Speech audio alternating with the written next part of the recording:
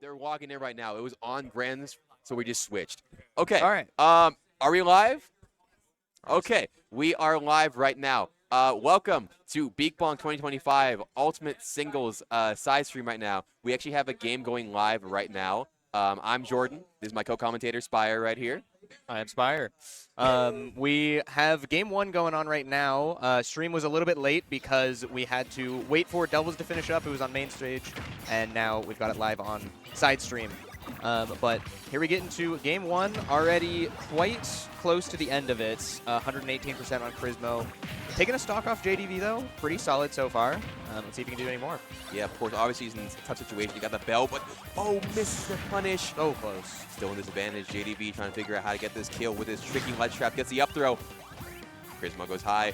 JDV scouting. Peppering with cherries. Gets Hydrant. 167%. Not in a great spot here. Crismo's doing a great job, though, at surviving. Oh, and as I say, he gets that back air. He pulls out that game. Game one. Now that game's over, we do quick player intros. JDV, obviously, if you don't know who JDV is, he is number one in Western Washington PR, and he is against Crismo, our local Lucas here on the Palouse. So yeah, this should be an exciting set. I know we didn't get the full game, but I'm excited for full game too. Yeah, I mean, honestly, good stuff to Crismo for taking a stock and a half. I mean, JDV is just such a hard opponent to even get a stock off of. His defense is insanely good. You know, we watched a bit of the beginning of it, and it was pretty even for a little while. So let's see if Crismo can adapt a little bit, or if JDV is going to counter-adapt and just run away with it even harder. Absolutely, and Crismo chose Smashville for game two. I like this pick a lot.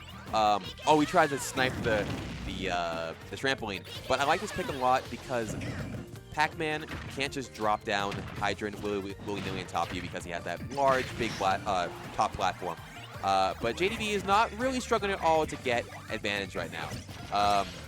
No, and I mean, something that I've been noticing is JDV is kind of running at Crismo. You know, it could be just, hey, you know, round one, I'm gonna warm myself up. That is very much a thing that happens with top players, but he has been absolutely charging in, which is not typically how we see JDV play. Yeah, absolutely. JDV is not the one that really take a lot of risks. However, maybe he feels like he just wants to work on his offense. Pac-Man absolutely has the tools to do that. Yes, he does. He does not need to hide behind his Hydrant 24/7. He can run at you, he can fair you, he can put you in the corner and kill you. Look at that ledge trap. Oh, Crismo with the first stock with the down tilt F tilt. Good confirmed in the lead. And dies from the apple. Oh my goodness. That was crazy. The apple going in at the 45-degree angle can be used for some unexpected snipes, but doesn't take it yet. And Crismo getting a little bit of extra credit, about 25% here. But JDV, with his primary combo tool, messes it up though. So only gets 10. That's definitely good for Crismo. That could have been a whole 50% right there. Yep. But really, I love Crismo's shield pressure right now. Lucas has a lot of good tools to pressure shield. That down tilt, very, very safe on shield. Even F tilt, not the safest, but it's really, really fast, so it's hard to punish. Yeah, absolutely. And here we see the Galaga doing its full combo potential. Not even its full combo potential, but yeah, F smash. He just knew that he was going to neutral it up. Okay, Lives. That top blast zone really working out in Crismo's favor there. Yeah. And Lives still at 114. They're not connecting. JDV off stage. In the corner, gets that F to reset situation.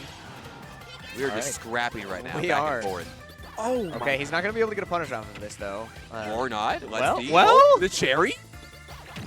Okay, Crismo dry. He got a little bit greedy, tried to go for a down air, but very hard to catch Pac-Man off the side B. What a and F-tilt. F-tilt 2-frame is going to take it, throwing the Galaga straight into the stage to just get it back to him. And there's that patented JDV combo, Pac-Man combo with the Galaga. How is Crismo going to get this even? Get that back throw, great situation. The back throw. Tries to get the side. Oh, he's going so deep. Oh, and it works. It Oh. works out. What Pivot a grab. pivot grab. Oh. Back throw doesn't take it quite yet. I'm shocked, Spire. So am I. 136%. I mean, those side blast zones are pretty small on Smashville as well. So, all right, up air is going to take it. So we go down to a last stock situation. Only 46% on Crismo. Let's see if he can even it up right here. Yeah, absolutely. JDB still has a 66% commanding lead right now. Crismo just struggling to find an opening. But, No gets jump the snipe with the orange. Yeah, it is going to take it. Yep. You see how JDB used that trampoline because so Crismo couldn't land on top of it? Yep, That was just so smart. Deleting the one down off stage to make sure, hey, I'm not giving you any tools to get back to stage. You're dead. Yeah, great job from JDB. Quick 2-0. But good stuff to Crismo. Definitely showed that he could scrap blow for blow with JDB. Yeah, absolutely. Great set. Do you know what we have next? I don't know what we have up next. Okay. We will see. We got to wait until they commentate. Yeah. Sounds good. We're going to wait for another set to be called. Kind of just waiting on the... Yeah. We just wait on the tournament runners to call. Yeah, We don't have a no set idea. queue. No queue set, but we'll figure it out as it goes on. Yeah, I do have bracket pulled up here right now, so we can see bracket in the meantime. We do have some upsets already in bracket. Yeah, but while we're waiting, wanting to just shout out some of our sponsors. First of all, Idaho Credit Union. Honestly, one of Idaho's best credit unions. They've got some great customer support. I mean, I've heard great things about them. One of the local banks around here. I know one got put up a couple years back. So shout outs to them. Thanks for sponsoring Beak Bonk. And we have the French Breadbasket presenting Breadbasket 2025, May 31st, June 1st at the Canadian Ice House. Edmonton Premier Tournament Series. Go down. I know Alberta has a great scene. It should be a great tournament. Tons of great players. So check that out. And then Ziply Fiber, the title sponsor, Beak Bonk's one and only. I mean, they've been so great to us for the past couple of years. I think they've been sponsoring since possibly 2021. No, at least 2022. Yep. They've been great. They've got great high-speed internet. All around. Go to Ziply Fiber. They have a way to check if they service in your area, and very highly recommend. Absolutely. I am from Seattle area, and I have Ziply. We just switched recently, and the speed has been great. So check out Ziply. Thank you so much once again for sponsoring Beak Bonk 2025.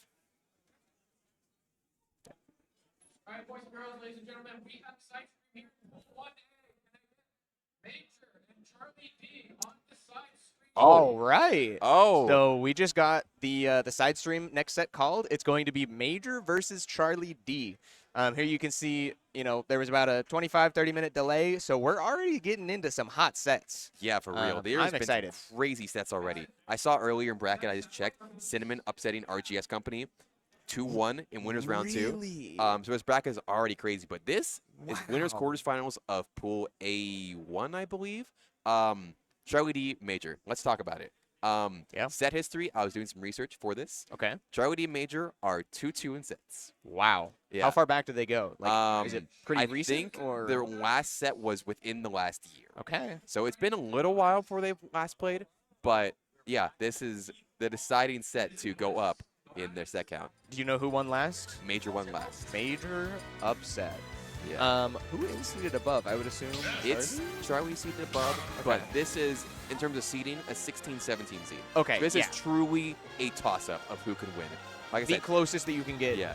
To seeds. like I said, even set count, like 7-6 in games, super even. This can be a great set. Is this for winners top 16, or is there one more after? There's one more after Okay. this. So, I mean, this is pretty important because it's going to determine whether you have to win one more set to make top 16 or 3 more sets to make top 16, a loser's side. So, it's going to be quite important to both of these players to make sure that they can stay in winners. Getting into game 1 here, going to green stage, Pokemon Stadium 2. Charlie D going off with a 56% lead, but knowing Ganon, that can change with one grab, Absolutely. one nair, Yeah, Ganon in general, he's probably going to lose neutral burst in a lot of matches, especially in Nets. Nets just has his disjointing hitbox he can throw out in your face and really keep you out.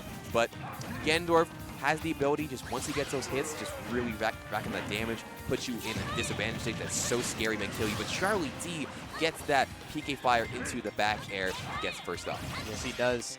And he's starting an advantage state first again, like you said, barely with the side B, which ends up, with Major being able to get one of his own. I know, you know, both of these characters' side Bs are some of their greatest combo tools because they just set up into imagination. Ganon's a bit more difficult because you have to read what your opponent does afterwards. But still very strong. And we see Charlie D, you know, back on the ledge trap again. Let's see what he can do. Yo-yo? Not a yo-yo. Okay, interesting. Maybe there's something with Ganon's ledge hang being so low that makes it hard for Ness to yo-yo. Charlie D's just holding that roll position right now. Not truly trying to disengage or engage at all. Like, gets the up smash. He does get the up smash. The other thing that I was thinking is I know Major is so good at spacing his up B to where the hitbox at the very end clips, you know, you if you're trying to ledge trap. So maybe he's hit Charlie D with that a couple times in the last set. Yeah. And, you know, maybe this is that adaptation. But getting the down tilt. Oh, no. Oh, no. Some unfortunate disconnects right here. I'm assuming they're just going to play it. Yep. So if you guys don't know, with controller disconnects, if you are the person whose controller disconnected, the other opponent is entitled to take a stock if they want. A lot of players are just like, hey, it was a mistake. You know, sometimes things break. Let's just, you know, play it out. But within the rule book, if a controller disconnects, the other person can take the stock. So looks like they're not going to do that. Yep. And I mean, right now it would be devastating if you know, Charlie is at 0%. If Major decided, hey, I'm taking your stock, he's in the lead now. Yeah, that was really funny because Charlie literally just lost his stock. Him and his controller disconnected. Can you imagine having to lose another stock immediately? Yeah, but I mean, it doesn't look like Major really cares. He's just going in 70%, unanswered until that last forward air. Seeing if he can, you know, he really wants the lead now. Just avoiding all of these ledge traps. Even gets around the up smash, but Charlie does take it first with 70%, so not too shabby for Major. Not bad at all. However, Major could get a few hits to really even this up right now. As the ledge trap, what will we do? Yep, that's Major's patented ledge trap setup. We hold that roll position with dash attack so we can react to future get up and rolls. This could be a stock. Okay, he doesn't read the tech roll in. He was hoping that he would roll in or roll out. Sorry, but Charlie rolls in, avoids that. No, he's peeking Does he have a fire. jump? He does have a jump. Okay, we just saw right there. It did not hit. Ganon's ledge hang too low. Oh, but PK Thunder, one of the best ledge trapping tools in the game against characters with bad recoveries because you can throw it out and every single part of that blue trail has a hitbox, and if you get clipped by it just a little bit, then you end up dying pretty much. Yeah, and you think that if you get hit by the head, you're going to have to tech it. So sometimes you get hit by the tail. You're like, oh, wait, I need to tech this. And then you don't get sent up at all. Yep. You go nowhere. And you air dodge and you die, which we just saw happen to Major. So Absolutely. Charlie D taking game one. Pretty hectic game one Yes, in terms of everything. But it's all good. Hopefully we have no more equipment issues going on. I think we picked small battlefield. Don't know about the stage choice in general for Ganon, but pretty neutral stage overall. So going into game two, seeing if Major can bring this to a game three. You know, he absolutely wants this win. Everyone does here at Beak Bonk, but we'll see. You know, it doesn't matter what you want. You have to actually get the results yourself. Absolutely. Yeah, Charlie D just getting his early percent, getting this. Oh, nice. I love that interaction of Major just destroying the PK Thunder with him there. Okay, there's the tech Yep. Yep. Ooh. Gets the ledge. Oh, my. Oh, You no. might be dead. Oh, no up smash. I am surprised, honestly. Maybe it was too high. Honestly, could I have don't know the percent window for that. Yep. But gets Okay. the no tech option, side B. Major trying to get this stock. Charlie D with the rising up and get his advantage. But the down tilt, great space down tilt to get that first stock from Major. You know, Major's down tilts are just so good. Like, he doesn't really rip that move that often, but it seems like almost every time that he does, he's just like, I know you're going to be here. I know you're going to die now. Yeah, still good. Oh, Again, my. we see, you know, we were talking about it in game one, but it really looks like that yo-yo is just not the best against Ganon. Okay, No punish. Oh, my gosh. F throw, getting a Oh. advantage. What a tag. But doesn't matter. He's not able to get back. That's Ganon's, you know, bottom three recovery in the game for a reason. Although Major may disagree. I'm not actually too sure. He has a lot of belief in this character, but maybe he may agree with that. He feel does. I feel like Major's ledge trap is really good this set. Yep. Overall. Not this set, sorry. This game, I mean, compared to last game. Goes for a crazy wizard kick, but once again, these side Bs putting in work on Charlie D's end. Gets the side B of his own. Dash attack. Yep. No kill, though. Soft dash attack into up air. Almost takes it. Does not quite yet. Going for a down air 2-frame. Doesn't hit. Gets the roll, and then reads the roll in with the dash attack. That move, combo move, kill move, great move. Yep. And Major is a student of that side B, by the way. Yes. If you have not seen, he has a whole chart based on what characters and what positions are like the best to go for 50-50 with side B. It's crazy. I did not know that, but Yeah. that's kind of awesome. Kind of scrapping right now. Charlie trying to get some advantage right now. He gets the throw. Yep. Position he wants. Good tech again. Major doesn't have that much extra credit yet.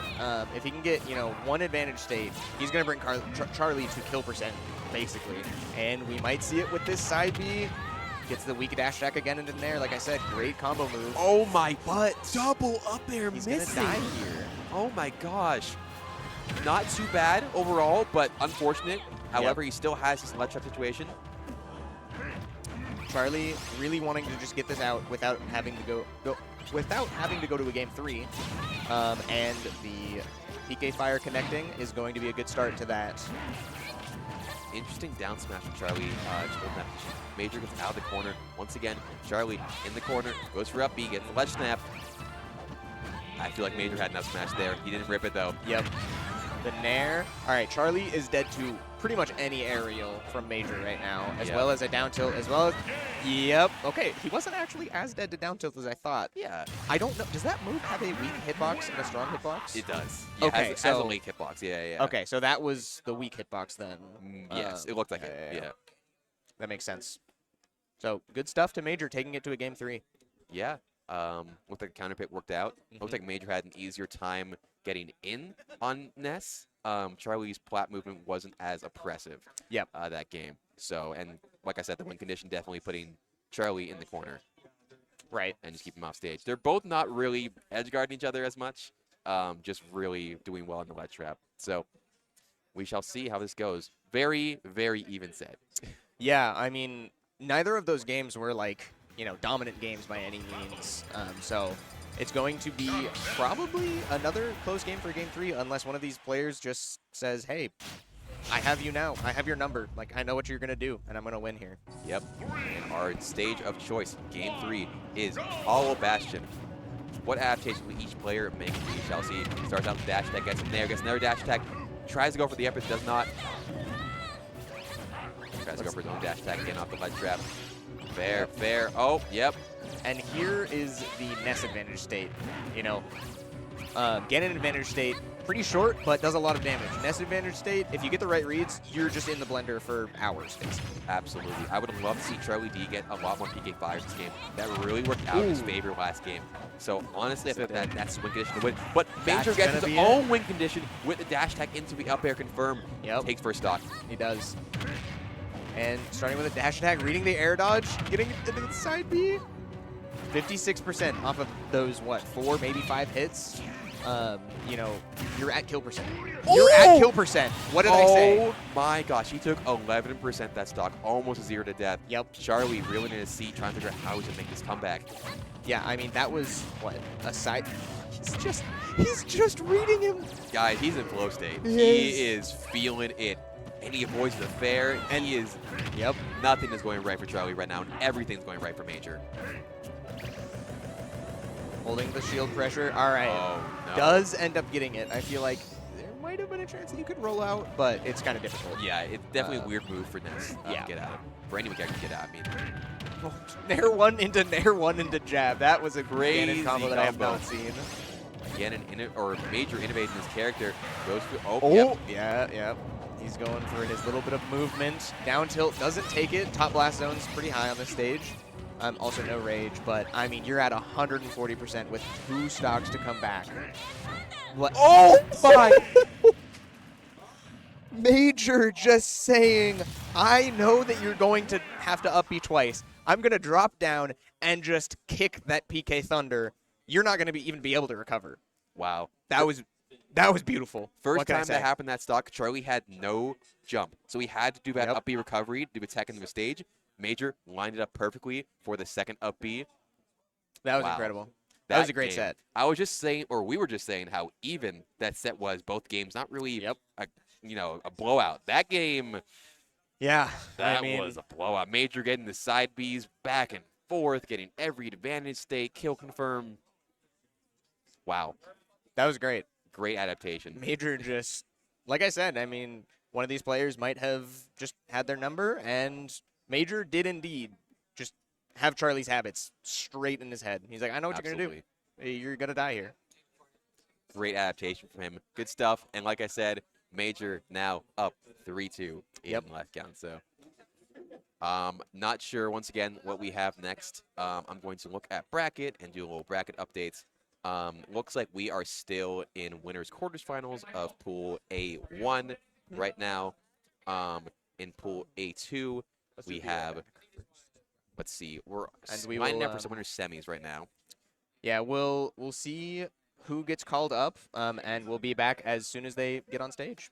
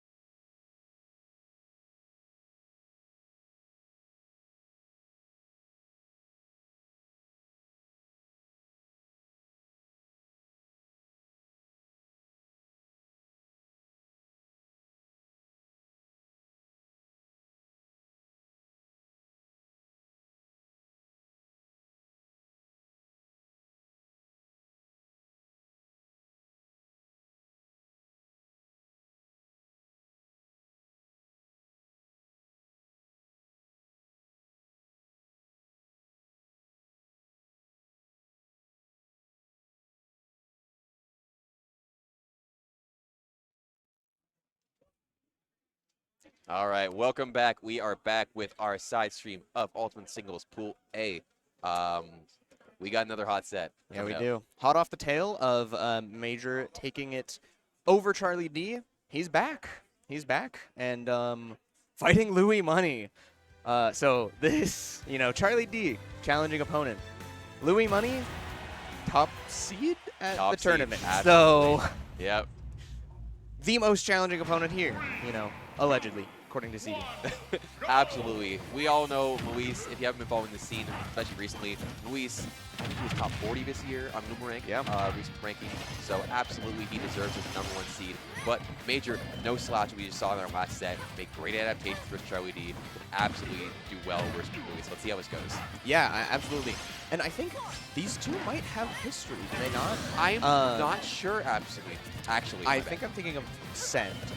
So Louis Money and Send, you know, really good friends. They go to a lot of tournaments together. Major had a crazy upset over Send at one of the Daddy's Den tournaments. Yeah. But let's see if he can do it to the counterpart. I mean, Louis Money Send, one of the best doubles teams in the game. So, I mean, let's see if he can take them both down in singles. Absolutely. Yeah, so what we see from Luis seems really accustomed to edge guard Major. We saw him lose that first stock to an air off stage, but Major counters back with his own fair to get that stock. Yep. So bringing it to a pretty close game. I like that fair into the side B. You don't see that as a follow-up off the combo that often. Oh! Whoa! Tried to read the wall jump tech and he got it, but not 900%. He wanted him dead. I mean, it depends on if Louis Money had his jump there. If he didn't have his jump, he might have been dead there. Yeah. But Major, you know, taking the getting his first stock taken really early, but he's saying, I don't really care. Like, I'm bringing this back to an even game. Now only down by about 50%, but that doesn't really matter when you're playing Ganon. You're going to kill them at, you know, 90. Yeah, Luis, low-key at kill percent. Both of them kind of even right now. Right. Does get the grab. Goes for F throw. Sometimes you can go for down throw. Try to get a try to read the DI in, and dash attack is going to take it off of that whiffed up smash. Yeah, Major going for it all for that read. Respect it, but Luis will get that stock first. None of these side Bs connecting to Major right now. Yeah. Luis's spacing is great right now. Yep. Honestly, Major just getting a lot of his damage off of really good reads, but finally does get one of the side Bs. And ends up getting a decent amount of advantage off of it. Ooh. I don't know if he read the teleport recovery in or just reacted really well, but he was really close to continuing that advantage state. Yeah, that was almost so close to getting that grab. There we go. We see the down tilt. Absolutely. Major evening up. Only down 64%. Not bad for Ganon. Also, I'd love to see Major immediately adapting to these edge guards on, so he hasn't put edge guards in that first stock really well, which is Ganon's obviously biggest weakness off stage. So, honestly, gets a few more hits, a few more nairs. This could be an even game, but Luis is in control. Woo! Misses the up smash. Major barely staying out of the range of up smash there. And now, with a second chance at life, still in disadvantage, but let's see what he can do. Oh, yeah, the double great parry. Good air dodge. He hasn't got caught by a single one of these side Bs except for the true combo. This could be dead. Oh, wow. Flips him, does get hit by the down tilt. Luis disadvantage. This is really, really scary for Luis now. Yeah, but Luis's defense is also so good. He's not going to Major any read he wants. Gets back the grab. Throw is going to take it. Just barely. Yeah, I think Major had to air dodge there to survive, and I think he air dodged in the last zone. I think so as well. I don't think it would have killed Raw, but had to do what he had to do. Ganon's recovery is obviously very weak. Luis taking that first game over Major. Yeah, but I mean, that was far from a easy game. No. Major made Luis work for that win, and I would anticipate that he's gonna make him work again if he wants to get a 2-0. I'd personally love to see this go to a Game 3 again, because watching these two fight, always great. Yeah, wishes could have been a best of 5, but unfortunately, we're on that top 16 qualifier to see who gets into that best 5 territory. So we'll see what happens next. Major, Luis, Game 2 on small battlefield. We saw his counter pick also last set versus Charlie B. I guess he just liked that smaller space to be able to interact a little bit more with the character. Luis getting sad and commented. Oh, whoo! Oh, I thought he was going to go for a second back air, but Down air? Major lives. Okay, Luis he does go for is it. fiending. He is. Luis just saying, you're off stage, I'm going to live off stage with you. And gets a good amount of advantage off of it, but Major taking this advantage state and saying, now it's now I'm in the lead, not you.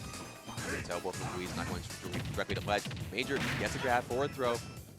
Love seeing Major get grabs. Major is known for not... Oh, goes for the hard read. Major is known for not liking grabs a lot. Just honestly opting for the side B, but really noticing how great Ganon's grab is, just resetting the ledge trap situation. Yep.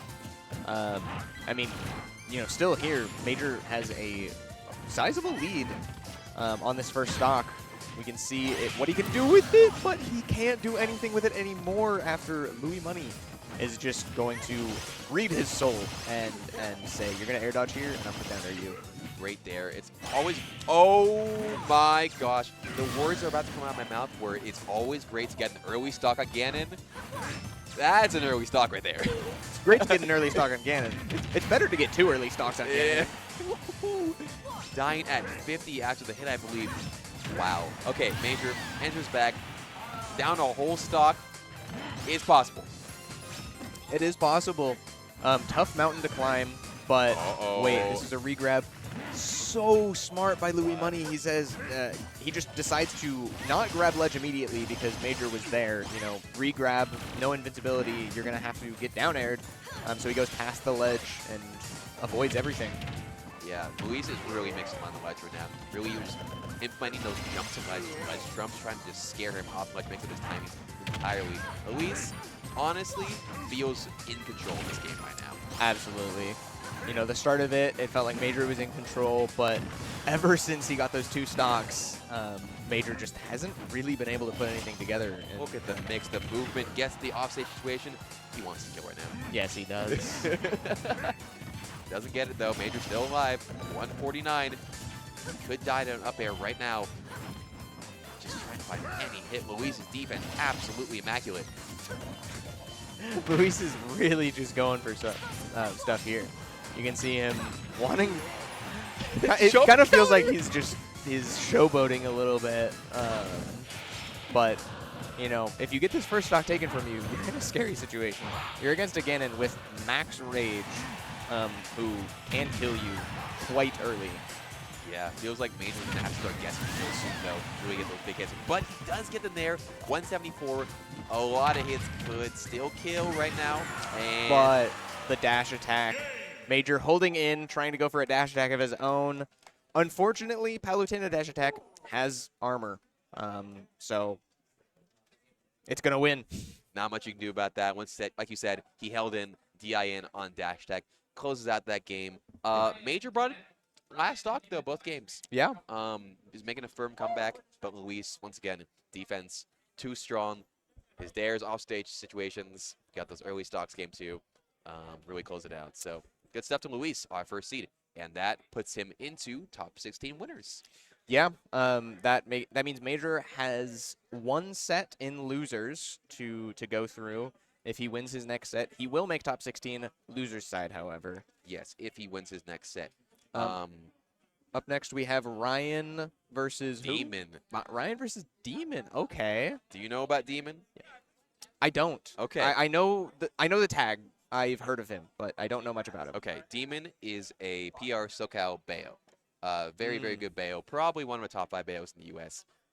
Very, very good player. Flown out here from Beak, Bonk, along with another SoCal player, random MNK. They just got second as well in doubles. So, yeah, right, yeah. right. This is going to be an interesting matchup then. You know, Bayo Snake, I do know about that matchup. The Bayonettas do not enjoy that matchup very much at all. And Ryan, not being just any snake, best snake in Washington, you know, what is he on PR right now? He is number 3 on PR right now. 3rd best player in Washington right now. Absolutely nasty snake. He's been on the come up and feels like he just continues to rise. He hasn't hit his peak by any means. It's so true. Yeah, Ryan kind of region locked for a bit. Yep. He was kind of Washington's best kept secret. Right. Just kind of wasn't able to travel for personal situations, and now he's trying to travel a little bit more to out of state, not out of state, but out of region, regionals, and really getting big wins. Recently, Don't Park on the Grass, he got a base mage win, which is a huge win. Really, yeah, that's big. So we'll see how this goes. Like you said, Snake Bayo. He is accustomed to the Bayo matchup. We have in-region Bayos. They're very, very good. Edog and Lumekos. Yep. So he knows a little bit about this. I'm assuming Demon also has some Snake experience. I know SoCal has AC and a few other Snake players who are very, very good. So overall, this could be a battle more of adaptation rather than matchup. Right. Where both players kind of probably have a pretty good gameplay of how to kind of play one another. Yeah, you know, this is going to be really interesting. I mean, personally, Snake, that's a character of all time. Character of all time. He really likes those grenades. He likes to set up his wall, and he just doesn't even let Bayonetta get in, but looking like maybe Wrong a missed stage. tag. Button check, Oh, missed yeah. tag. Bayo's tag is Luis's tag that he had last game. Yep. Yep. All right. So we will be going small battlefield most likely. Just like it. Gotta reset my tags. Get all set up. Yeah, so correct me if I'm wrong, but the reason that, you know, Bayos hate this matchup is typically their combos aren't exactly frame tight, but like 1 or 2 frames away. Most characters can't get out of that. Guess Yeah. what character can? Snake. Yeah, it can be really tough. Even for Bayo, just get the hits that she wants. Think about ABK. Yep. And then just being blown up by a grenade. Your Right. main first option just constantly losing to that move. So Bayos have to be a little bit more sneaky in their approaches. Absolutely. So looking like the tags are correct here. So we're going to start game 1 here. One thing that I already noticed is, so that was a crazy combo. One thing that I already noticed is if Snake sets up a grenade on the ground, you know, as kind of a defense, Bayo can down tilt and hold down tilt and it'll shoot the guns out, which will hit the grenade and blow it up. I learned that this weekend actually that yes, the guns of Bayo's extended moves will proc grenades on the ground. So Yep. Bayo Very does have her interesting. own things in this matchup, not entirely unwinnable. Ryan down 90% right now, trying to find a way, and Demon is just keeping him out. Gets the grab, Yep. gets down throw. Oh, Going, okay. going for it all on that tech read in. Respect the read, doesn't really lose out a lot. I- And Demon man. swinging for the Yeah, offensive. I was going to say. We are scrapping, and Ryan just killed Bayonetta at 77. Yes, he did. You know, who wouldn't love to have a smash attack that you can control in midair for like 30 seconds, it feels like. What a crazy character. Oh, it doesn't get the witch time kill, though. Unfortunate, the grenade does save Ryan out of that. Gets the bear, soft. Doesn't matter. Maybe Ryan was trying to do a little bit of B-reversal shenanigans, holding out in the wrong direction, ending up taking it here. Down throw into the grenade, into up air. I think the up air missed, but still at 44%. Yeah, Ryan actually got out by double up. That honestly could have killed. But, Yeah. Ryan finding his way out. Demon being really patient in the corner. Ryan controlling center very, very well. Drops Nikita. Up throw, up B, catches the jump. What is? Oh, the grenade got out of it. Yeah, I talking about that ABK on that grenade is deadly. Ryan has gotten a lot of few good like grab and like grenade setups. I'm really loving these, and he's trying to follow up off it. Hasn't gotten anything really though. Man, I will say I do love Snake movement. It's really cool. Like, is you pretty can, cool. You can do a lot of cool things with it. Absolutely. But you know, on the other side of things, if you are up against a Snake who's moving like crazy, what are you supposed to do? You know, it's so hard to actually get in and get a correct read. At this percent, Snake is so terrifying. Really anything to kill. Gets that up tilt. And Ryan is up 2 stocks to 1.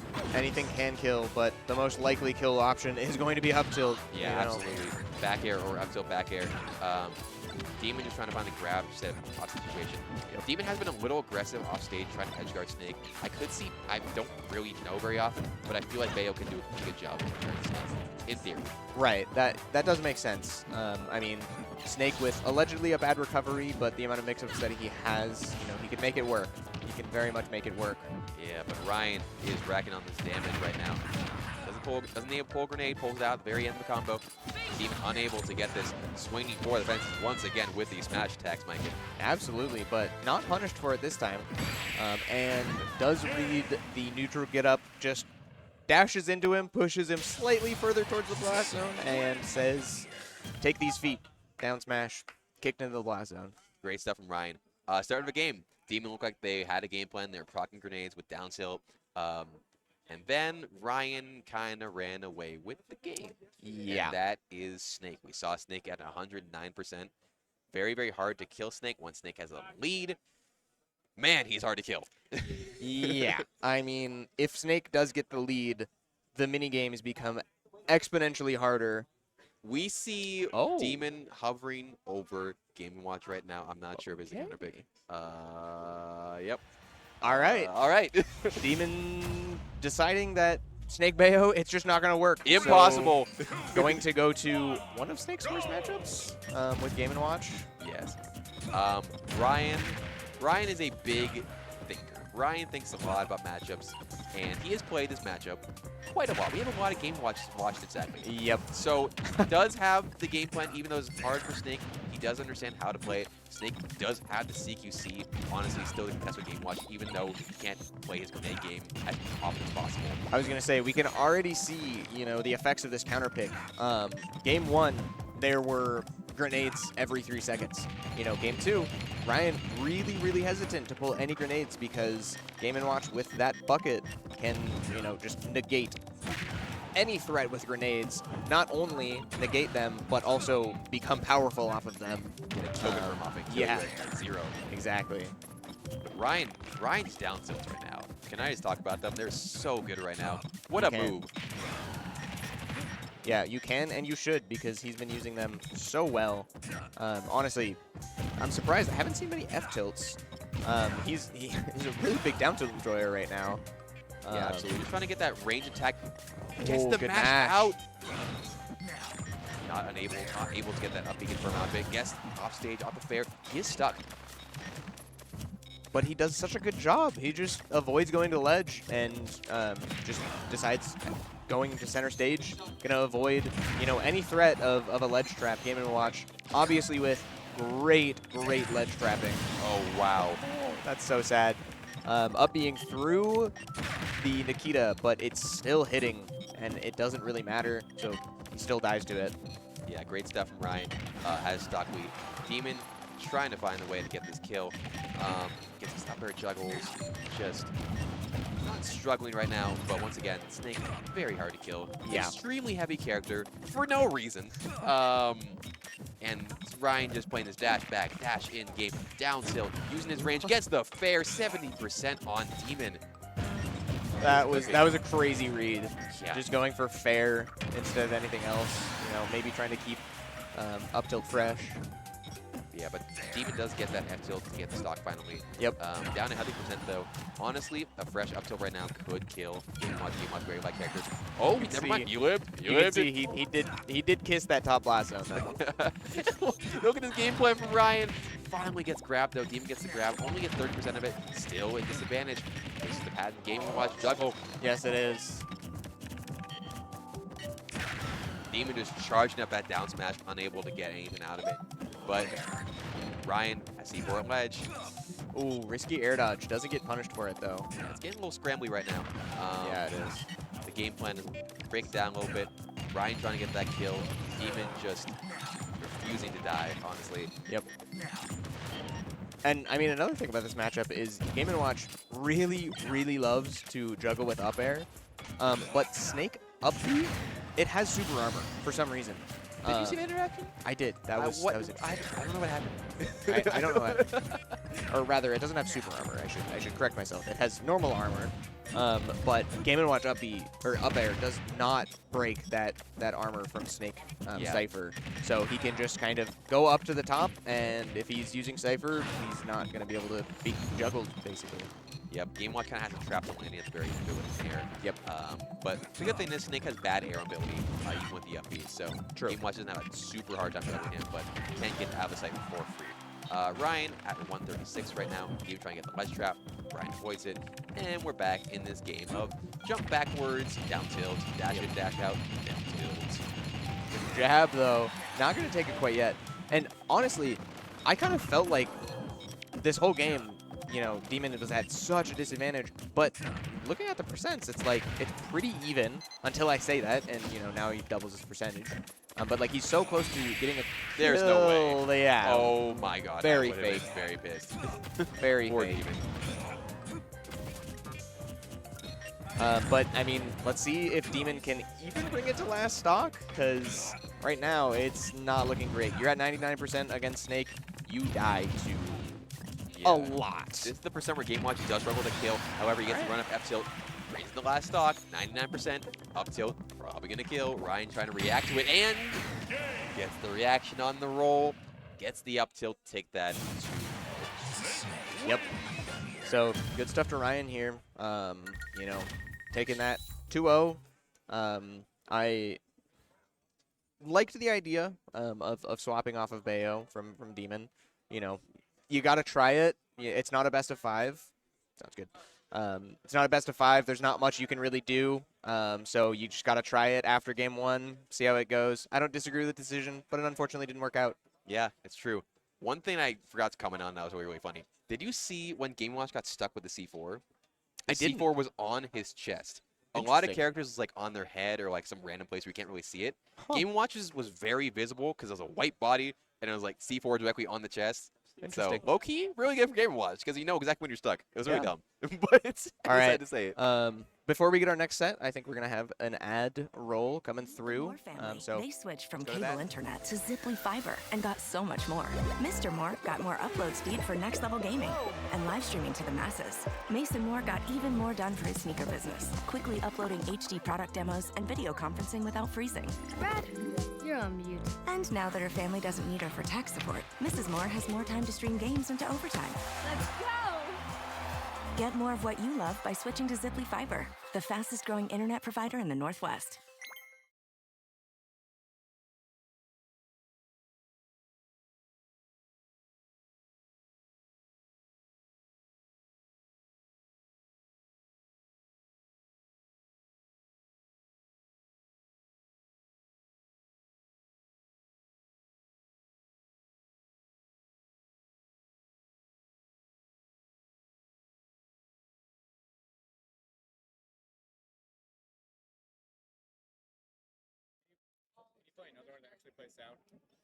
Oh yeah.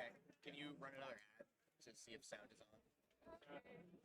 Meet the Moore family. They switched from cable internet to Ziply Fiber and got so much more. Mr. Moore got more upload speed for next level gaming and live streaming to the masses. Mason Moore got even more done for his sneaker business, quickly uploading HD product demos and video conferencing without freezing.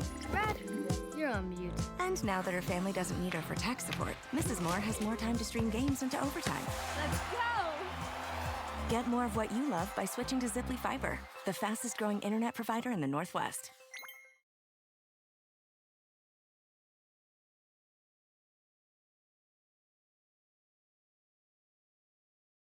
Switching back. We're back. We are back.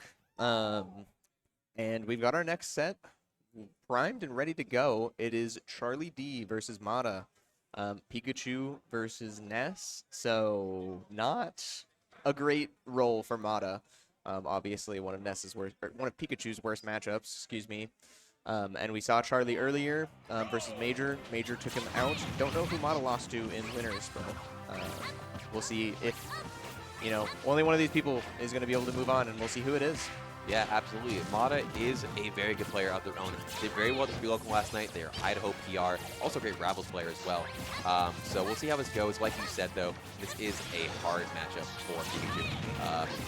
Ness just has these disjoints to really keep Pikachu out. The Zora projectile, so kind of negates Teachel as a game plan for the most part. So far, pretty even. Gets that dare. Oh my gosh, the Rising Dare was crazy. Yeah, and I mean, we say difficult matchup, but not impossible by any means.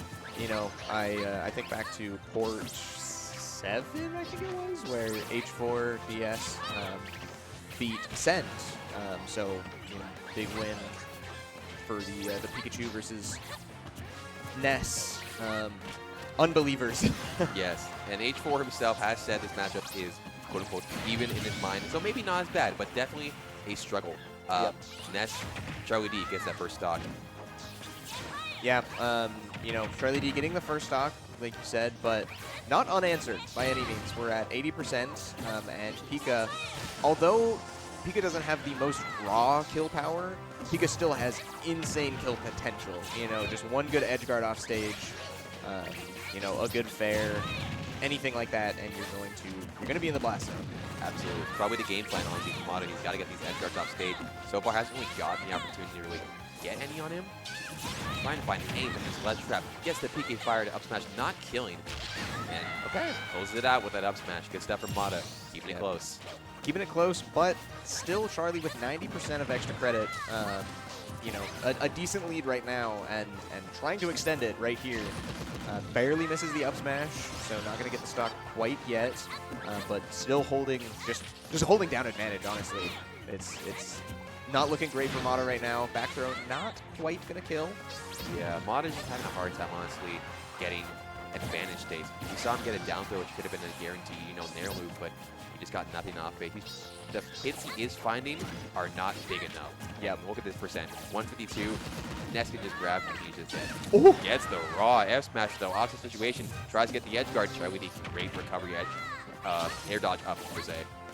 He was so close to getting another F smash there too. I mean, that may have killed if it did hit. Max rage right now, but doesn't get it. And here we can see Charlie taking it with the dash attack. But compared to the first stock, this is a lot more even. Only 100%. Not Really bad close. at all. Really close to being even. Yeah, and Mata was cooking a little bit. Oh, but Charlie SD'd as I was saying that he was cooking. Yes, he Charlie, did. what are you doing? Never mind, he's doing okay. 75%. Got Pikachu off stage. Reflects the T-Jolt. Oh my goodness.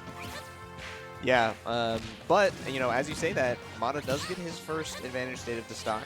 Unfortunately, barely misses the F-tilt, so the advantage state cut short. Ideally, Pikachu advantage states last for at least 50, 60, probably more if you're able to take full advantage of it. But we haven't really been seeing those full strings from Pika that, we know are possible. Yeah, and one thing I've seen in this matchup too, Pika's doing a lot, or Mata per se, is doing a lot of Rise Pika fairs, not connecting, and it doesn't even matter because Charlie D gets that back and closes out the game. Yep. But as I was saying, Mata is doing a lot of Rise Pika fairs. It usually works a lot on tallish characters, normal humanoid characters. Yep. Ness is a little short. Yes, Right. yes, he is. I mean, both of these characters are just really small guys. They're hard to hit. But Ness has got some bigger hitboxes, so he's able to deal with that a lot better. Absolutely. I think we went to small battlefield. Oh, all right. We see another swap. This is... Okay. I have heard stories about this. This is not just some random counter pick. Mata does indeed have a Richter. He is trying to cook Charlie right now. I wonder if that was a misinput or if that was just intentional. We may never know. Yeah, But raw either way. it's working better so far. I think the most important thing about this match here, those down tilts are crazy, is Mata, can you live when you get off stage? Like, Ness is going to be so good at just edge guarding you. Oh, but double hit on the up B. That should kill. Yep, that's going to be first stock. Maybe you don't need edge guards. Maybe you just need percent and an up air. Yeah, Mata doing a pretty good job of staying on stage, honestly. But yeah, Charlie just finding an opportunity to kill with that up air, that stock. As the ledge trap, this is where Belmonts do shine, absolutely. Yeah. Up in the corner. Yeah, if we can see Mata actually get a lot more ledge traps, I can see this going pretty well for him. But, you need to get there first before you're able to capitalize off of it. Look at that landing up air just being so safe. Tried to grab it, just did not work out for Mata. Absolutely not. Richter, it's really hard to get kills with this character without the ledge traps. What the? He bounced on the PK Thunder. That's crazy. Like you can see, you need to get at least some sort of like stray sweet spot. Bear. Like Nair is just not going to do it. It's so hard to get these kills. I think an F throw off ledge. Let's see. Am I right? Not yet. Yeah, this is outside of Belmont just having a really weak recovery. This can be a point of struggle. Yep. It can be hard to kill at times. All right. Does end up getting the first one. Not too dire right now. 80%. Not ideal by any means, but you're not hating the position you're in. You're like, okay, I got first stock. We're even in stocks right now. If I can get an advantage stage or two, I can bring this back. Yeah, it just feels like every hit Mata gets, he isn't really getting around the corner. Like, he's just stuck in this corner. Charlie's completely center stage so well. Still gets the front hit of a down smash. Oh, try So front smash. Gets out of unfortunate. corner, though. As we can see here, though, Mata, despite the percentage deficit being pretty similar, I'd say Mata's in a much better position now because, the most important thing is stocks. And now, as I say that, he does get his stock taken. But you're at 75.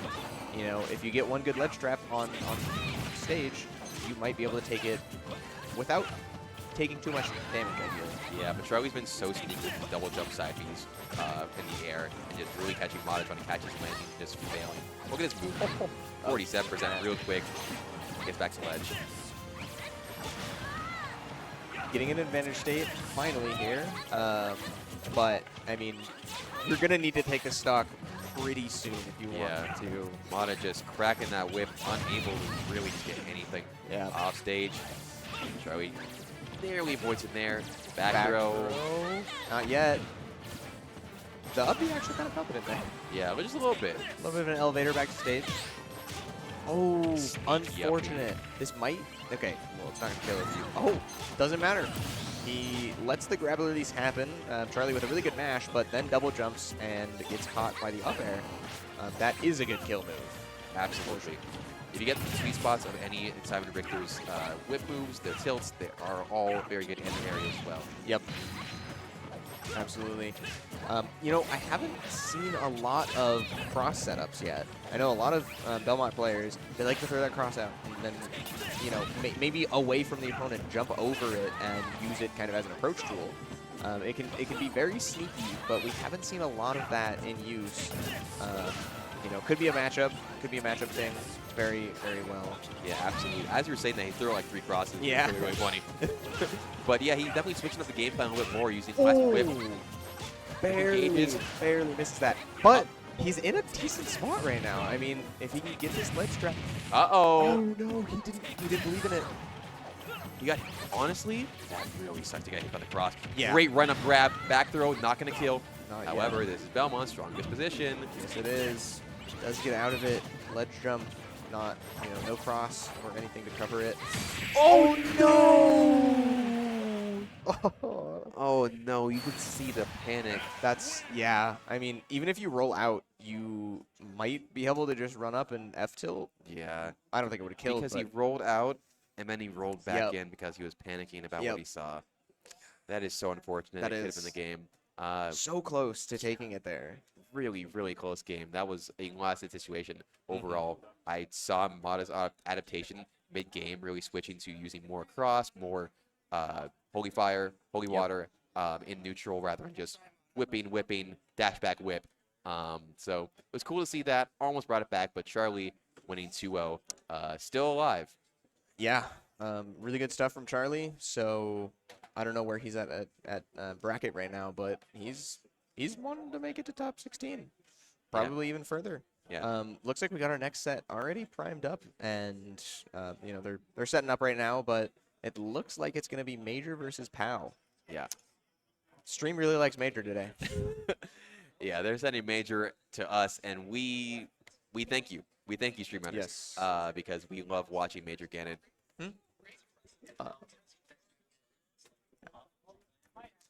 Yeah. I'm excited. I mean, this is going to be. I would be surprised if we don't see Steve. There's a possibility for Pac-Man, but Steve Ganon. I mean, I think it's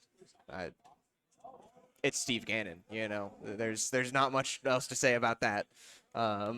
So we'll see once the game starts. But this is going to be an interesting one. You want to know what's funny? Is What? that Major actually really likes fighting Steve. That is quite funny, actually. Yeah, he thinks it's not that bad for Ganon. That is an opinion. Yeah, and honestly, I have not seen POW play anyone else other than Pac-Man in quite a bit. So Yeah. we could see Pac-Man. Yeah, the Pac-Man's definitely a possibility. You Yeah. know, I feel like, I mean, he's been playing it a lot. He played it at the pre-local, played versus me. Was playing really well. So we'll see what happens here. Yeah. Major does have a lot of experience in the Pac-Man matchup. The fabled sets versus JDV back and forth. So he does have his own counterplay to situation. But Pac-Man probably does do pretty well into Major. We're going to get started soon. We'll get the fist bumps going. Yep. And we'll see. But let's see here in the character select screen what ends up happening. Yeah, I'm definitely excited to watch this set. I think this is if I'm not wrong, a top 16 qualifier through losers. Yeah. So if I looked at bracket, how upset Kara All right. to get here? So we do see Pac-Man coming out. you know, not entirely surprised. Like I said, I mean, I think Pow's been playing mostly Pac-Man recently. So that's what he's sticking with. Yeah, we'll see. Pac-Man does have, just like Steve, great defense, just be able to hide behind the hydrant, just like blocks. We can see the game plan fully in effect, just completely disengaging from Major, just not giving him an inch. And that's honestly what most characters should do with Ganon. You should not give Ganon an inch at all, because then this happens, and then you are in the blender. Ganon or Major running off stage, trying to. Oh my God!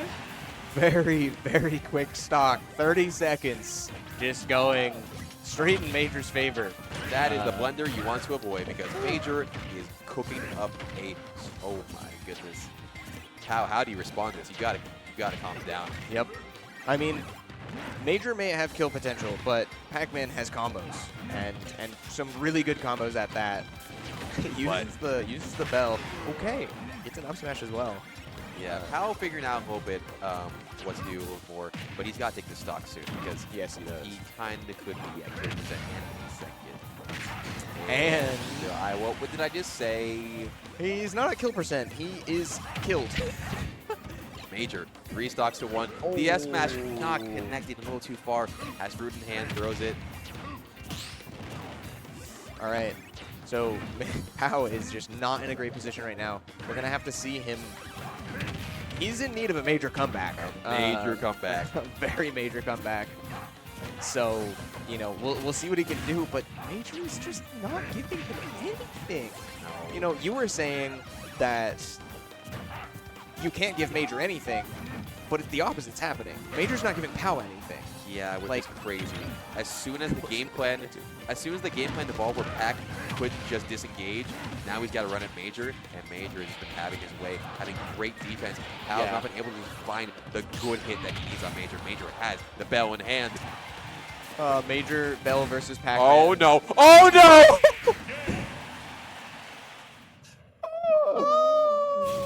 I was about to say, Major has a unfortunate history with Bell in hand versus Pac-Man, but doesn't come out there. He very much utilized it to its fullest potential. Wow. That was a clinic. Yeah. Wow. That was absolute domination. Like, and you called it. Yeah, here we see the Steve coming out. You know, that game obviously not going in Pow's favor, so he decides, you know, I am just gonna go. I'm gonna go Steve. So setting up some walls. Not starting off too strong here. He sets up the wall and he decides, hey, I'm gonna use this as a backboard for myself, essentially, but doesn't get much off of it. All right, should get a bit of combo here. He elects for the F smash down throw. Yeah, once again, like I said, as last game, he's not getting the good hits that he needs for No, Major. he's really not. I mean, like, you get one up to him, he's gonna be at 60. Great tech. But How is just not getting these. He's getting straight hits, which isn't what you want as Steve. Okay, I say that, and he does go for an edge guard, but it doesn't end up working in his favor. Yeah. Now he's setting up those blocks, gives him a little bit of time to camp, but whips the grab. I mean, right now, his materials are just so bad. You know, he's got no iron left. He only has wooden tools. This pickaxe is probably about to break, but it doesn't matter The because whiz it's first kick stock. off the block to go aerial. That was crazy Yep. from Major. Major knowing a thing or two about this matchup. Yeah, he does know a thing or two about this matchup. Oh, the up tilt just barely doesn't connect into up smash. That wouldn't have been the stock, but it would have been close. Well, it's getting close now. I mean, Pao has got a lot better materials. He's getting close to getting the gold. Gold is going to be really, really good because it unlocks that. Whoa. Finally takes the first stock. That was a really funny reaction off the block. Don't know if you saw it, but Yeah, definitely Powell being a little more patient, just finding his hits. I did get a few edge guard situations, but we'll see how he brings it back. Not down too bad against Steve. 50%. Look at that. This is about to be 50, right? Yep, Easily. you're taking 50. Yep. He does also have the diamond. It's going to be interesting. He's going to be in a bit of a tough spot because these tools are going to break. He's not going to have the gold pickaxe for much longer. So now you have to decide, do I use the diamond for this stock when I'm already at 70, or do I use the rest? He doesn't have to. Don't have to think about that anymore. Doesn't He's have to on think about last stock, and we're getting diamond. Yep. Major tries to push him off the crafting table, but he still ends up getting cracked off. But, you know, 38%, you know, Major's at 114. He could end up taking this with a back air off of ledge. Oh, no, the block with Trail. It's tech. Yep. Yeah, okay, so I love to see that. People don't, you know, I can't even talk about it. It doesn't matter. Doesn't matter. Game's Doesn't over. matter. Game's over. Game's over. Major taking it over Pow. That was losers, so Major is now in losers top 16. Losers top 16. Yep. That was it. Great run from Pow. I just thought, like I said, he upset Terra to get here. Yeah, that's a really good win. Great run, but unfortunately falls a little bit short. Major had his homework done. Knew exactly how to fight this Steve. And like you were saying, even the interaction with the Anvil following a Major contesting with up air, Yep. he knew exactly how to fight Steve.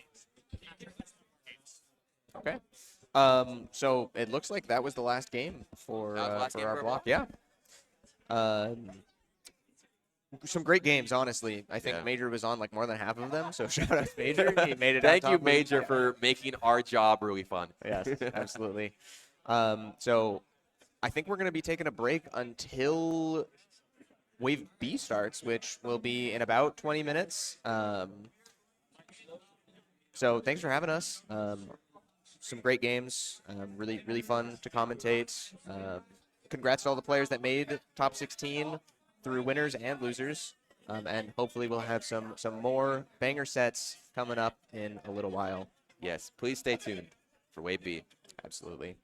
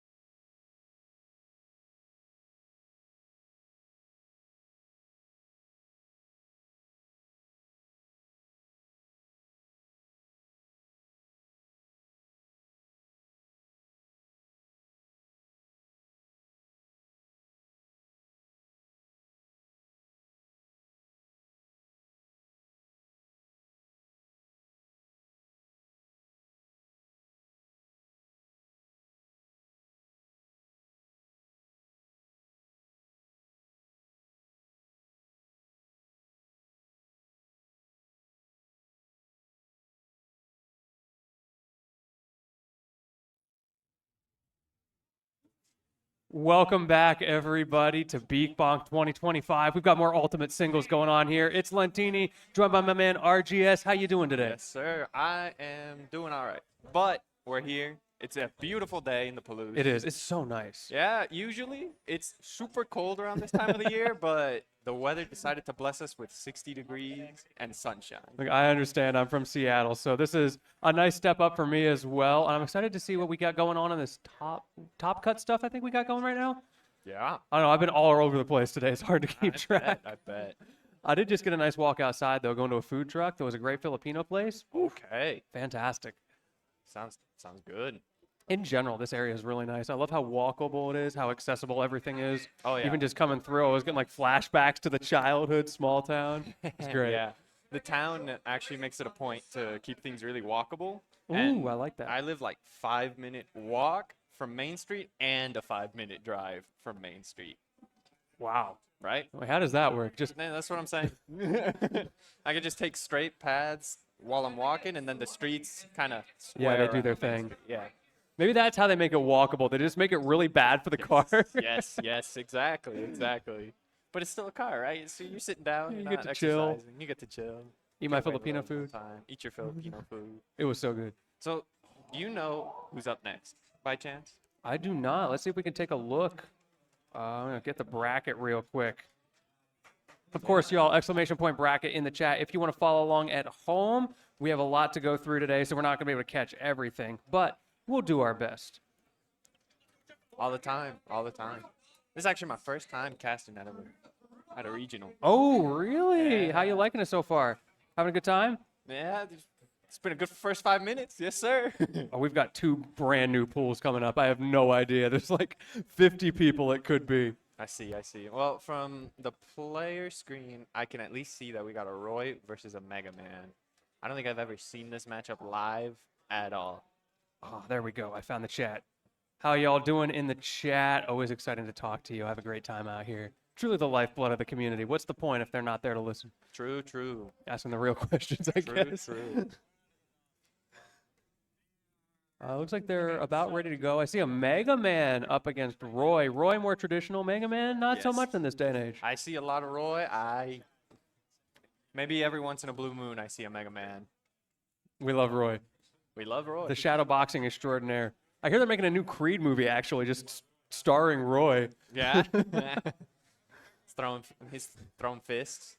Have you seen those edits of Roy players mashing in neutral and there's actual ghosts Yes. superimposed on the Yes. screen? Yes, those are so funny. So funny. Yeah, those are great. I think we're getting something figured out on the production side, so apologies for the little bit of delay there, but it's going to be okay. We've got some hot action coming up, so in the meantime, once again, check out that bracket. Check out the other streams we've got. Yeah, We've got check out the Satellite other Smash, streams. Yeah. Satellite Melee, Satellite Fighters, or not Satellite Melee, correction. We're on the Cody Schwab stream for that one.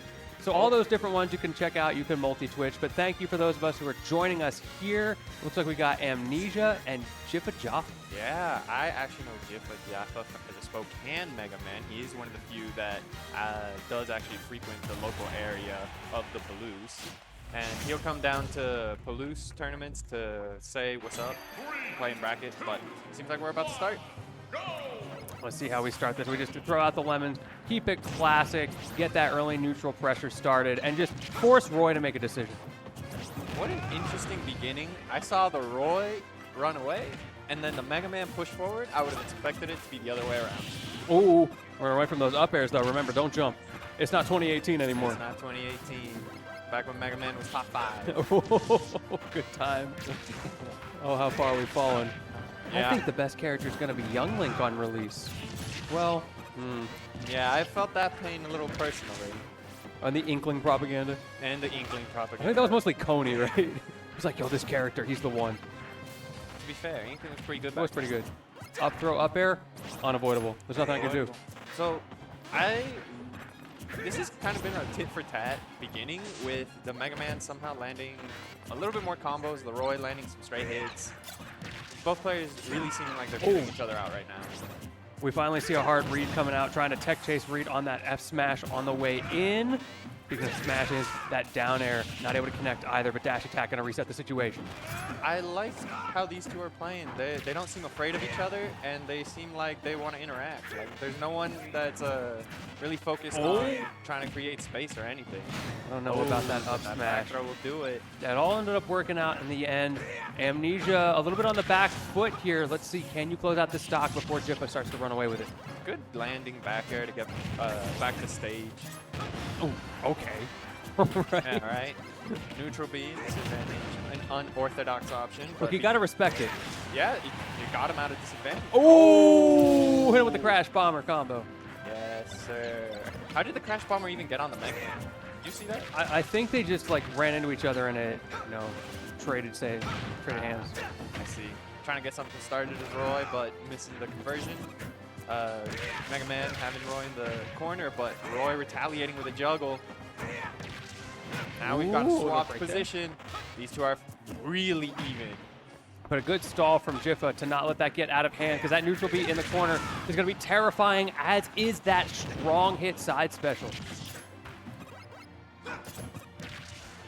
Ooh, this time he gets the read on the tech chase, but he missed spaces for the F-tilt. Unfortunate. The strong hit probably would have killed there. Good. Another opportunity for Jiffa. Oh, yeah. Oh, good tech chase read. And Roy's actually going to take the second stock before the Mega Man does. Yeah, very back and forth. We were talking about that tit for tat in the first stock. It may come down to the wire in this first game, which in winners round 1 is a surprise to see such a tight competition. Yeah, seriously. I'm so happy that Mega Man doesn't have any like forward-looking kill throws.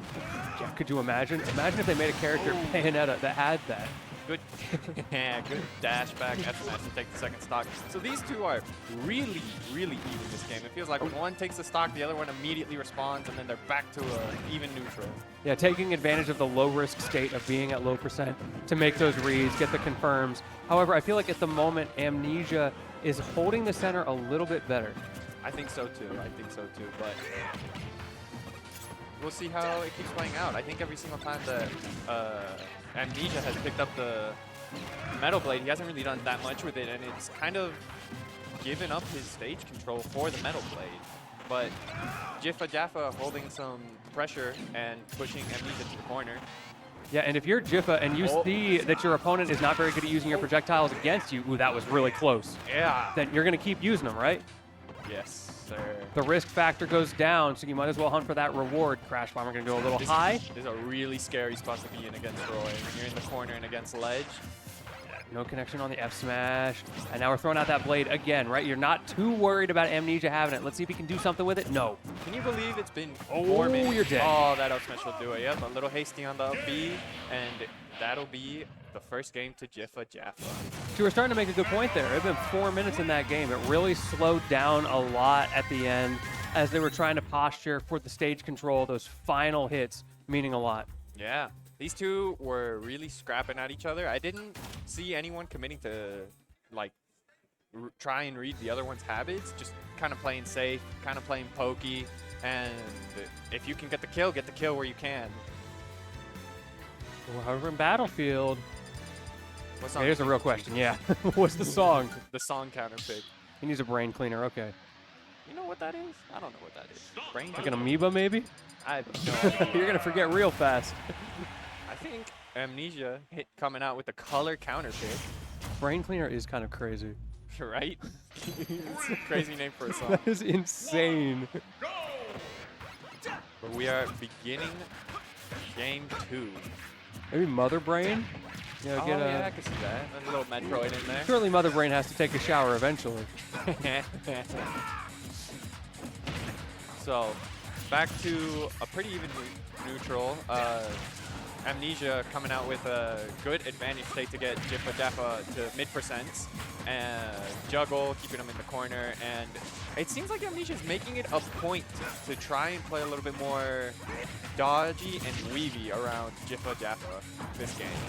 Jiffa's definitely not making it easy for him with all that pressure with the projectiles, but if you look at the percents, they tell a very different story. Amnesia finally in a position to hold the stage, and great read on the roll-in. That F-tilt going to kill that time. I think this is the first time where I've seen a noticeable lead. Yeah, definitely. And we saw several times in the last game where that F tilt could have come out and done exactly that. It connected this time, and now Amnesia has the opportunity, has the resources to force Jiffa to play his game. Yeah, that'll do it. I mean, just having the lead is such a massive swing in your favor, especially if you're air dodge read on the backer to kill at 80. That's what you need to see. That's what you need to see. And just like that, Jiffa's back in it. Tit for tat, I guess. There is no escape from just how tight this set is so far. Forward air, nice strong hit. And you get another one. Dash back, gives up the stage. He was going for a read, but Jiffa didn't give it to him. I think Jiffa's been doing a really good job at fighting out of the corner, especially against Roy, who is a character that is known for pressuring you really hard when you're in the corner. Ooh, outspacing that forward air. Very well positioned from Amnesia. Another opportunity to hold the center stage, but the cross up from Jiffa with the leaf shield, making it a little bit difficult for him. Ooh. Ooh. Are we going to see a kill from this edge guard? No, we're not. Great recovery. Snaking through all those projectiles, just like you were talking about on stage. Now we're doing the same thing off stage as well. Yeah. So I see that Amnesia has kind of lost his lead. It's kind of back to an even game, back to how the first round was. Once again, oh, that was so close. You saw the move. The startup was coming out of the forward air to potentially close out that stock, and there we go. We get it back. Jiffa takes 2 stocks before Amnesia can take 1. And this is where that frustration can come in. We see 2 big swings coming out from Amnesia. Neither of them are going to connect.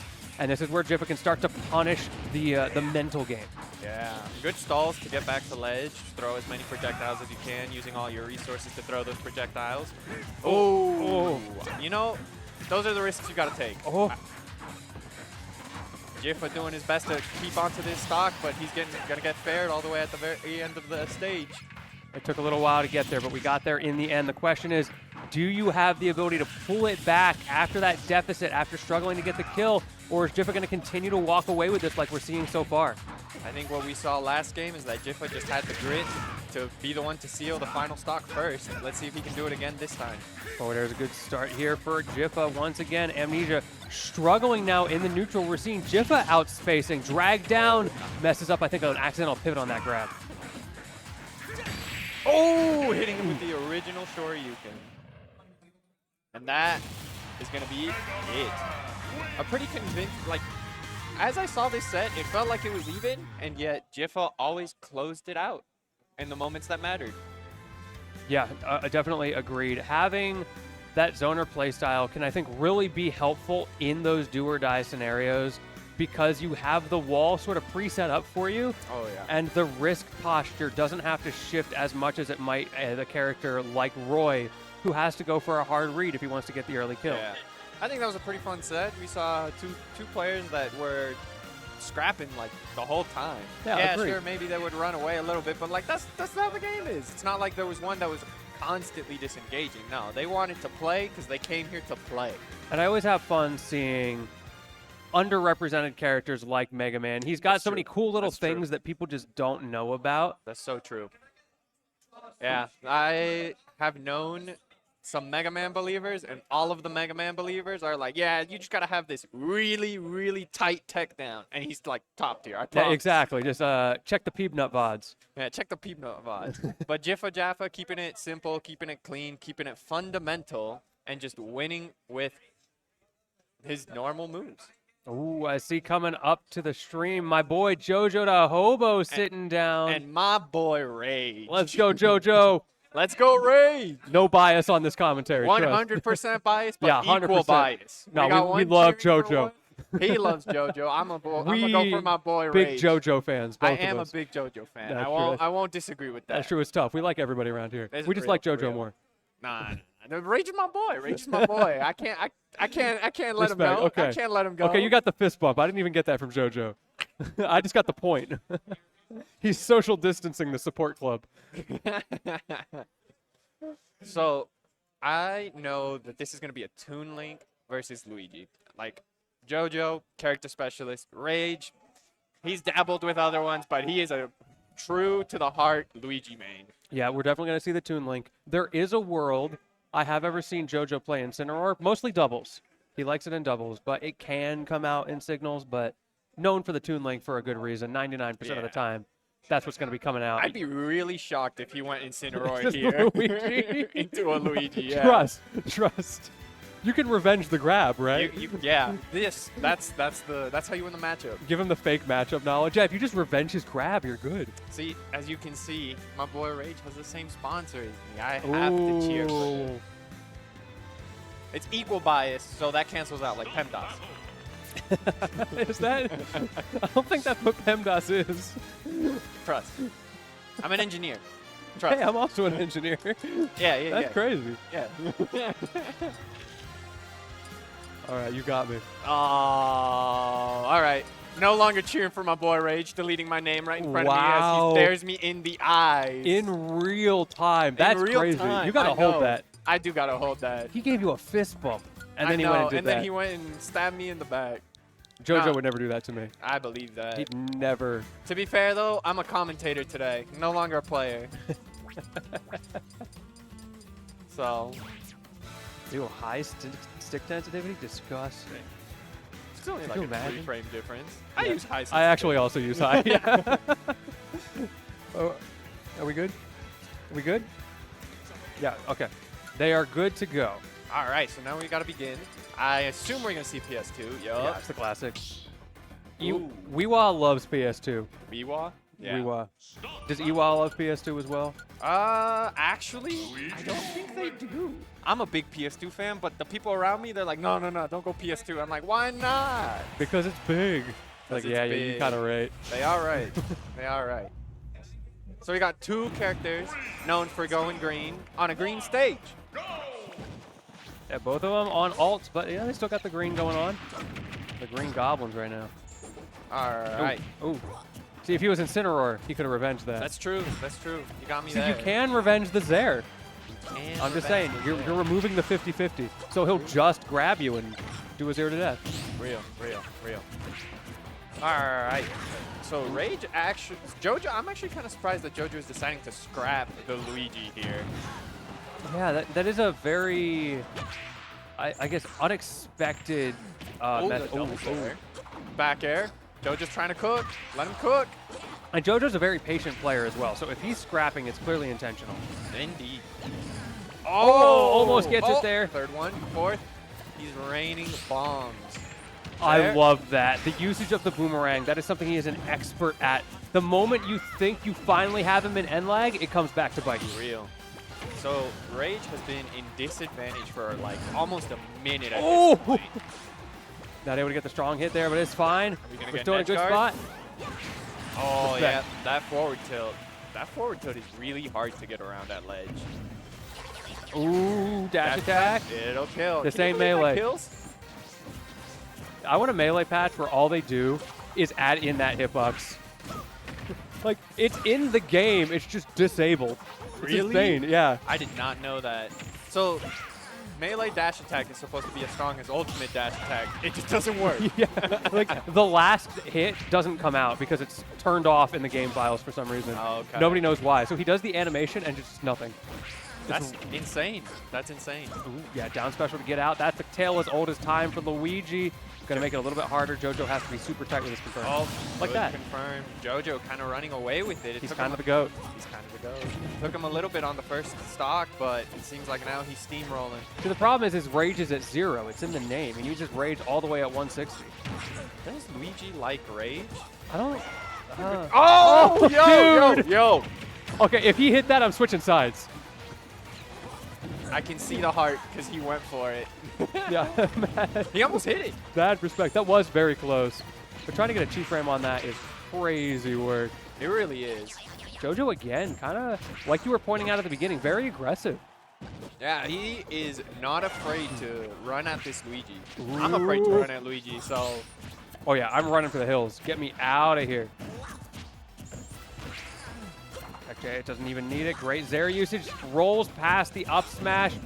Rage fishing for some kills right now. Can he find it? I think he's going to have to do a little bit more than just throw out some kill moves here and there. Oh! Ooh, Ooh, get parried. back throw. Oh, not a kill yet. That was a great parry though. JoJo living on borrowed time. No drop tech. down back air, and Bomb will actually kill him. Time to check. Does So- Luigi like rage? I guess we'll see. Oh! Boomerang coming in to save him. Once again, fantastic call out. And that is such a great get out of jail free card for JoJo. It really Is was. if you get hit in the 0 to death, the boomerang's coming for you. The Boomerang's coming for you. That was a fun game 1. It seemed like JoJo was kind of pedal to the metal, and Rage was like, whoa. But can't ever count him out. He's going to go for that down tilt. You know, Luigi's got those 0 to death combos. Great ult choice, by the way. The I fire agree. Luigi, Yeah. big fan. I'm so sad they took Mario out of this. Yeah, I don't know what they were thinking. There's so many arbitrary colors. And then they left Booger Green Mario in it. Right? What are they doing? It seems like such an easy decision. Hey, devs were cooking something else. I think they burnt it. All right, Ooh. so Rage trying to get out of disadvantage, back to neutral. Oh, can he get a lengthy combo? Really struggling to get something started. We haven't seen that grab combo game be a threat at all. JoJo is playing around it very well. Yeah, I agree. I don't think I've actually seen JoJo get grabbed except for maybe like once or twice near ledge. This is where you start to see, oh, we were talking about that a minute ago, right? How important it is to be frame tight with that because the down special can come out. Frame 1 invincibility will jump check you if you ain't on point. Oh, What again. a clean up smash. And they say that back hit doesn't kill. Oh, it 100% does. And JoJo is a purloiner of that back hit. So good at finding that one, the reverse up tilt hit that he just tried to do as well, giving himself so much less frame disadvantage, making him unpunishable. Did he just go from this fire? I think he did, yeah. This man's a gambler at heart. All right, we'll keep him out of Vegas for Level Up X, though. How about that? Oh, what can Rage do? Oh, you know what? no! I respect it. Bro. I respect it. JoJo, that was mean. Rather than going for the throw, he's like, no, I'm going to jab. I know he'll shield, and then I'm going to throw him. Rage needs to get something going. He needs to take this stock right now and then pull off a 0 to death if he wants to be back in this game.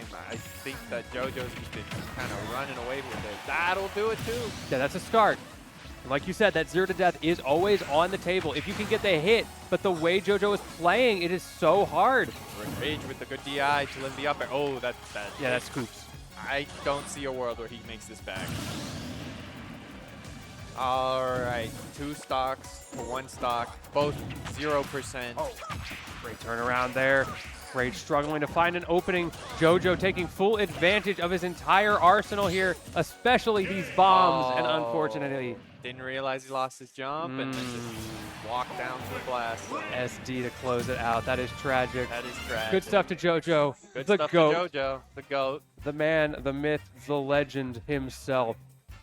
The You know, hero actually, if of you go Wales. into Wind Waker and you look at the opening cutscene where it shows like the legend, the picture that they show isn't Toon Link, it's just JoJo there. You can tell because of the hair. Yeah, yeah. I can vouch too. I've seen it. Weird copy of the game. Yeah, yeah. It's like the Benj round, except it's just the JoJo's version. The JoJo's Like Taylor's version, but JoJo's version. It's not creepy pasta. No. Oh, it's nothing creepy about it at all. I am Nothing here creepy for it. about it. But yeah, good stuff to Jonas. So, who do we All right. have next? I don't know. I see our production man is going to run out and try to find us some matches. In the meantime, though, having a great time here at Beak Bonk 2025. How are you feeling about the experience as a whole? Oh, I love this Beak Bonk. I'm actually from this region, and I know the TOs. I know them. It's why I'm filling in for the casting. And Bleach, always trying to put on the most professional, high-end show that he can. You know, we have a billboard. You have a billboard? We have a billboard. That's crazy. That's what I'm saying. I love the backdrops of some of the other setups. Here we're on the side stream, so we don't have them. But over behind us, where that melee stuff is going on, which you can kind of see in the background, and then off to the side for the FTC stuff on Satellite Fighters. Yup. Really nice backdrops. Oh, How are yeah. we doing on melee, by the way? Stiv Fiction Losers Finals. Okay. And I like that there's so many setups. I like that the community comes out, helps support the tournament. I like that the menu's not super hot. The venue's big. There's enough space for everybody. In my opinion, it's a great event. Couldn't agree more. I'm having a fantastic time, and it's always great to get to see the Iwa, the Idaho homies, who I don't get to Indeed. see very often over on the other side of the mountains on my home turf in Seattle. true, that's Such true. a nice group of people. You know, now that I think about it, Iwa hardly ever travels to the west. We got to work on that. Yeah, we gotta work on it. We'll meet in the middle. We'll meet in the middle. It's going to be Cave of Two Lovers trying to get through those mountains. So we got another Toulouse versus a top dog. Xavier, a Wii Fit player, versus Cool Kid, a resident Cloud main. All right. We don't see enough Cloud these days. I don't know why. That character's crazy. Character feels good to play, is good.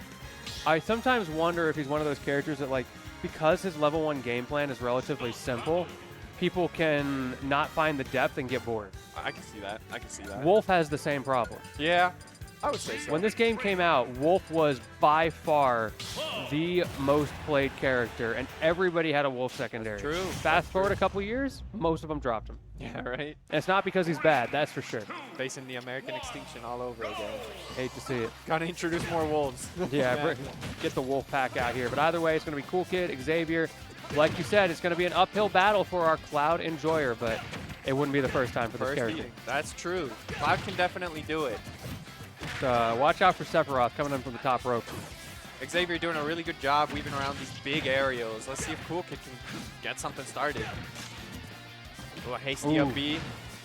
Yeah, right now I feel like Xavier is just playing very slow and careful, not going in, not even like farming that deep breathing too hard. Finally gets it and has an opportunity, but Up and through the down air? That's some privilege. goes hard.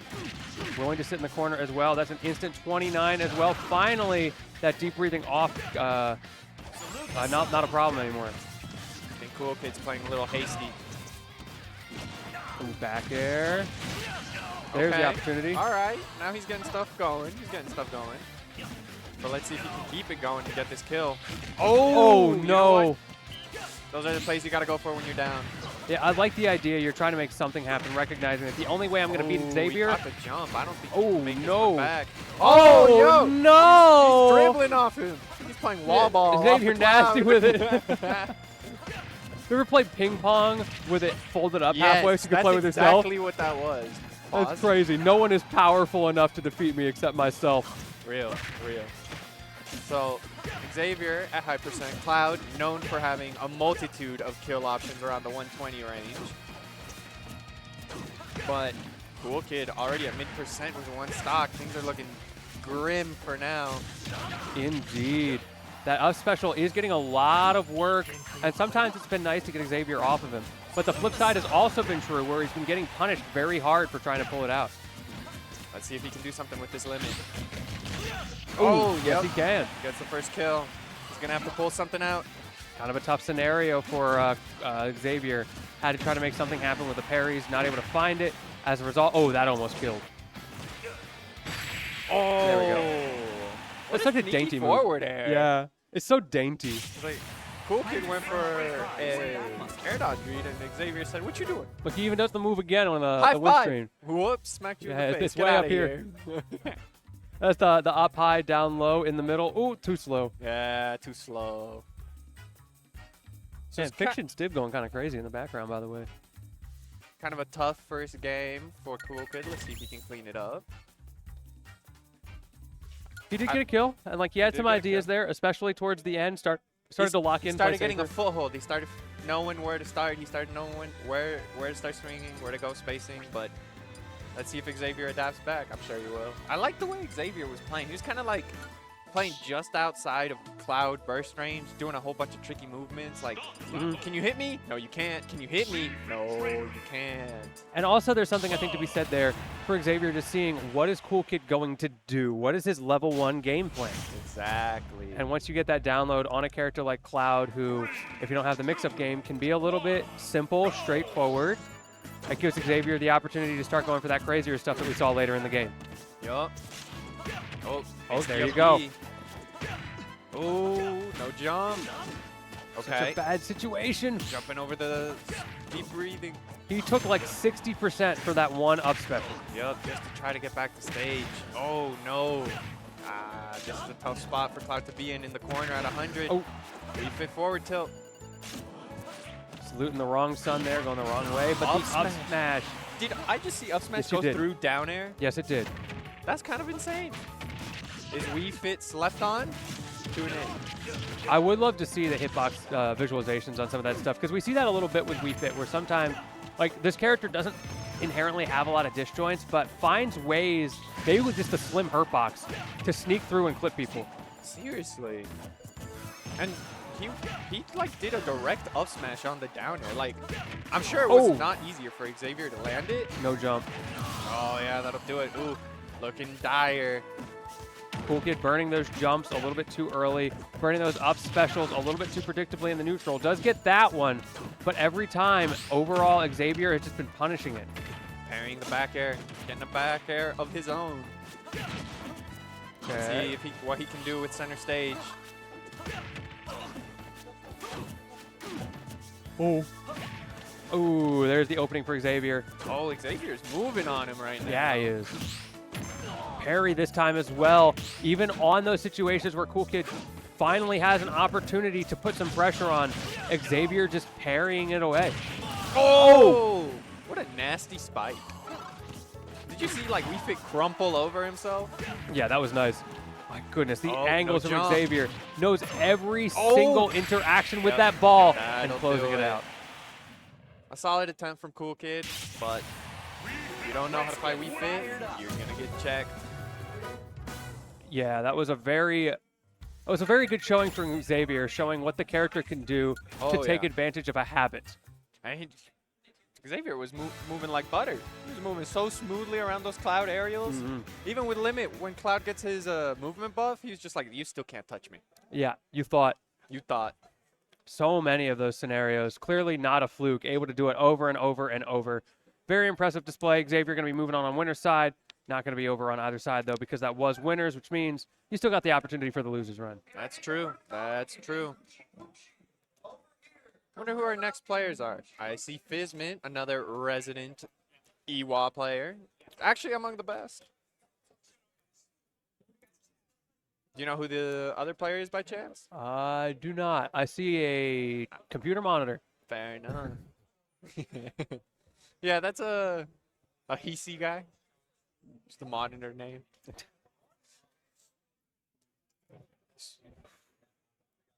Yeah, so we're going to see what the character picks are going to be. It's going to be an interesting one for sure. Yeah.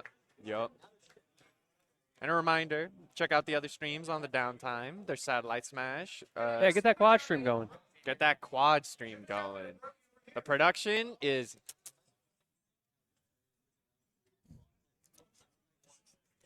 Yeah, no worries, no worries. We're getting it figured out in the meantime. Why don't we talk about our sponsors real quick? We've got a couple of people that have really done a good job of making this possible.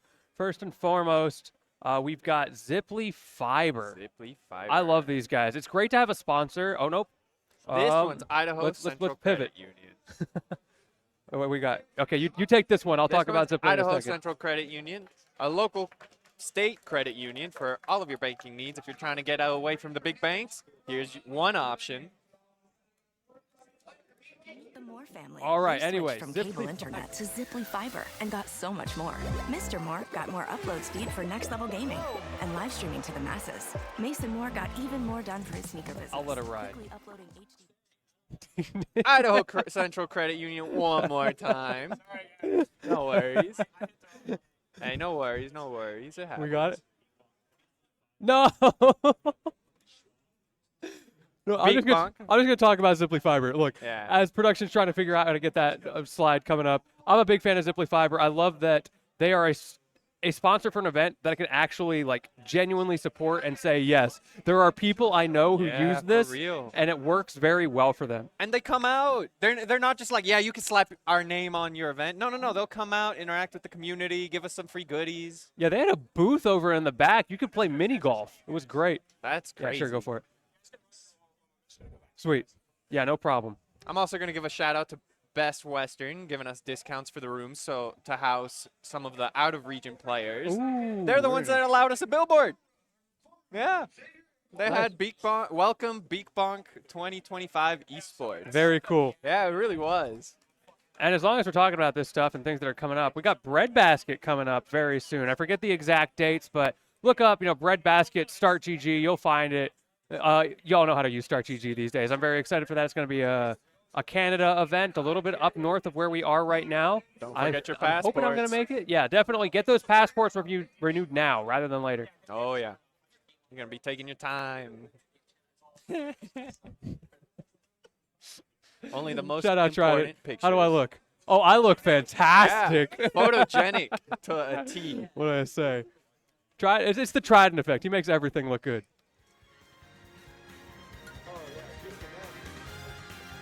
We're beautiful.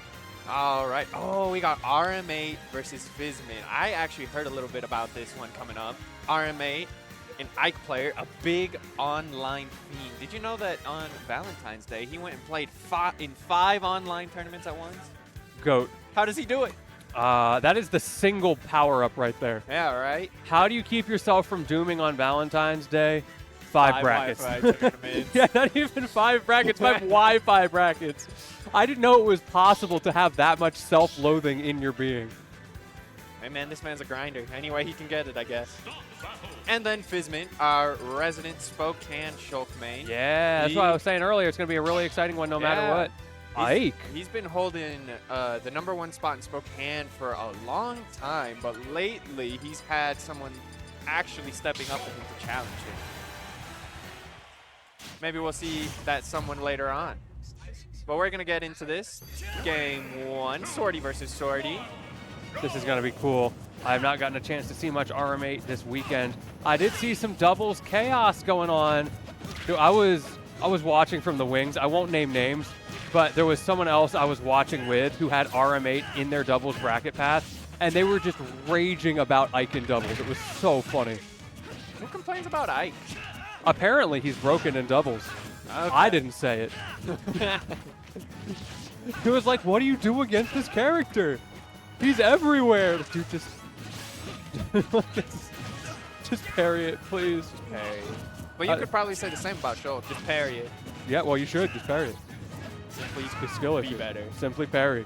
Simply parry. Speaking of Shulk, one thing that I have really enjoyed seeing the development of this character over the years is how much people use speed art and jump art as opposed to the more heavy hitting arts. Of course, Shield's going to come out on the defense. That's true. That's true. At the end of the day, most platform fighters, if your movement is on point as a character, then you're probably a top tier. So I guess it makes sense that we see the development of the movement arts rather than the hitting ones. Yeah, it's hard to be bad if your character is fast, maneuverable. Sonic. Yeah, it's crazy. If you ever look at those things of like who's the fastest in the game, who's the strongest in the game, Shulk is always at the top of every list with that asterisk, if he's in Monado. Yup. So RM8 taking the first stock, a little bit of a fumble on Fizz's part, getting side B'd while he was in Smash Monado. But Fizz being able to come back and take his first stock, and let's see if he can make up the percent. Oh, speed art's gonna keep him in disadvantage.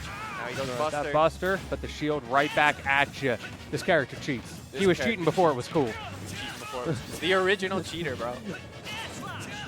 I gotta say, Fizmin utilizing those resources very well because you have such limited numbers of those things. You have to make very precise decisions all the time as you're maneuvering around RM8 Ike. And they're all niche. Oh, you okay. know, that was one of the most textbook edge guards I've ever seen.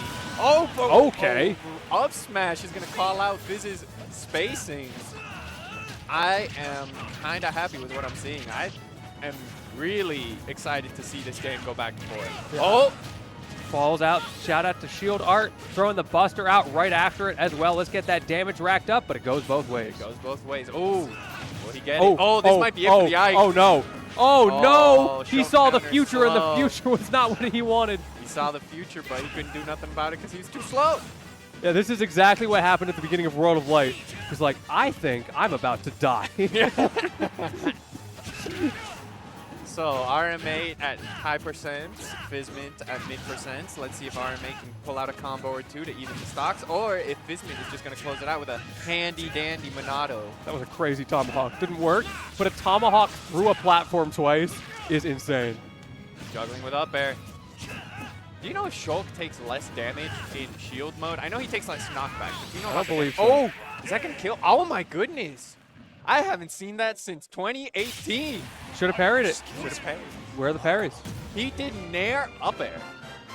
One thing that is really great to see at this late stage of the game from a player like RM8 is how good he is at mixing up timings in ways that it's difficult for you to catch. Because you have to ask, like, of course he's going to nair up air, right? How did I get hit by that? Real. Real. Got to give credit where credit is due and try and adapt to it. And Fizment has fantastic defense. We saw it all the way through that. Oh, yes. And Fizman will also adapt. So let's see what he can do on this game, too. We'll see. Curious what he's doing on the phone there. What we He's got? picking his music. Okay, we It's got the music counter pick. What's your music counter pick? I don't listen to music. I listen to the game. Yeah. But maybe I should locked in. start. You're locked in. I try. Either way, small battlefield. Let's run it. Let's run it. These two players feeling each other out one more time. RM8, a big start. Oh. Oh. Man, they are swinging right now. I will say the range advantage very much in Shulk's favor, and Fizment is using that very well. But RM8 finding ways to navigate in, and when he does, he hits much harder. Unless Shulk is in Buster. Unless he's in Buster. Oh. And that smash comes I out. wonder if that Yeah, enjoy your smash knockback. side B was a misinput or not. Yeah, it did feel like a weird time to pull that out, but I guess if he got the read, he could get the kill, right? What a dash attack. That killed that 80. Those buffs go hard. Oh. All right. 1 for 1, an eye for an eye. And we're going to make the whole world go blind, but we're going to look super sick with these combo trees while we do it. Yes, sir. Armor 3 up air. through. I like that punish from Fizman. Get a little bit of extra damage during the armor, wait it out, and then get your full punish afterwards. Oh my goodness. Fizman smash will turning kill. up.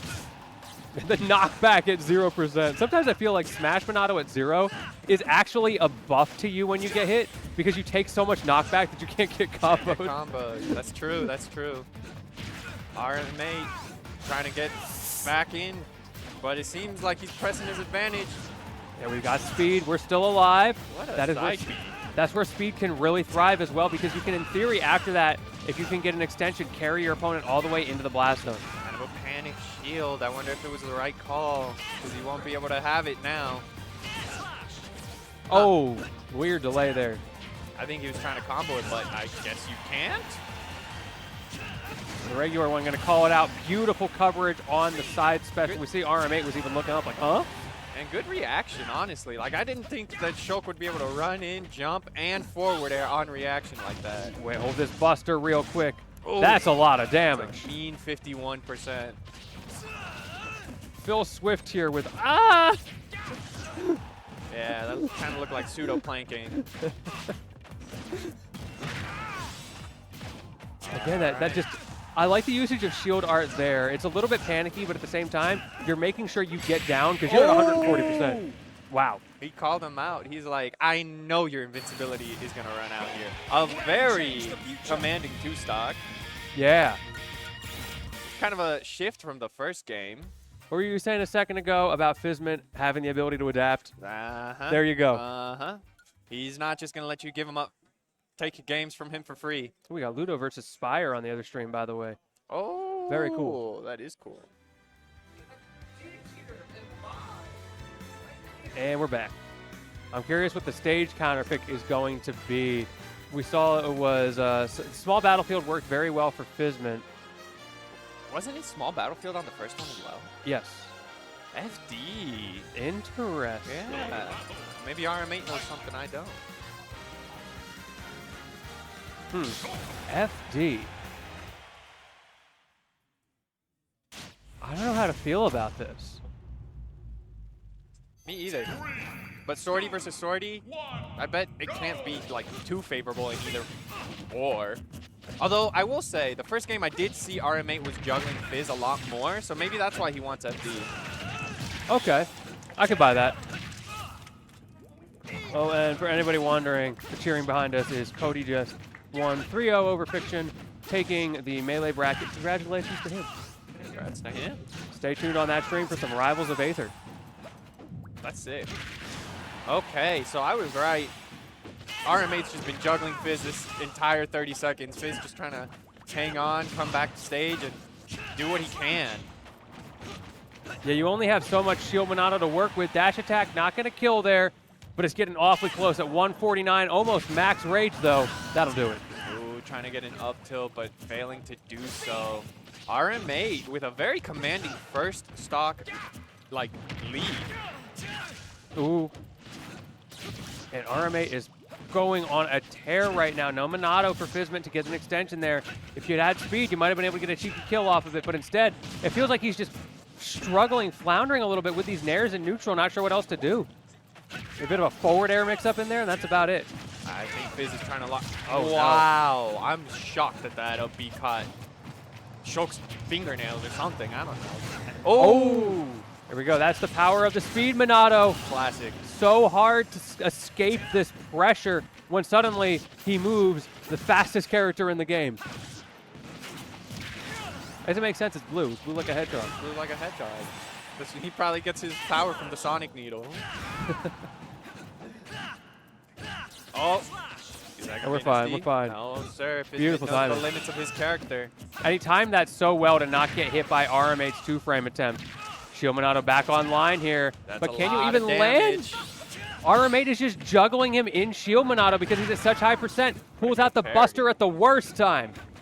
Yeah. Oh, kind of a hasty up B. But RM8's just going to space around it to get the first kill. Okay, Speed Monado back online. Once again, that is continuing to be the thing that really puts in the work with him. That would have killed if he got the hit, but he did not. So you have to burn that smash meter. Instead, gets the Buster for some nice damage. You can't discount Shulk or Fizment out. For a little bit of, in a while there, Fizment was known as Clutchman because he's been down and he just cheat his way back to victory, as Shulk does. See if he can clutch up. It's going to be awfully hard. Smash attack again. Yep. That time, not even close. Now we're looking at a fairly even game. Yep. Getting the Speed juggles. Monado. Getting the juggles. Can only do so much to get him down with the way RM8 is juggling, controlling stage so well. Burn that shield. Oh, but an SD. No. I feel so bad. That's too bad. What a sad way to go out. It's all right. We'll put Fizment in that under 13 bracket that they're talking about over the loudspeaker right now. just squat. They won't be able to tell. Well, one more chance in losers. Yeah, it's definitely not over Fizment. I kind of expect a bit of a run. RM8 is a tough pool this early in the bracket. You're in like top 32 area right now, I think. So that's rough. No idea. Somewhere in that range. Somewhere in there. Either way, he's got a good head on his shoulders, so he'll figure it out. But good stuff to RM8. Good stuff to RM8. Okay.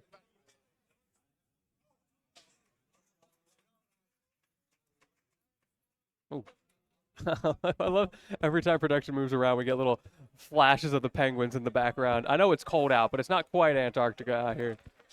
Not yet. Or which one is it? Are they North Pole or South Pole? I can never remember. Penguins are South Pole. Okay, they're South Pole. Yeah. My man saw March of the Penguins. It was so long. It was Happy Feet. Okay, good answer. Good answer. Funny enough, this event is also sponsored by University of Idaho. That is where the venue is at. They are putting on their own event alongside Beak, Bonk as well. They're putting on their Vandal Gaming convention.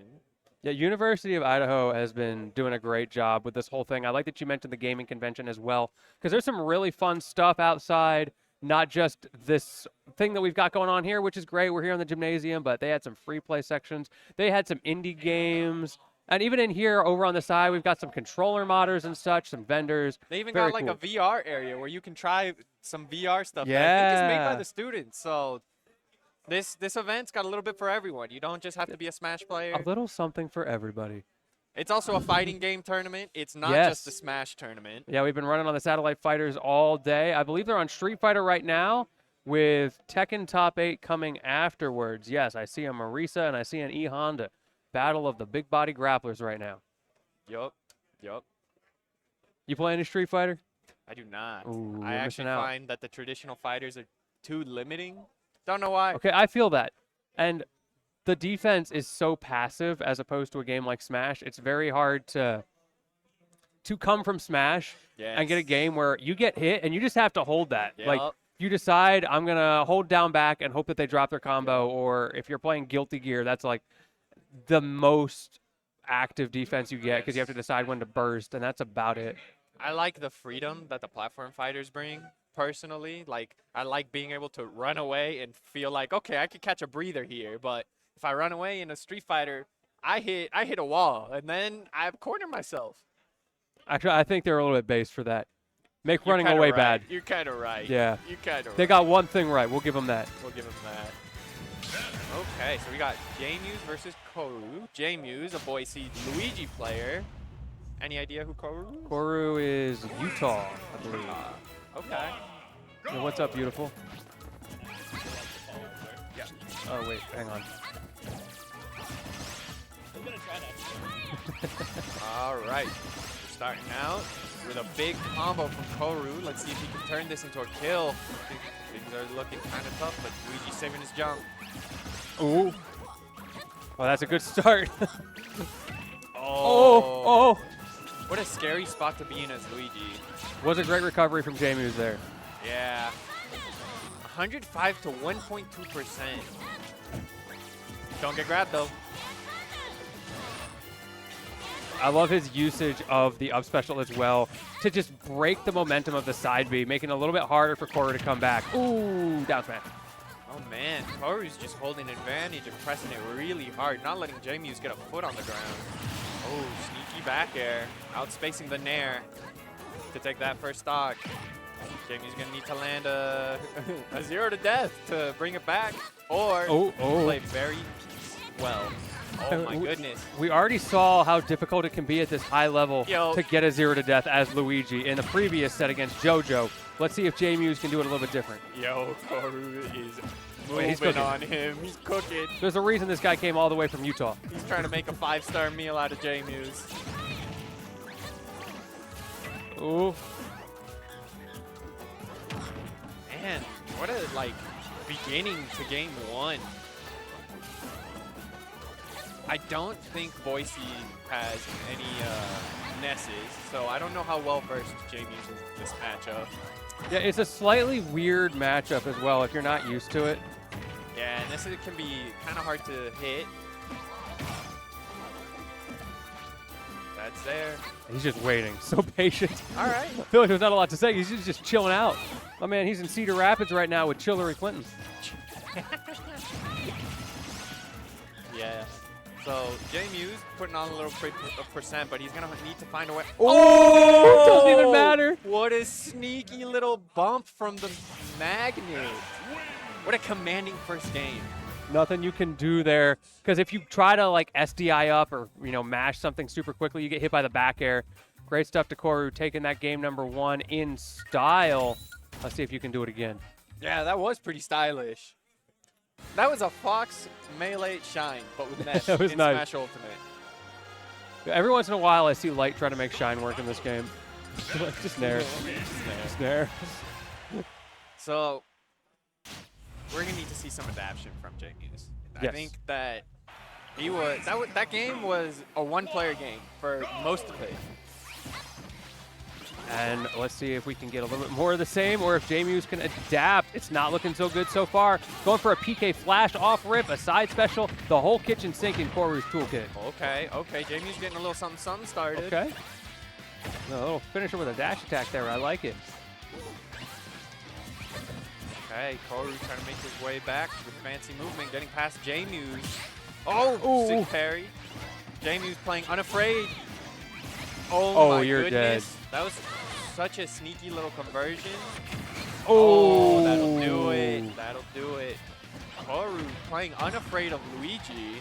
Koru clearly knowing the matchup very well as well. A lot of these options are very anti-Luigi specifically. You can see the awareness. Honestly, that's a really Oh, he good saved point. him. Oh, a missed tech. Doesn't matter though. Oof. A minute in, losing 2 stocks. Kind of a rough way to play out. All right, one more shot here for J-Muse. You're going to have to pull out the comeback of a century. Maybe throw out that down tilt just for style. Can't.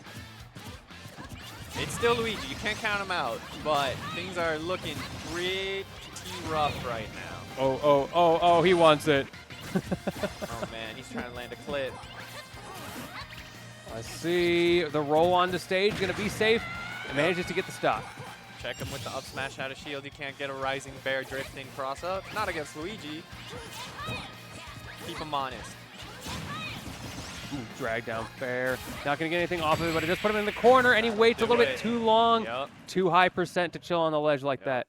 Koru said that was just a blip. Watch this. Yes, he indeed was not Hillary Clinton. That's No, tough. No. He was all pedal to the metal. He was like, how can I not let my opponent play this game? Well, we are not in Cedar Rapids here. We are at Beak Bonk 2025. I hope y'all are having a good time 2025. enjoying this bracket. We've had some great sets in this Pools Wave 2, after which we're going to be transitioning into the top cut, the top 8 stuff going down the night. We've got a nice long night ahead of us, so thank you for joining us here on the side stream. Of course, there are plenty more. You can see the Cody Schwab stream that's going to have some Rivals 2 on it in a second right next to us. And Support then, Rivals. Yeah, definitely support Rivals. I love that game. Yeah. Have you played it? I have, and I played it, and I was like, wait a minute. It's nice, right? This game feels It's slick. like everything that I thought I could theoretically do in Melee, I can actually do in this game. Yeah, right. Feels so good. Who do you play? I don't play anyone because I don't play the game, but I've played it, and when I did play it, it was really nice. It's okay, we'll get you on the grind. Low key. Just low like key. pick Zetter. Zetter. Like, just start basic. Zetterburn. That's honestly that's who I played the first Right, time. you start with Zetter because you're a Smash player and it's what makes sense. And then if you decide that there's something else that you like that's cool, you just pivot. Just pivot. Yeah, you're right. That's what I did. I ended up on Forsburn. Forsburn. Isn't sick. he like one of the best? He's pretty good right now, yeah. He's the Smoke and Mirrors character. Oh, that character's so cool. He can go invisible. Yeah, he's sick. Oh, we got Jordan Clout coming up to the sticks. Jordan, you better mess him up. Okay, he says he's going to mess him up. Oh, yeah. So, I actually know both players here. It's Jordan Clout versus Bluka. We got a Seattle Roy main versus a South Idaho Bayonetta main. Thankfully, Clout is the best player of all time. You can look up the Wikipedia, and it will tell you that, by the way. Absolutely. He's got a Liquidpedia. He's got a Wikipedia. He's got a Smash Datapedia, whatever there is. If it has pedia at the end, he's there. He's there. And he's got a gray hairline. That he does. That he does. I don't know how need he his keeps that so barber. trim. I need Yeah, his barber. totally. I need his barber, too. They're going to look at my hair and be like, there's no saving you. Same. They're like, man, what is this rat's nest? You gotta get this cut more often. Hey, you're going too far. Don't come for my hair like that. It was my hair. I think I look okay. All right. Your You're hair on looks thin nice. ice. Your hair looks nice. Oh, don't lie to me like I promise. It wasn't you. It I wasn't think your you. hair is beautiful. Appreciate it. Just the way you are. All right. I'm So excited to see Clout. I am excited for this as well. I think Cloud's been on a improvement. He's been on a come up. But you can't be sleeping on Bluka either. Yeah. She is also She's on nice her with it. come up. You know, this is actually the first year she's been allowed to travel regionally. And she's been doing a Ooh. very, like, focused point to go to as many out-of-region events as she can. That's super sick. When you get to that point in life where you can start doing those things, it makes such a big difference. Okay, but this is a loser's round, so Yeah, there's a lot on the line. yeah. So this one's on the line. And I expect both of them are going to have pretty decent knowledge of each other's characters here. I know we've got some decent Bayonetta presence in Seattle, and Roy is just a super common character. Roy is super common, but I know that Boise does not have any relevantly high Roy mains. I don't think. Maybe my information's outdated because it has been some time, but I don't ever see it in the top 8 graphics. All right, Jordan versus Bluka. Lock in. And, of course, PS2. PS2, yes. Makes the best games. Are you a PS2 hater? No, you're a PS2 enjoyer. Well, my problem is I play Falco, and I want big stages. True. But I think that PS2 is not a neutral starting stage. It should be small battlefield. Okay, that's fair. But when people are going to let me go there, I'm like, great. I get an take it. advantage. That's fair. So kind of a even beginning. Both players seeming to feel each other out. Luca getting 1 or 2 combos to get Clout to 70. Ooh. Clout, Jordan, doing his best to keep up on the percent. And look at this. Look, he's in the name. He's the comeback kid. Hopefully he doesn't need it yet, as that side special not going to get the sweet spot. Yeah, I think he's making a pretty good run. Oh, There we big go. tomahawk up tilt. He's a very cerebral player. That's something you got to watch out for with Jordan. I don't know as much about Luka's game plan, but Jordan is a thinker. Jordan is indeed a thinker. You can see how locked in they are. They're getting hit by each other, and you see the head nods coming out like preemptively. Like the move is still in startup, and the head nod has started. But there you go. Yo. I just saw it. He was head nodding before he got witch timed. Hey, you have to. You have to. Those head nods prevent you from getting tilted. If your head's shaking, you're on the wrong path. Yeah, like no. Yes. It's the JoJo. You gotta believe. Oh my Ooh. goodness, that almost killed. But then it didn't. Roy with rage is so frightening. Almost isn't good enough. Yeah, we got max rage out here. Rage 0 from earlier needs to take notes. We're at rage 170 right now. Yeah. Luka's gonna need a dash attack, a jab, or an F throw. Keep it simple, or a back air. Yep, dash attack will do it. So, if I'm Jordan, I'm pretty concerned because Bayonetta, very known for racking up a ton of percent. Yo! And very known for cheesing you out of a stock. Thankfully, he saved his jump. That's the matchup knowledge right there. Not panicking, not crumbling under pressure. Oh! But gets spiked anyway. That was nasty. Great call out from Bluka. What a crazy advantage state. Like, she won one interaction, comboed him off ledge, kept him at ledge, took a witch time, took the spike, and now she's in the lead. Yeah, this is such a tough scenario. You're still able to come back here as Jordan, but you just have to think back to you were almost at a 3 stocks to 1 advantage, and all of a sudden you are on the back foot on your last stock, and Bluka still got 2 of them. That's where those head nods come in. Gotta give it up where you can. So tough. But great stuff to Bluka, taking advantage of the strengths of the character, utilizing the weaknesses that sometimes show up in Roy's recovery to close out stocks early. Great patience. Great patience. So this isn't anything that Roy can't make it back from, but it is a little bit tough. I think that Jordan is going to have to make a point to really live to 170 like he did that first stock. Well, it can go both ways here because Bluka can struggle to get the kill. That might be it. Oh, burning his jump to live, and that now you're will dead. be it. Yep. Taking advantage of where Bayonetta is strongest, and she can fly, bro. Yeah, she can fly, that is for sure. And she's flying deep into the depths of the blast zone, trying to close that out up against Clout. Very fantastic recovery and utilization, finding the win condition. Yeah, gotta take them where you can. So we're running it back. I'm not sure if you should or shouldn't. I've got no clue about this matchup, but sometimes shaking things up could be the move. I like the slightly larger stage just because it gives Roy the opportunity to use his ground speed to get away from the big hitboxes that Bayo can throw out. Real. Because if you can get an ABK to whiff, that's money. Real. That is money. Jordan making a point to, as you said, play with more of that space. Ooh, I don't know about that up special though. Ooh, Took a Lucas' big risk on it. conversions have been on point. Like, Yes. oh, tomahawk dash grab. Gotta be careful. Crazy get-up attack there from Jordan. Doesn't get punished for it. A special once again. A little bit of a get off me. Taking some risks with it, but it worked out that time. Man, Luke is keeping up the pressure. Trying to not let Roy breathe. Ooh, Bats within gonna save you from a nasty combo potentially. Parry on the down tilt as well. Bluka looking sick. Honestly, I feel like, ooh, that edge guard's gonna take it. Holding the up air to keep him damaged. I think Luke is trying to get into Jordan's head with all of these taunts.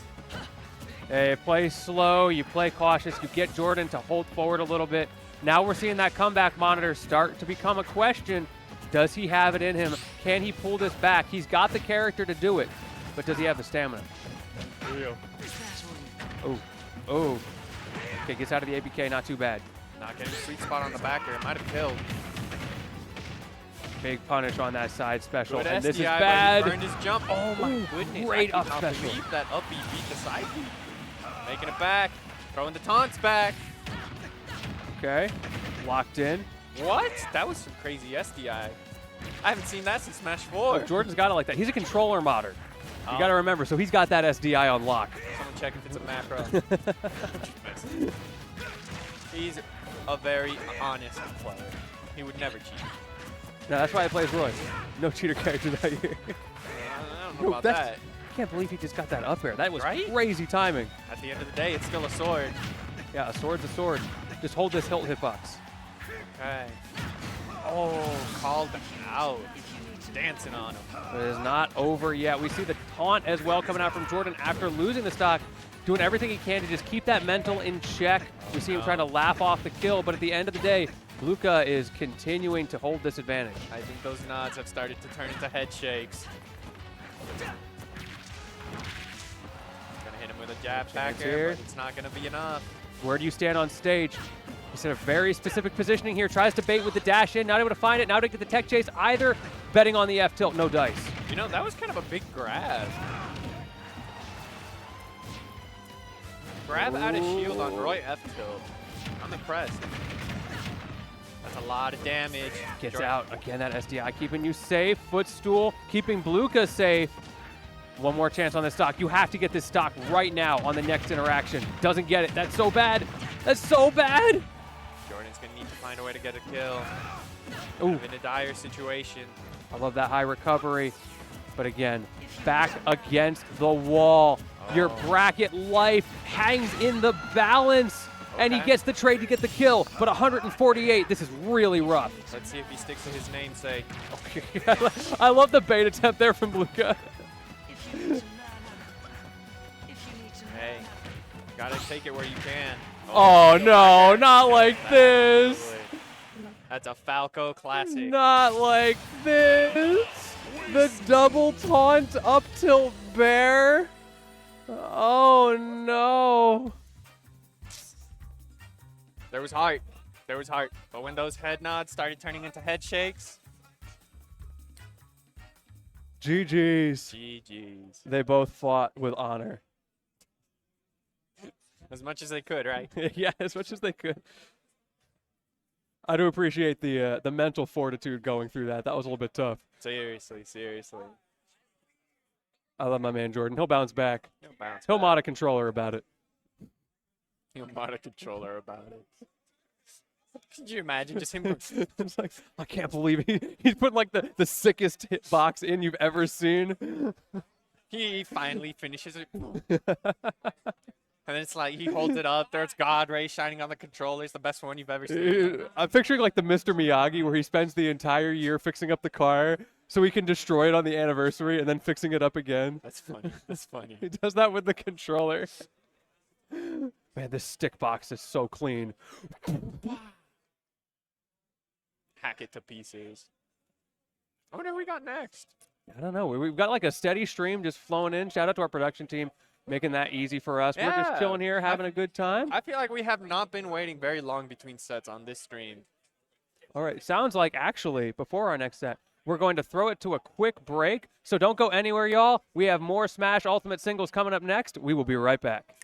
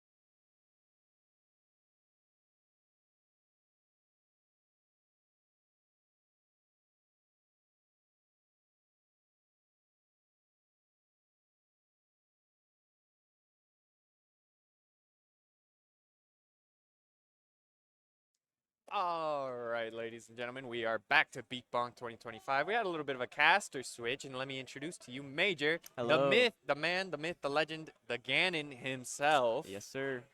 on comms with me. Yes. Lentini had to go do, I think, comms for a different game. For so- Rivals, he's subbing in. and Rivals. I'm subbing in for Ultimate Side Stream, so Yup, it'll be yup, fun. yup. We are in-game canon rivals, Yes. Young Link and Ganon, they don't get along too well. and it's a canon matchup too. It is. But what's crazy is like there's literally timelines. Yeah. So we can play and like different timelines will be canon that day. Maybe I'd beat you if the Smash devs had given me a bottle to fight with. Dude. Or a stick. Or a stick, yeah. But this is first set of my comms. So looking like Vi Spire. They did the chair bump. No idea why. Chair bump? Chair bump instead of Alright. a fist bump. So this is actually a really interesting matchup. This is a Ewok Classic now. Vi and Spire. Yeah. They have fought quite a bit this season.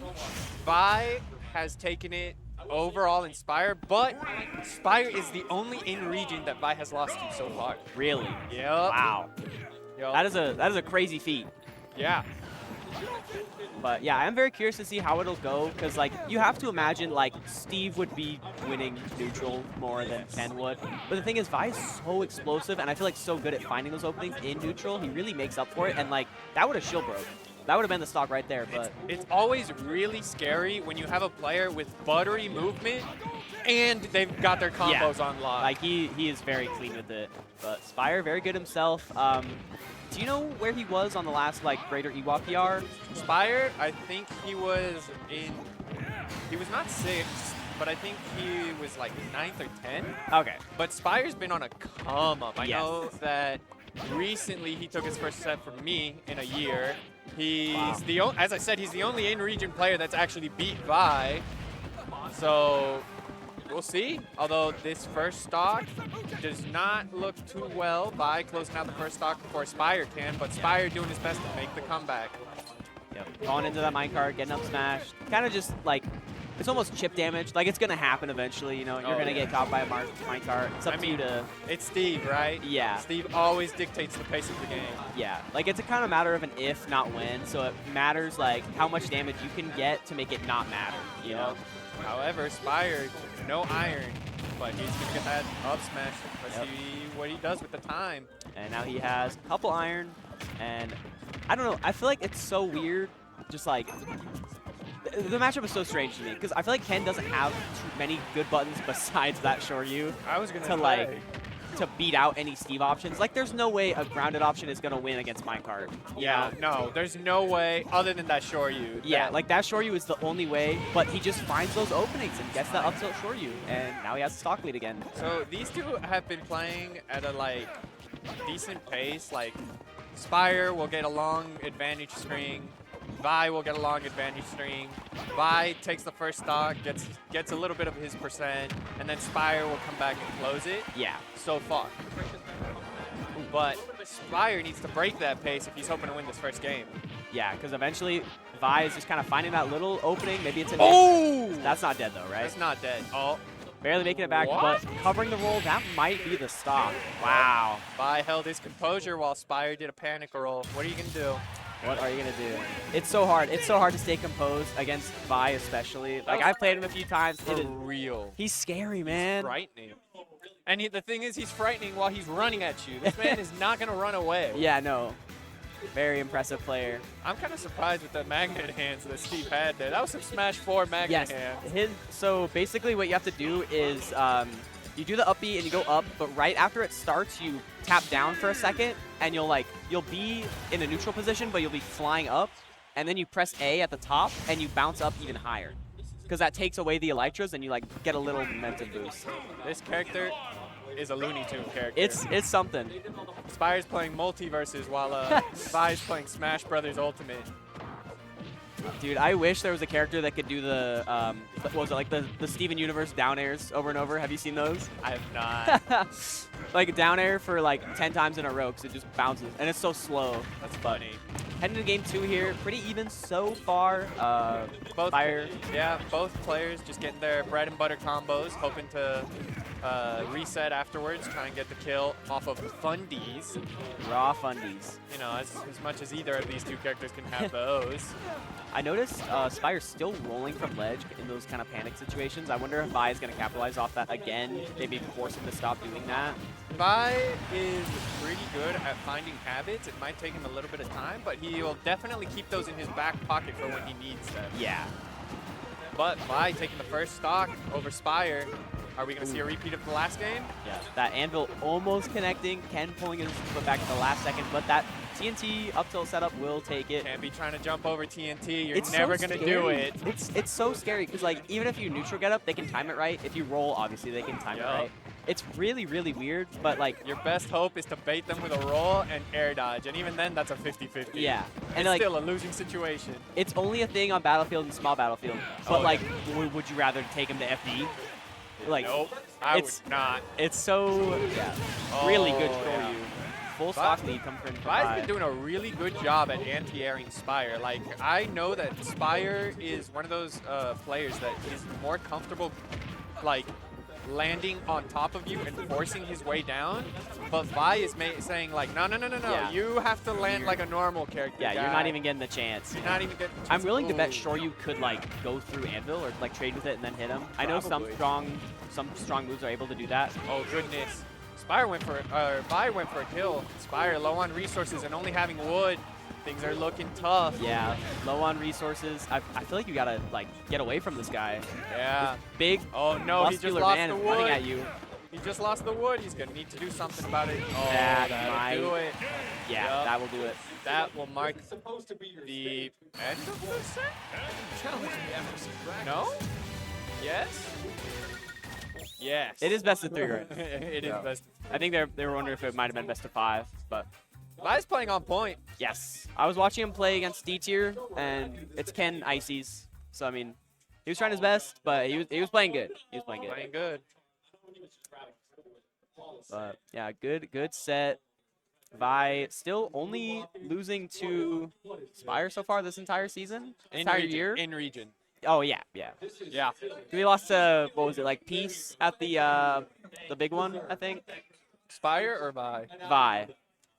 Did he? I think he got second, and I Peace want got to. second or Vi No, got Vi second? got second. Vi got second. I want to say it was to Vi either got second to JDV. JDV. Yeah. It all comes back to It all JDV. No comes matter back what, to like yada yada yada, and then it's JDV. The big boss of At the very of- end. of the Pacific, the U.S. Pacific Northwest. Yes. That man does not lose tournaments in It in the is. States. It is very impressive. I'm very curious to see what will happen today because he's playing Zog, and Zog is the biggest Pac-Man like disbeliever. She thinks he's bottom 1. What? Well, I mean, sure, I'm sure some of it is rage bait, but like, she is so confident against that character and thinks that character sucks. So I'm very curious to see how it'll go. Well, she better back her talk, I guess. it'll be really cool to see because I don't know how often she's played any other really good Pac-Mans. Yeah, that makes sense. Any idea on who's next, Major? Well, I see D tier. Let's see, he beat Vi, so he would be playing someone to make it out. Okay, I see. Ludo. Okay. Ludo. D tier So Ludo. this is going to be a high caliber match. Very, yes. Who do you think Ludo goes here, Falco or Mario? Falco would definitely be the better pick, but I want to say I saw on Twitter he's like not as he doesn't want to like crutch with Falco as much because he was doing I saw at Genesis, I was watching it. He played against like that really good Rosa from France, I think. Okay. Going Falco, the better matchup for sure, Yeah. right? Going Falco, went down 0-2, and then swapped to Mario, the like way worse matchup, almost won game 5. That's sick. So I think he's found like a new confidence in the Mario. So I am curious to see, because Mario Ices, I can't imagine being great. Oh, but this is Ices? yes. Oh, goodness. Boxer versus Ices is always a tough match. It's always hard, but Ludo, I mean, I was watching that Rosa, like anything's possible. I wonder how Rosa Mario is in this game. I played Mario in Smash 4. Oh, really? And I actually thought that matchup was even. Really? Okay. But mostly because you could run through people in that game. Yes. That is a big change that really benefited Rosa. Yeah. All right, I'm going to see if these two have ever played because they're both from Cali now. Okay. With Ludo's move. But I think it's NorCal and SoCal. So Okay. I will take a quick look. We got Trident, our Hi, resident Trident. photographer. Shout Um, outs. They've never played. They've never played. So this will be it'll be interesting. Does Ludo play Big D often? He's 1-3. He's 1-3 versus Big D. Yes. I mean, he took one, so maybe he knows what he's doing versus the Ice Climbers. Yeah, like he seems like he's played the matchup a few times, so I will be very curious to see what happens. And he beat Big D with Mario. So So I think we're gonna see the Mario. most likely, yeah, I would guess Mario. If I had to bet, do you want to bet? I'm not a betting man. Not a betting man. Not a Fair betting enough, fair man. enough. Me, I'm addicted to randubs, but That's the only spot you'll gamble. that's, yeah, pretty much. I mean, I side bet too. I lost a side bet earlier, but Sonic couldn't clutch it. It happens. It happens. You win some, you lose some. Yep. But yeah, I'm surprised it'll be like all best. I feel like there's been a lot of crazy sets that have been best of 3 so far. I know. Just I because agree. it's only top 16 and like this event is kind of stacked. Like yeah. Xavier Jonas was just the best of 3. Silver random best of 3. Like only top 16. It's a little wild. Yeah. It's kind of tough to have to squeeze everything in one day, Yeah. especially when that Iwa is known for playing slow. Yeah. We'll leave it at that. But heading into game 1, Mario was the pick, and I'm very curious to see how he'll deal with this. Because I feel like the difference with Ludo is he's so used to the matchups where he can't just play his archetype, you know? Okay. Because he was from PNW originally, had to deal with all these people just camping him out. Oh, He yeah. became the timeout Mario, and now he's in SoCal, and it's not that much better, honestly. Like, they kind of camp there, too. So he's not unfamiliar with times where he can't play to his strengths, but we will see how he plays around his weaknesses. That's fair. That's fair. Yeah, I feel like if you play Mario in this game, you got to be real adaptable because Yeah. you're not going to be able to run over any of the relevant characters. I don't know if you can run over characters, period. Like, even Maybe the the low heavies. tiers are like, even then, like, they can just kind of swing at him and get lucky True. sometimes. True, that's true. But pretty even games so far. I feel like finding your way in, yeah. Well, what a that's the DC. stock. That's crazy. One grab and he dies at 80. Yeah, so I'm curious to see how he'll deal with that, because you saw that neutral the whole time was like Nana was doing something and Popo was doing something. Yeah. And it's like you gotta like thread the needle, but like how? Because if you're How? wrong, you got grabbed and then desync down throw. Hey, when in doubt, backwards aerial. True. That move might be the MVP. So it might be the MVP of the set. Ooh, good awareness to take Nana out, Yeah. especially while you haven't racked up a ton of percent. Yeah, definitely good call there. And D-Tier wasn't able to prevent it, and now stuck as a Sopo, which I feel like it gets so much easier. It gets so much easier. Like, I feel like some characters, it's like, even with Sopo, it's like, kind of hard to win neutral a little bit, but I feel like Mario's doing fine. Yeah, I would say so. I feel like Sopo versus Mario is definitely a Mario favorite. Yeah. But can never sleep on Sopo. And never Almost leave getting on- that grab. Wait, that down did some air. damage. She was turned around. What was the up smash? Up air killing off the Up top. air killing off the Pretty top. much an even game. All right, we got Nana back in play. Yeah, so you saw the position there. D-Tier whiff, up tilt. The hard part about this matchup is any other character there you can just grab. But he would have grabbed Nana and then just gotten hit for it. I will say though, I don't know how like good it is in the matchup. I'm not an Ultimate Mario main. Ludo would probably know, but I know that one of the big things against Rosa in Smash 4 was that back throw as Mario. That's true. The back throw separates any puppet characters from their masters, right? Yeah, that might be the case in this game too. I know it still has a very active big hitbox, so D-Tier would have to shield it if possible. I don't know. Maybe we'll see it happen at some point, Yeah. but ooh, my almost goodness. dying there. See, that's the hard part. Like, he's trying to shield, and then there's, or not Blizzaga. What is the name of that? Blizzard? I think it's Blizzard. There's Blizzard, and then the other one is running up the shield. Yeah, see. There it is. There was the back throw. Yeah, but it just able to shield it, and then didn't get punished for it, but still not getting too much. Kind of just shooting Nana away. That's you know actually what? really That's good. Smart. Flood to break them up. Nana got the up smash. That was kind of nuts. Yeah, I did really like that flood because it Nana's like falling or like being in the air is so weird because she falls so slow. For real. So I can definitely see Flood just kind of like being a random like, oh, you're split up now, you know? Yup. Ludo, I like the flood usage that I'm seeing here. Yeah. I feel like another big thing he just did is it's kind of easy to two-frame Popo. Yeah. Like, especially with a lingering dash attack like that. Like, they didn't get it that time, but like, I think that can definitely be a big turning point if he's able to get the edge guard wall after. jump. My boy's getting fancy with it. He's always fancy with it. Oh my gosh. That what a pummel, grab. that pummel is perfect.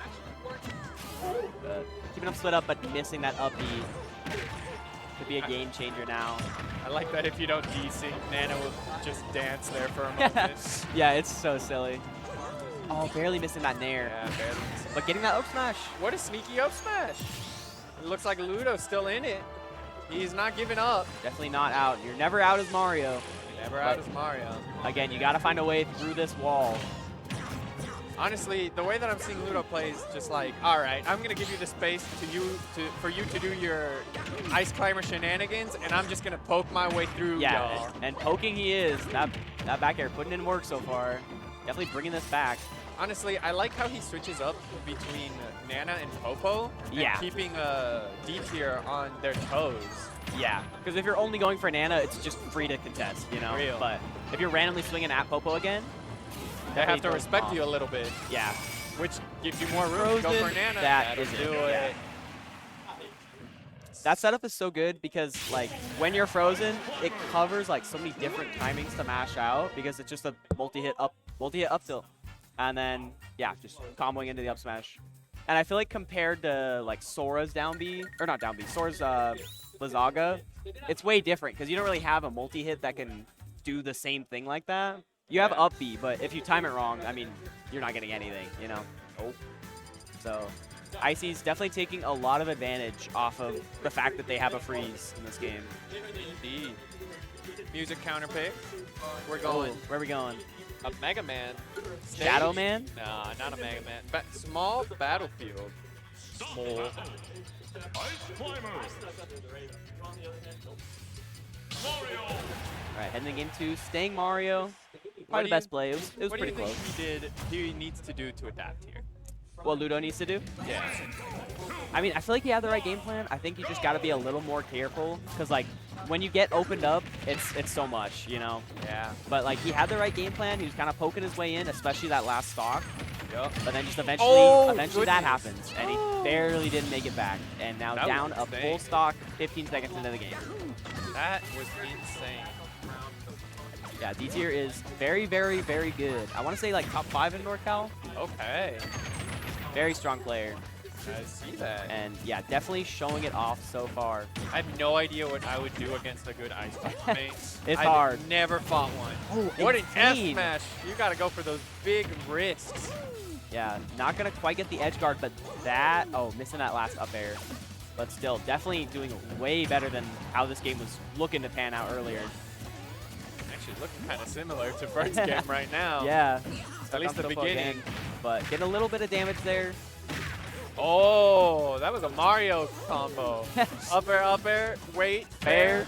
Yep. Oh, good back air. Mid-percent. Ludo's still not out of this yet.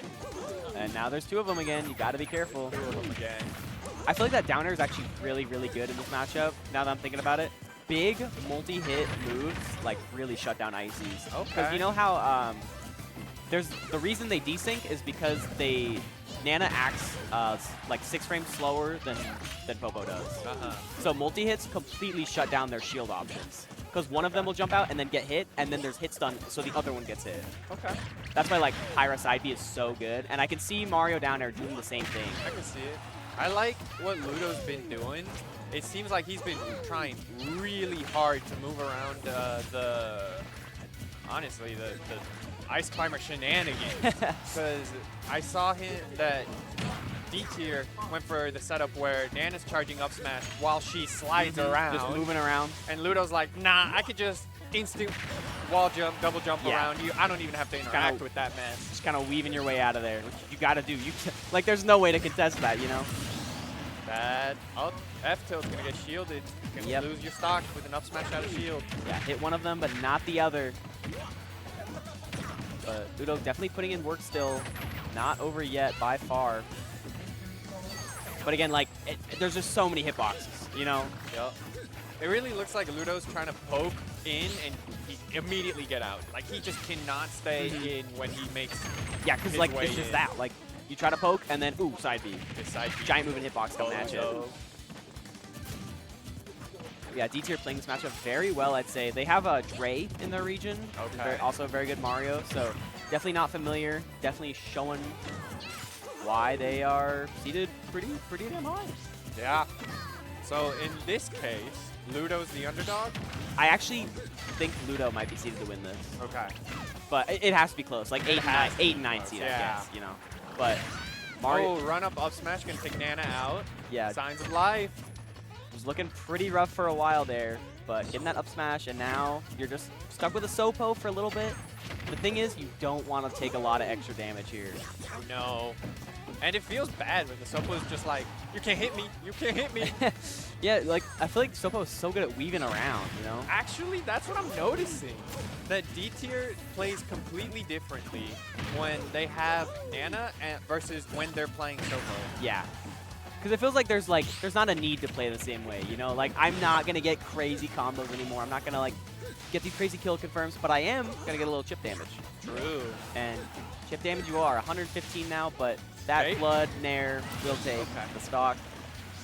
It's looking not impossible. Not impossible. It's still Mario, but you got to deal with the bodyguard first. Yeah. You want to get him, you got to get through me. Oh, yeah. But yeah, we're getting to the point where icy aerials will start killing, and that's the hard that's part. scary. Because if you get decent grab, you're super dead, right? Oh, yeah. But now, if you get called out in the air and get up smash. Or Blizzard up smash. Yeah. That was crazy. Ludo. A convincing game. Ludo trying his best.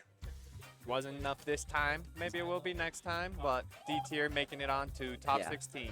Definitely keeping it competitive. Definitely keeping it competitive. I would agree with that. But D tier moving on to, yeah, top 16 winners, I believe. So that actually, I believe that sets up Xavier D tier. What the heck, man? What are these boonies matchups? Have you ever seen Wii Fit versus Ice Climbers? I feel like I have. that's because you're from Westwatch. Yeah, no, Xavier has played Big D before. Okay. But I don't know if D tier has played. They had Varun in their region at one point, really good Wii Fit, but Okay. not sure if they were ever playing around the same time. Yeah. But yeah, that will be. Let me double check. Oops.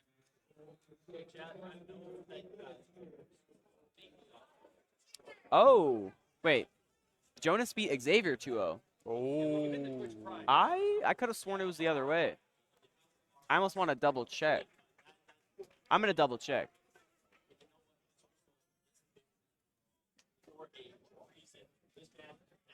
But Let's have yeah. another shout out to Best Western, giving us discounts to house all of the out of region players. You know, they also put a billboard up for us. Really? Wait, I Yeah. didn't see. Can I go find this billboard? You can go find them. It's like an electronic billboard. They have a slide of welcome Beak Bonk 2025 That is players. thick. Where is it? It's by the Best Western. Ah, is that walking distance? Like Like 10 minutes? Not far. I'd say it's like a 20-minute walk. Okay. I will definitely go check that out. But yeah, that is awesome. Yes. I didn't know Best Western was helping us out here. Oh yeah, Definitely appreciate it because there's a sure. lot of people here. there really is. Zipply Fiber as well. Yeah, Shout of out course. to them. And what I like about them is that they're not just like, we'll allow you to slap our name on your event. No. They come out, they set up Yeah. a booth, they interact with the community, Yeah. they give out some free goodies.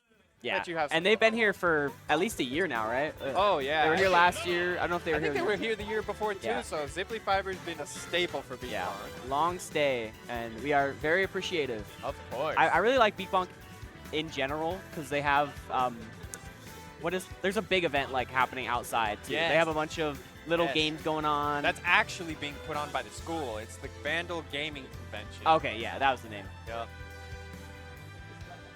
We got RMA versus Luca. We're gonna see Ike versus Bayonetta, another Boonies matchup. Yeah, we are getting some crazy sets. But What this is will the Pacific Northwest? I feel like I see some whack matchups. be- we're some cheesers. Or We're some yeah, cheesers. for real. But hey, we're some base game cheesers. We are True. not our Well- DLC, except for the occasional one that The you see here occasional. and The, there. the honoraries is where it gets like let's see. Boise has 2 Steves. I know that. Had. Yeah, I How guess. switched. Hey, Pac-Man. how counterpick Steve on me? It'd be like that. I don't know what to tell you. Yeah, heading into game 1 here, I'm very curious to see how this will go. This has got to be one of the first times a Boise player has played an Alberta player. I think so too. 'Cause they are far apart. And Luca, this is her first year actually being able to travel Yep. out of region. And she has been making it a point to show up. Yes, and that's a stock. take stocks within 15 seconds. Yeah, that's the thing with Ike. Like, his recovery isn't horrible, right? But if you can get out there and just kind of like interrupt him, like he's kind of like a sit and duck. Is that the word? Yeah. That's the term. Yeah, very linear recovery, very obvious paths of recovery. And Bayonetta, well, we all know that she can fly. Yeah, that's the big thing. Like, same when I'm fighting a Bayo. Like, if she gets below you in up Bs, that's the craziest gimp ever. Because it'll beat any move you're trying to throw out most of the time. Yeah, for real. But RMA, Signs of Life, doing some juggling. Classic, getting a lot of damage racked up on him by a classic Bayonetta combo. Let's see how he takes the first stock. Because I think that's going to be a big. Yeah. I feel like a hard part is, you know, Bats Within, of course. Like, I think Yeah. that will make it difficult to get That was some of these sneaky. confirms. That side B, like, coming Yeah. through the guns. Above him, I was kind of surprised. Yeah. Yeah, that's the only thing. Like, the other thing with Bayo, though, like, she's Kind so of a light. desperate up B. Like, I'm pretty sure, like, Ike aerials will start killing now. Oh, it's Yeah. only 108, but, like, those are strong. You know? Iframes. Up B. Up B That'll will do it. super yup. kill, yeah. Especially with Rage. Yeah, max rage on this Ike right now. Let's see what he does in order to rack up the percent, and let's see if he can utilize the Rage. Oh, Oh, that's missing the other up way, smash, and he gets but the shield forward off. throw's gonna kill. Oh, she goes for down throw. Yeah, maybe just barely not yet, but Man, back yeah, air. he would know. The back air will do it. Yeah, Ooh, we are a definitely stock not the Bayo lead. experts. And she can fly. A stock lead. Things Yeah. are looking a little tough for RMA right now, but I know that he's not going to want to give up. Oh, really good uppie. Wow. Yeah. Calling out the aggressive ABK Yes. and saying, nope, you're not getting back to stage this easily. Yeah, getting a lot of damage. Luca pretty much at kill percent now, almost out of nowhere. Yeah. Oh, RMA, I like where his head's at. He's like, I need to make a play, Now. so let's run at them and Yeah. get that kill. But Luca fighting back herself, getting him off stage, barely not getting that uppie. Could have been Yeah, detrimental. Luca doing a good job at avoiding anything that might kill her. That fair, not gonna kill after the end of that combo. Auto cancel side B. Outspacing the up B with a forward air. Pretty good, pretty good. Still gonna need to get that kill somehow. Oh, up B might That do uppie it. will definitely That'll do it. That move is so strong, and Bayo is so light. That would kill Yeah. 20% earlier. Really? Maybe not cross stage, but at ledge, of course. Like At it's ledge, 70. of course. Oh, so that's it. Yep. What an underwhelming end to the first game. But Hey, you that's gotta- how it happens. Hey, That's how it goes. Hey, take it where you can. That's what matters. Yeah. I So, feel like, what's up? first game goes to Luca. Where do you think RMA count picks? Like what stage? Yeah. Ooh. Lost in Hollow Bastion, but it looked doable. Albeit tough. Low-key, I got no idea. I'm thinking he goes, you know what? I could see it. I think that's fair. I could see it. Because you're going to be dying, like, you're going to get gimped, right? You're not going to die to Yeah, blast exactly. them.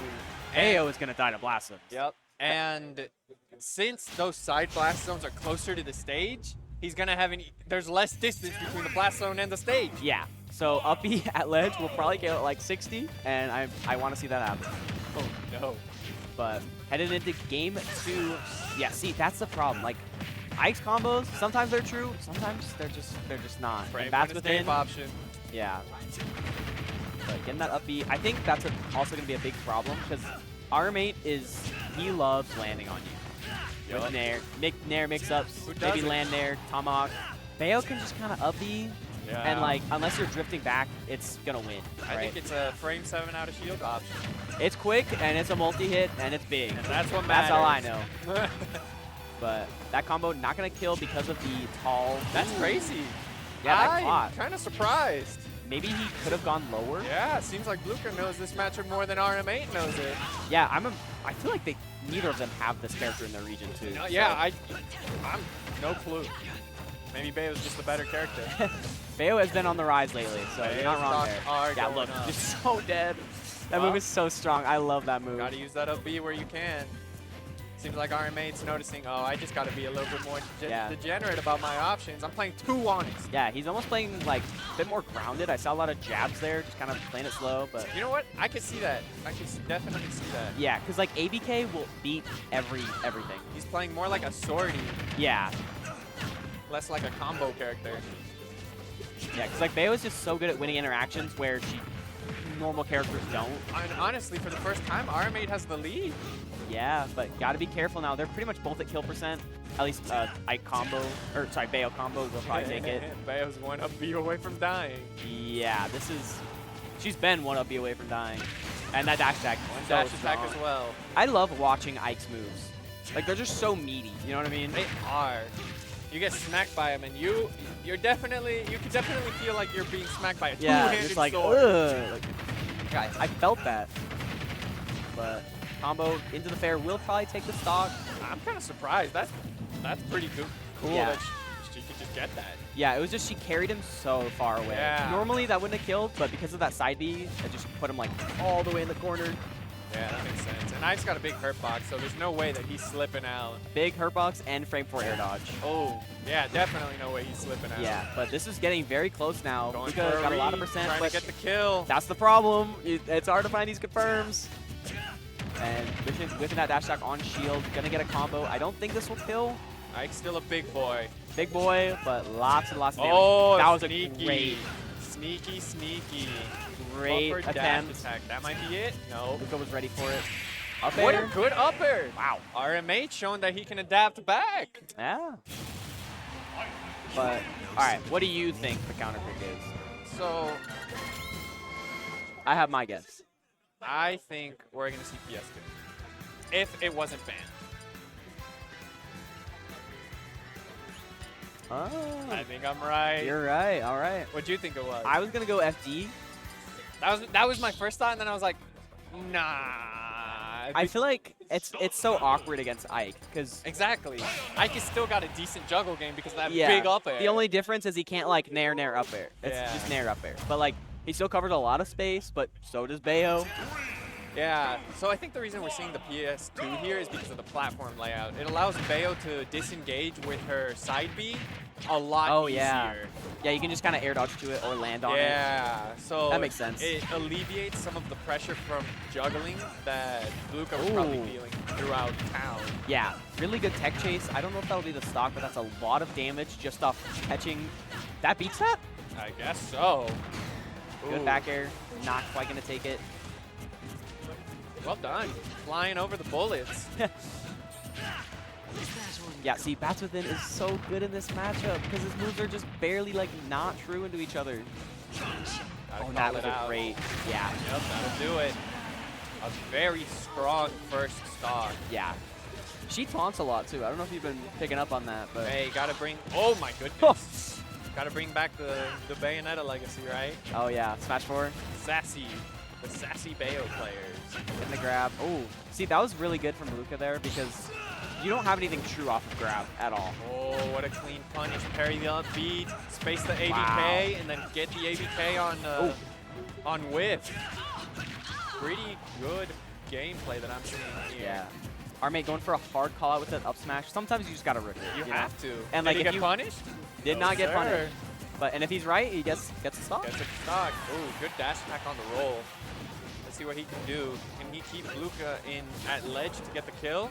Swordies have pretty good corner pressure. Getting moved on. Oh, Good downer. Almost Barely not killing. going to do it, yeah.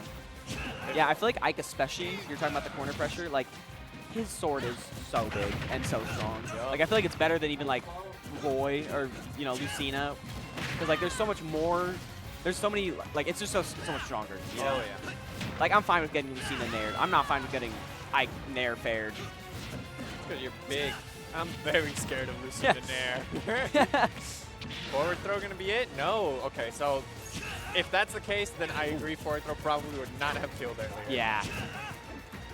Oh, trying to grab out of shield, but not getting the turnaround. Oh man, this lead is really going ham for Bluka. Let's see what RMA can do with this rage. Yeah, getting that max rage nair.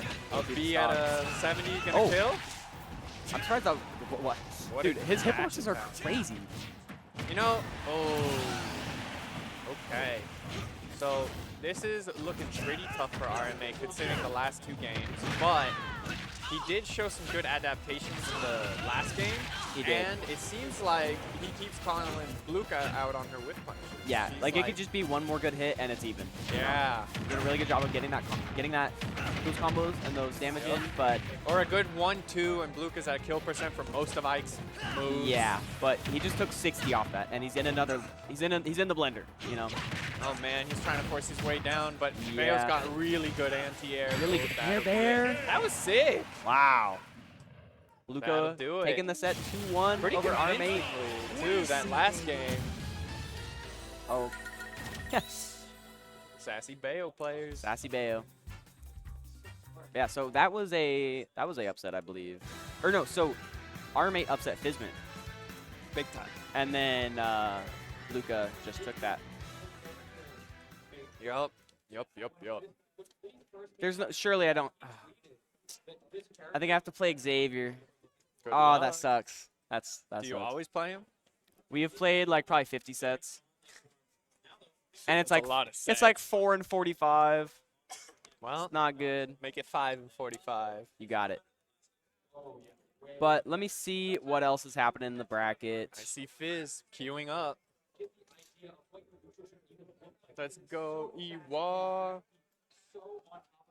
I don't know. Was that winners or losers? It said top 16 qualifier, I think. That was losers. Oh, that was losers. So R-Mate out at 17th. I didn't see it, but apparently he took a game off J-Job.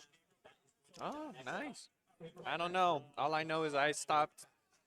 I don't like bracket. I don't like this bracket. I'm upset. Fair enough. Fair enough. That's why they call it upsets, right? And I got Yep. double upset. You So got, I'm like, you're super upset. I'm upset squared. You could say major upset. Major upset. All right. I think the next set is Silver Fizment. Do you know Silver? I Yes. know Fizment. Silver is Alberta's pretty much uncontested #1 for many years. And our mate's also from Alberta. Let's Yes. see if Fizz gets double a limb by Alberta crew this time That would be around. pretty crazy. But yeah, Silver plays Pit and Wii Fit Trainer. So I do know that Fizz also has a pit, Yes. and Fizz has definitely played Xavier before. So I don't think he's going in blind. I don't know how much Shulk experience Silver has. Shulks aren't very plentiful. That is true, but here's the thing. I think Ike and Shulk have a little bit of similarities. They're not That's the true, same, that's but it's true. the same concept of, a giant move that I have to kind of play around and That's find my true. opening. But you got to remember, Shulk cheats. Shulk cheats. Shulk That's also cheats. true. That's also true. So Hey, you We'll know who see also what cheats? Wii Fit cheats too. we fit cheats. That's all too. I'm saying. Absolutely That's all I'm right. saying. You're absolutely right. I gotta play Xavier. I'm getting my Johns out now. Yeah. But Us honest characters. yeah, this will be, I think, maybe the last top 16 qualifier. Okay, At least of this pool. we got a contender for Ultimate's most honest character versus a contender for Hey. Ultimate's biggest cheater. Let's not get crazy here. Pit can do some stuff. That's all I'm saying. That's true. Pick Rising. can do some stuff. Okay, just think about this in your head. Rising, frame 3, multi-hit, safe on shield, combo starter that carries you into the blast zone. It's frame 3. Nah? Yes. With a But it crazy doesn't initial work dash. all the time. No, it does work. I promise you it works. Maybe We're gonna on see big it. bodies. It's, okay, you want to bet? You're not a betting man. I bet he will not fall out of Nair once. From the ground. In the air, yes. Okay. Like short hop Nair, he will not fall out. Okay. But heading into game 1 now, I I think the Pit is probably the best play here. But yeah, as you said, Is he mainly a Pit player? I don't know what he's been up to lately. I'm guessing it's just a matchup to matchup thing, and he's probably just more confident. He just fell out. You would have lost that bet within 30 seconds, Major. Anyways. Pit's broken. But, yeah, pretty slow game one. I feel like that's kind of how it should be played because they don't have, like, That's true. like they both have disjoints. So, And they both want to play slow. Like, every time that I've seen Pit play, he wants to take his time getting in. He wants to space around the opponent's burst range. yeah. And get a whiff punish. He's never going to force a hit the same way Fox would. Yeah. And honestly, I could say the same thing about Shulk. The only times he's ever forcing his way in is when he has speed. Yeah. Otherwise, The difference is Pit doesn't really want to be approaching that much. oh, what a sneaky nair. Yeah, really good nair. Not getting the sweet spots there. No nair, but not getting the sweet spot. That's going to cost him the stock. Oh, what? I'm amazed that hit, and I'm amazed that didn't hit. kill. But That yeah, was crazy. That was a crazy hitbox. It was like the landing hitbox somehow managed to spawn and hit me. that was insane. That grab might do it. Barely not. Oh, that was a cool That snipe. kills? I thought that tapped. Okay. That was clean. He did a full like Wow. 180 on that arrow. Good grab. Not gonna kill. Oh, but yeah. Oh, Oh, that's gonna be it. yeah. I That would have up uppy smash. has a ton of lag. Yeah. A lot. That's why you never, ever want to go past ledge. Because you know DDD will do like the uppy past ledge in the mix-up. Yep. Pit, never Don't ever want to do it. that. You always want to grab that ledge, boy. Yeah. Oh, good Alright. tech chase onto the flat. Kind of just getting 2 nairs and then resetting. Kind of an even game right now. These two players, one takes a stock, the other one answers right back. Yeah. He's been doing a lot of like covering the air and then just kind of jabbing as like a kind of a safeguard. It's like, if you're not shielding after I whip this, you're getting hit anyways. For sure. Really Ooh, good spot what dodge. A spot dodge. He knew. He's like, I know you want to run and grab me. Yeah. Almost getting that back air on the, What a side Whoa. and a reply with the down air. This man's played Shulk before. yeah, these guys are scrapping. But yeah, very even so far. Yeah, what I was saying earlier, like, Pit usually doesn't want to be approaching too much, right? Nope. At least against another sortie. Shulk can't approach. Shulk. Name a quick move. Yeah, right? Jab. So, Nair, once he starts it up all the way across the stage in speed art. yeah, but even then, it's like such slow startup. They were It just is fast. yeah. Yeah, like, so if there's going to be one person approaching, like, forcing interactions, it has to be Pit. But that was a really good fair on that was a up good B. fair. Like So, that nair. One stock for one stock. These two are going so back and forth. This is going to be an interesting set. Yeah, very curious to see. The problem is, like, I feel like it's so scary against Shulk's last hit when you're a floaty, or sorry, lightweight. Yup. Because, like, oh, he got smash art, and I Yup. got hit. And I died. So, you gotta be very Pit careful. not known for his weight, but also not necessarily the lightest around. Yeah. But you gotta be very careful. Like, ideally, you don't get to kill percent in smash art, you know? Good frame traps coming out from Pit. That's Oh, okay. up air will do it. That was a Good lot of juggle. up airs. You said you don't air dodge? Well, maybe you should start. Yeah, I noticed that in the RM8 set, too. Fizmit was just taking all the up airs. He just wasn't air dodging. Maybe True. we will see him remember that he has a shield button. Right? Right? Not just the shield art. Yeah. You got both. You got Use 'em. both. Yeah, Silver up 1-0. I feel like there's so many matchups in PNW that are just like you don't really find anywhere else. That's what I'm saying. Like man. back to back to back, it's been like What is yeah. this? What is that? Bayo, Ike, Pit, Shulk. Shulk Eye. All right. What a game great two. region. Silver deciding to counter pick to PS2. I wonder where his thoughts are on mean that. Fizmit? Oh yeah, Fizmit choosing to counter pick to PS2. I wonder where his thoughts are on that. Yeah. I honestly I feel like the stage doesn't matter too much in this matchup. Oh, he doesn't I have a can see shield. that. Is that the Oh. stock? Yo, pick Edgeguard Shulk. All right, pick an maybe- Edgeguard may- anyone. Maybe Pick can do a little more than I gave him credit for. Dude, Bit's broken. Yeah, very, very good start to this game 2 by Silver. You notice at the beginning, like, Fizz went into speed art, and then it almost felt like Pit was the one in speed art. Like, he kept them in disadvantage. Real. Silver's been doing a really good job moving around Shulk's aerials and with punishing them. Like right there, for example. Yeah. Oh my god. He has a jump. Okay, yes. That could have been crazy if he sniped that. But even then, this advantage state is cooking right now. I don't think Visman is used to people being able to edge guard him. Yeah, I mean, most characters can't, but Pit is definitely one of them. Chase you. Really good back air, up 3 stocks to 1. Yeah, this is huge.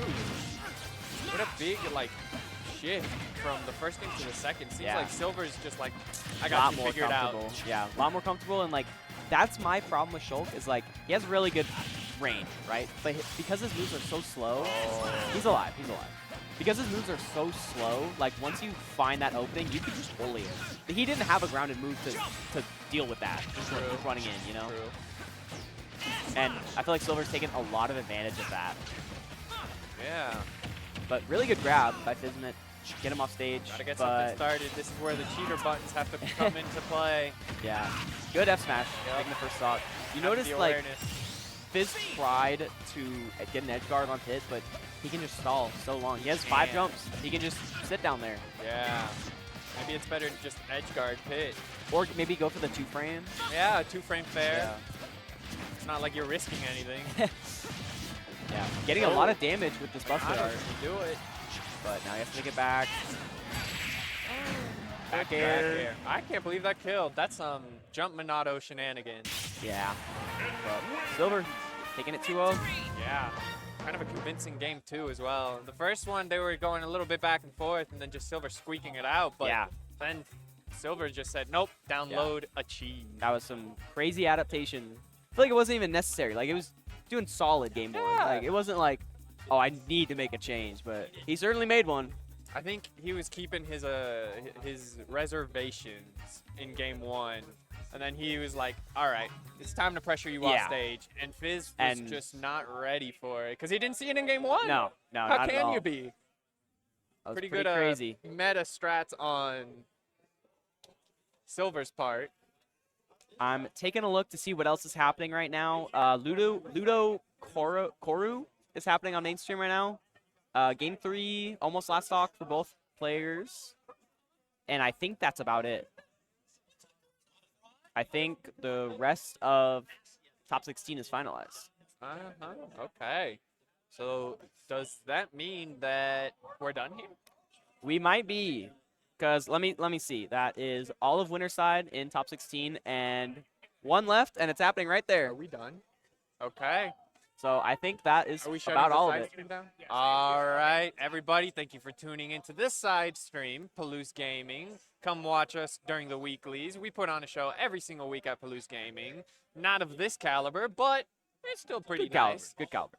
Go join us on the main stream at Satellite Smash, where you will be seeing the rest of the top 16 qualifiers. Oh, is there no more side stream for ult? It's all mainstream? Yep. Okay, I believe wow. it's all mainstream now. All right. Yep. So. All right. All right. Thanks for tuning in. See us at Satellite Smash.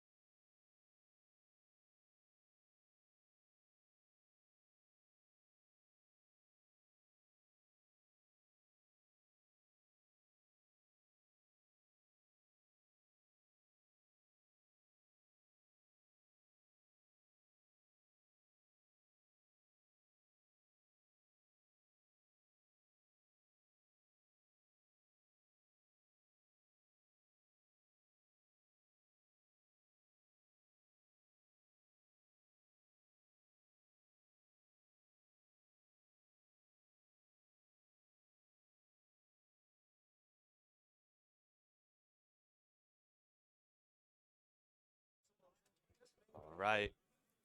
And so we're back.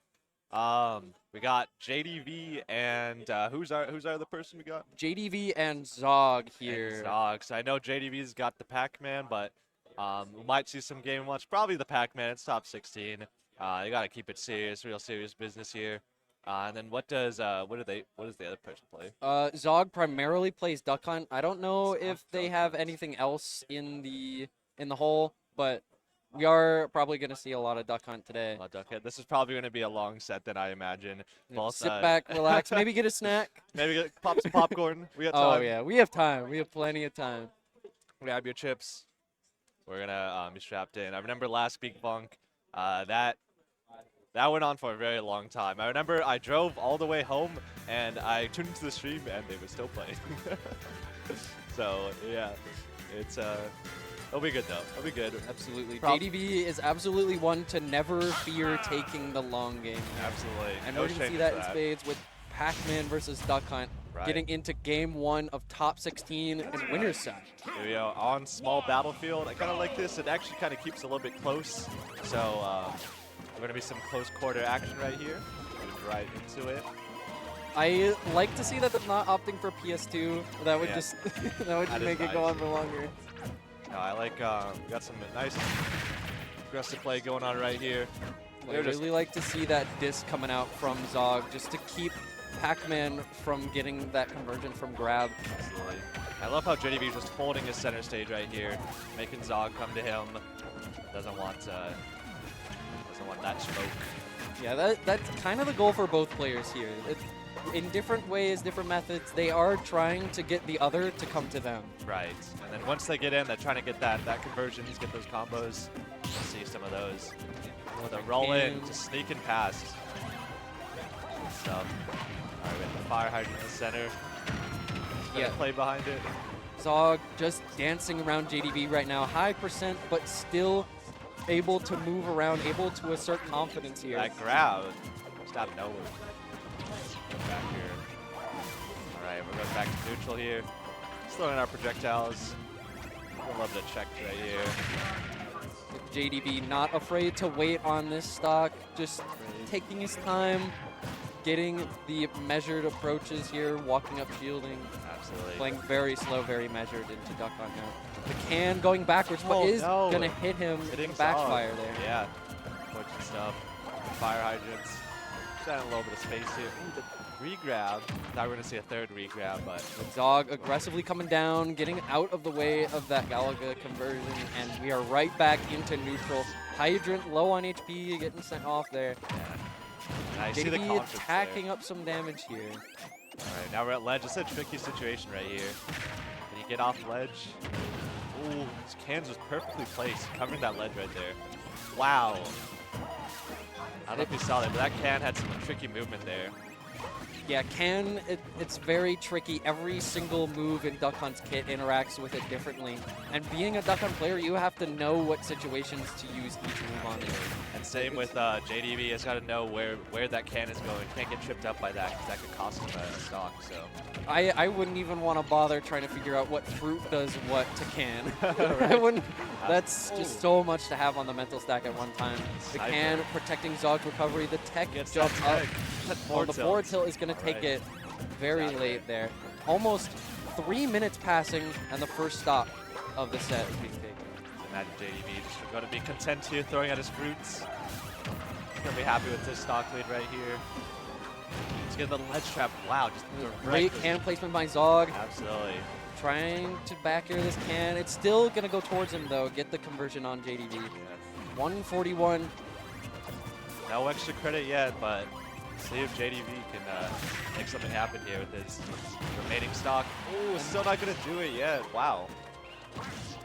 JDV coming down from super high up, just taking no risks in these recoveries here. Waiting as long as he can to get back to stage. Not pushing it too much for extra credit. Oh, here we go with the apple conversion. Wow. The hydrant keeping it going. The combo. That's a clean 50%. That's a lot. That's a lot in this matchup right here. 56. Now the roles are reversed. And he's just going to contend. Just stay back. Zog is not looking like he's able to be getting these setups going right now in the way that he wants to. That can is so tricky. Still living though at 180, man. So hard to kill with as duck hunts, especially against Pac-Man right here. Yeah, JDV taking to the skies to not get There hit by is. Can, Yeah, but it finally at will 200. Wow. get him eventually there.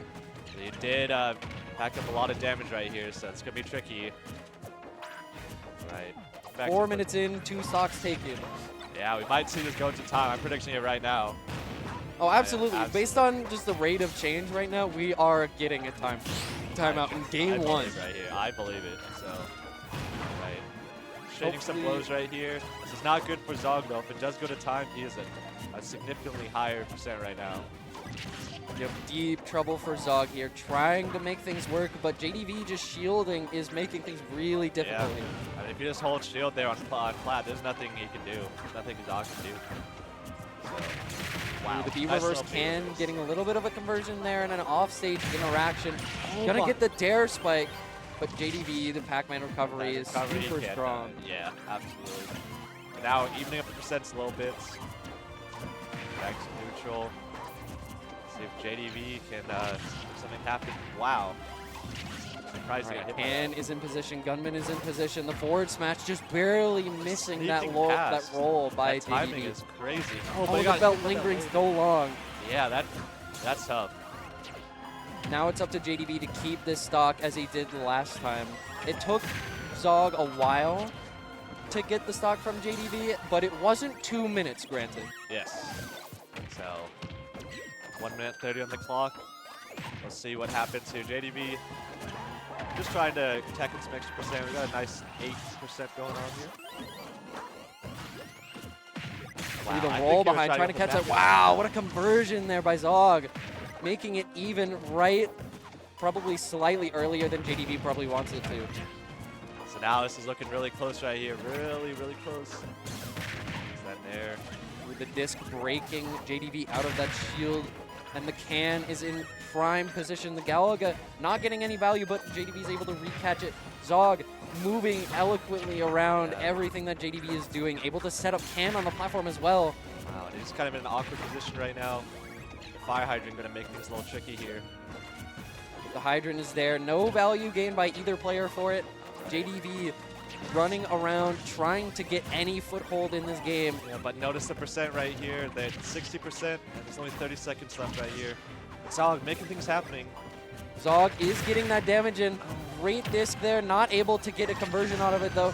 The Can getting stuffed by Galaga. Oh, lots of damage here coming out from Zog. This could be really close. an extremely even game here. I imagine JDV is probably gonna. He's got his percent. JDV getting that I think he's control just gonna back. I think he's just gonna back up. Yeah, I think he's gonna let it go to time. JDV 5 seconds on the clock. JDV Yeah, he's going just gonna underneath go the under stage. and that's gonna. Can seal it Zog out. capitalize Yeah, here? no. No, the trampoline Yeah. is going to save JDV there. Yeah, that's tough. Taking game one.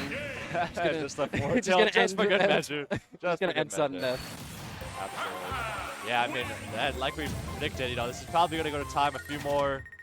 This is a best of 5, so we'll see what else we got here. But yeah, what'd you think of the game? I feel that JDV just kind of had the pacing there with the fire hydrants, and it's really tough. I mean, it's really tough playing both zoners, but Pac-Man has a little bit better projectiles in my opinion. But Zog did have some great setups there. I agree, but for every big damage setup that Zog got, JDV was just able to draw out the game so much, and leading for it to just be in so much of his favor. That's true. Oh, all right, we're just running it back to just a classic small battle. Great damage here from Zog. Ooh, the Can making things a bit awkward in this neutral situation. It's disengaging Still with that Can. keeping yeah. him safe though. I like the Can placement right here. Ooh, great Really big conversion trick again here. from Zog. Zog, I feel like last game was a really great probe to find out which openings you need to get in these situations. Now he's off stage. And a ledge trap right here.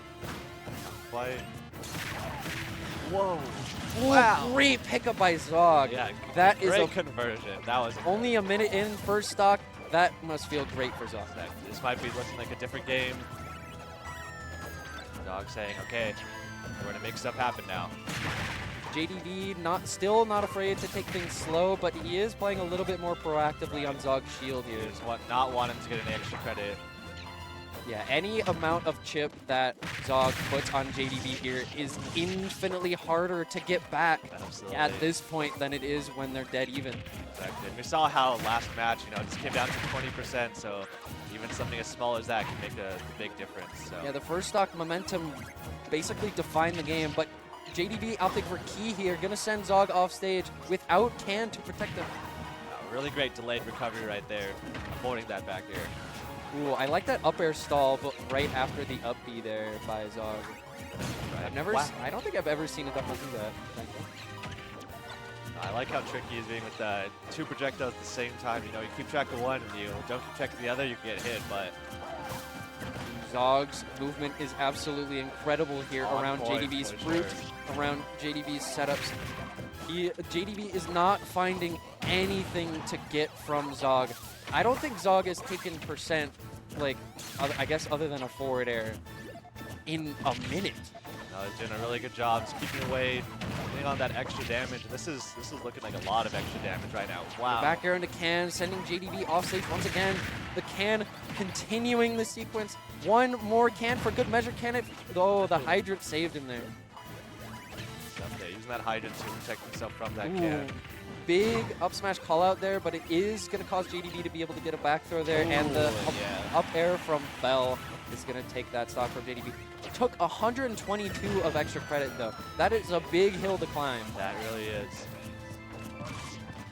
we'll see if JDB can pull it back up. I imagine JDB is going to want to be a little bit more aggressive here, but Something I do really admire, though, is how JDB is playing around Can with fruits and just being able to hit fruit, hit the Can with fruit and then catch it back again to be able to charge up to a bigger fruit. But the up smash catch by Zog.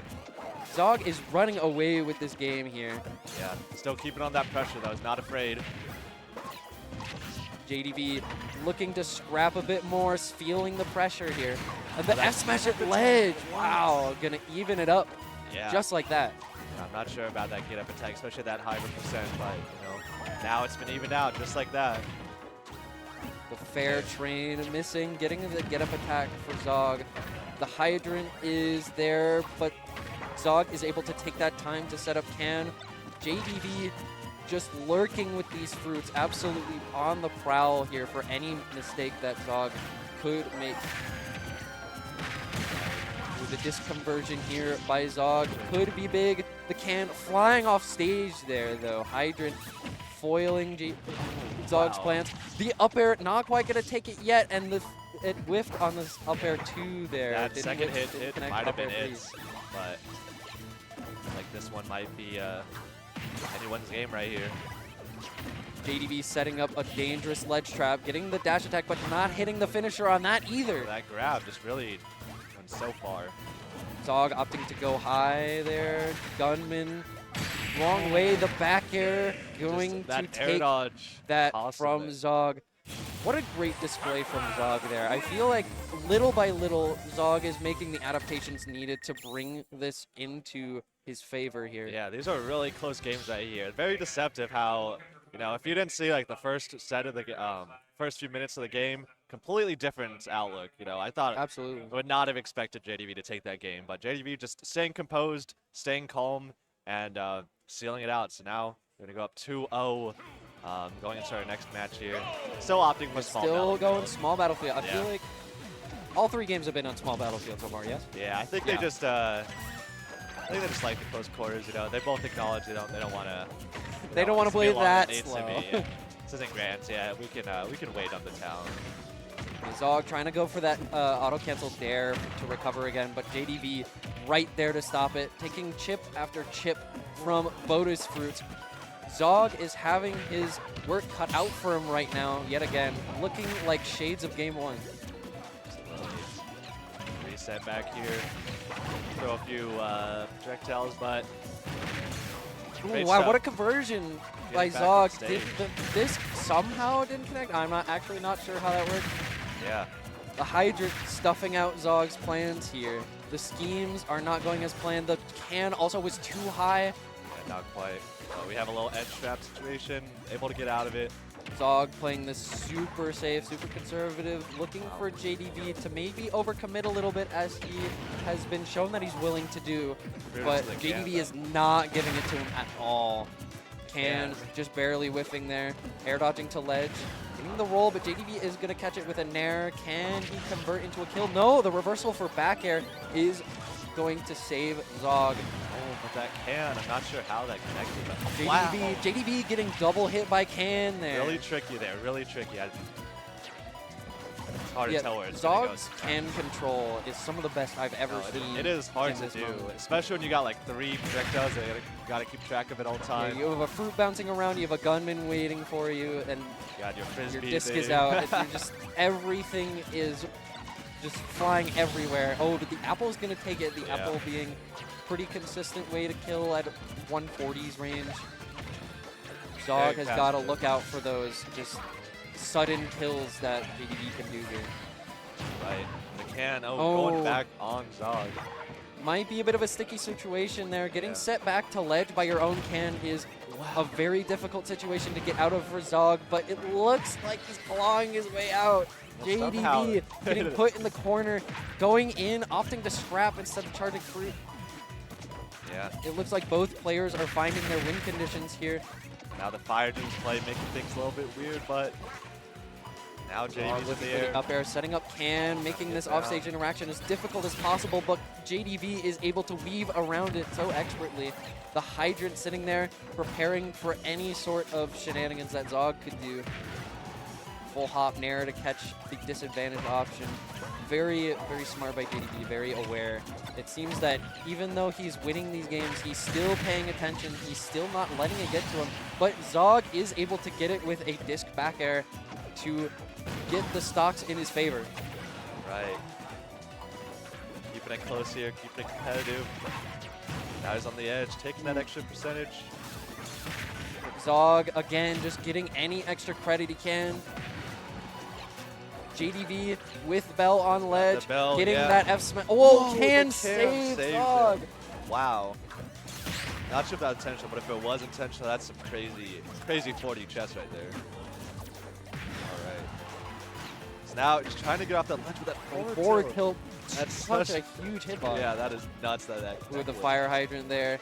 All right, looking to thwart the recovery by Zog, but not quite going to get there. The apple is going to take the stock at 160 there. So, Zog now up in percentage, but we've seen how JDV can instantly change a situation with one combo. This might... JDV getting thwarted by Can here. Can he get the conversion to... Wow, the F smash trying to call out Zog there, but Zog isn't giving JDV anything. Gunman coming in to interfere with JDV's pressure. Looking for that opportunity. The up air is going to make it out. Yep. JDV lets it return to neutral here, waiting for an opening, but Zog is not going to give him any overcommitments here. Going for the back air, but drifting just outside. The down throw up air is going to take it, though. True combo. The first game for Zog. Excellent stuff. Yeah, Zog on the board, 2-1. And you know, one thing I kind of noticed there is that JDV really good out of shield options. He's got Nair as Pac-Man, and as a duck hunt, you don't really have those same options. You know, your Nair is kind of not as good. Absolutely, so yeah. It is a different way to deal with shield pressure that Zog has to deal with. So, but we'll see. Yeah. You can adapt to that. Maybe try and keep him more at bay. We'll head right into it. Looks like there might have been some counter pick talk. We'll see if we go to a different stage. There's the town and city. Yep, that's what talking about. We'll probably see this go to time then, I imagine. Also, really briefly going back to what we were talking about just earlier, if anyone wants to have a rude awakening for how interesting of a character Duck Hunt is, look up his Nair hitbox. that thing is wild. Why does it work like that? Yeah, there's some... Smash has some bizarre stuff. I'm not sure what the devs were cooking, but... Sakurai just knows how to make a great video here. Ooh, Can just barely missing on that forward throw. Yeah, that could have been a potential for huge damage for Zog, but just barely missing there. JDV able to get the fares in this conversion here. Going high once again, but opting to go to ledge instead of landing on stage. JDV trying to scrap more now. Now that he's realized that fruit... Oh, wait. going to charge the fruit, but holding forward in, getting Hydra in an aggressive position, getting Galaga in the business. Galaga hitting a few times, but Ooh, the those double, frisbees, the yeah. double frisbee into Bear is going to deal a lot of damage here. Look, Getting the that super on can the also. that. Wow, that feels like cheating. All right, that can. Ooh, are we going to be able to use Hydra to our advantage here? Maybe. Or we could just let it run out. That's also fair play. JDV is going to be content just going to ledge here. Be careful the ledge JDB trap. shielding, able to kind of squiggle his way out of the corner here. Oh, but that bell. Bell side B is going to take it. JDB So at strong. 150 though, it's going to be pretty difficult for him to tack on some extra chip at this Right. point. The platform is really messing up Zog a little bit here. Oh, but that shooter coming in clutch. So now we got the edge trap. JDB at ledge again, but just absolutely double jumping out. Does not want to deal with Zog's pressure here. Galaga patrolling neutral. The gunman. And on deck. Wow, Just what air an dodges air dodge. through it. That's genius. Very, very good stuff. Well, Cherry Avoiding didn't everything. move can. I like JDB's focus on Cherry and Galaga here. They've proven to be the most annoying projectiles specifically against Can. They're the ones moving, but the Nair from center stage, he's going to take that first stock for Zog. Yeah. Not too much extra credit for JDB, but it is going to matter here in the upcoming stock. Absolutely. And up air, double up air. Zog. Zog making it back, just making that damage back like it never happened. Absolutely. Now they go back to playing neutral, just throwing everything they can. But they can. A little bit too close for comfort. And now JDB. Ooh, Wow, just a forward smash at ledge, just trying to call out the neutral get up. You But want to get Zog that early stock. is just rolling. Okay. JDV getting Zog at ledge again. We're opting to go high. Zog does not want to deal with it. Just like JDV, they're both playing very safe right now. They know each other's threats. They know each other's game plans. They are playing super well around each other right now. Absolutely. Just Their cans right now. letting their projectile scrap for them. JDV not willing to commit. Zog not willing to commit either. The Hydrant is going to tank that forward smash and approach Zog there, getting him out of shield. Man, no one is hitting each other here. We're just both contentious to other projectiles. Oh, and as I say that, wow. That Ooh, what a drag down. Another one. Zog able to get the position well, but is eventually stuck on platform into shield. Could have went better. JDB just is able to worm his way out every time, it seems. Zog struggling to get this damage and able to make it stick. You know, another thing I've been noticing is that Zog has actually been placing the cans really close and then delaying the can movement, so making JDB second guess themselves. Right, so trying to mix it up, but JDB's so good at seeing through that. If JDB's defensive movement is top of his class. So just not getting hit by these. Ooh, trying to get an up smash on an aggressive option from JDB, but as everybody here knows, they are not playing to commit here. We are playing for time. That is true. Let's see if it does go to time though. Now Zog in a bad situation right now. Wow, that Nair. Zog just barely getting by with that Nair there. Air dodging up to the platform. Can you get back to stage? They got the bell unlocked, but does not connect, so now no more bell. Can patrolling his retreat there. Let's see.